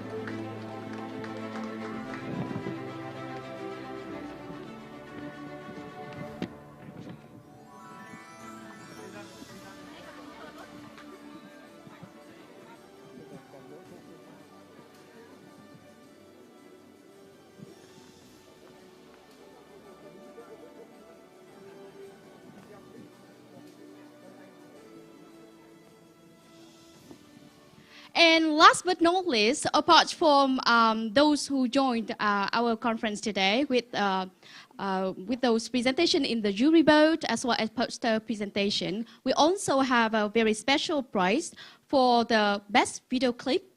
It is the video clip voting contest, and we will have 6 prizes for this contest. And yes, now I would like to invite the representative from different groups to go onto the stage and receive your awards.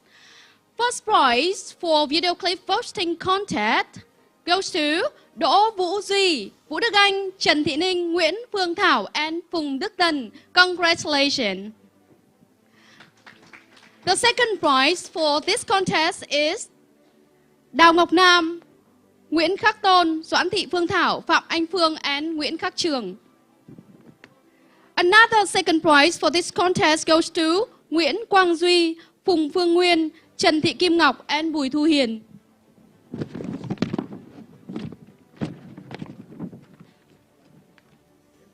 We have a 3 third prize for this contest. Congratulations Ngô Ngọc Trà My, Nguyễn Phước Hạnh, and Trần Diệu Anh.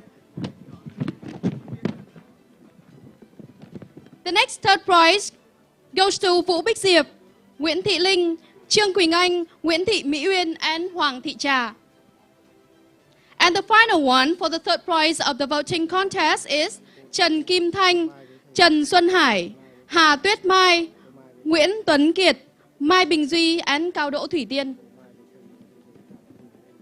Yes, and now we would like to invite Dr. Nguyễn Phương Mai and Dr. Hà Mạnh Hùng to go onto the stage and present the awards to our students. Yes.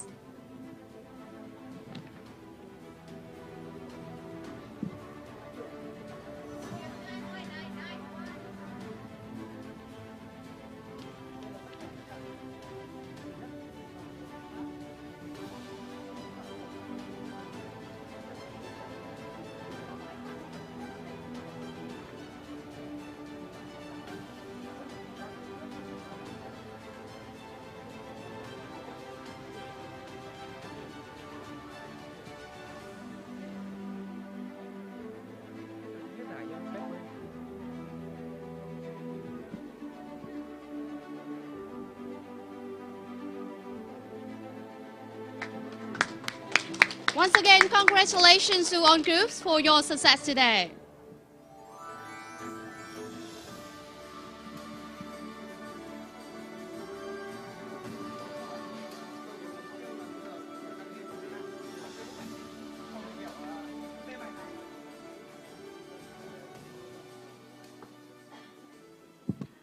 Yes, distinguished guests, the all lecturers and students, ladies and gentlemen, the 15th Student Research Conference of VNUIS has come to an end with a lot of achievements from our students as well as the advisors.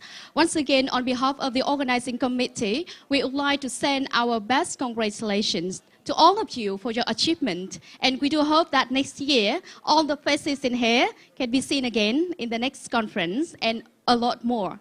And again, on behalf of the organizing committee, we would like to send our biggest thanks to all of you for joining the conference today. And we would like to wish you all the good health and happiness. Thank you very much and see you again next year. Yes, and now we would like to invite all the distinguished guest lecturers and all students to come on the stage for the photo section. Thank you. Chắc là một số sinh viên đấy.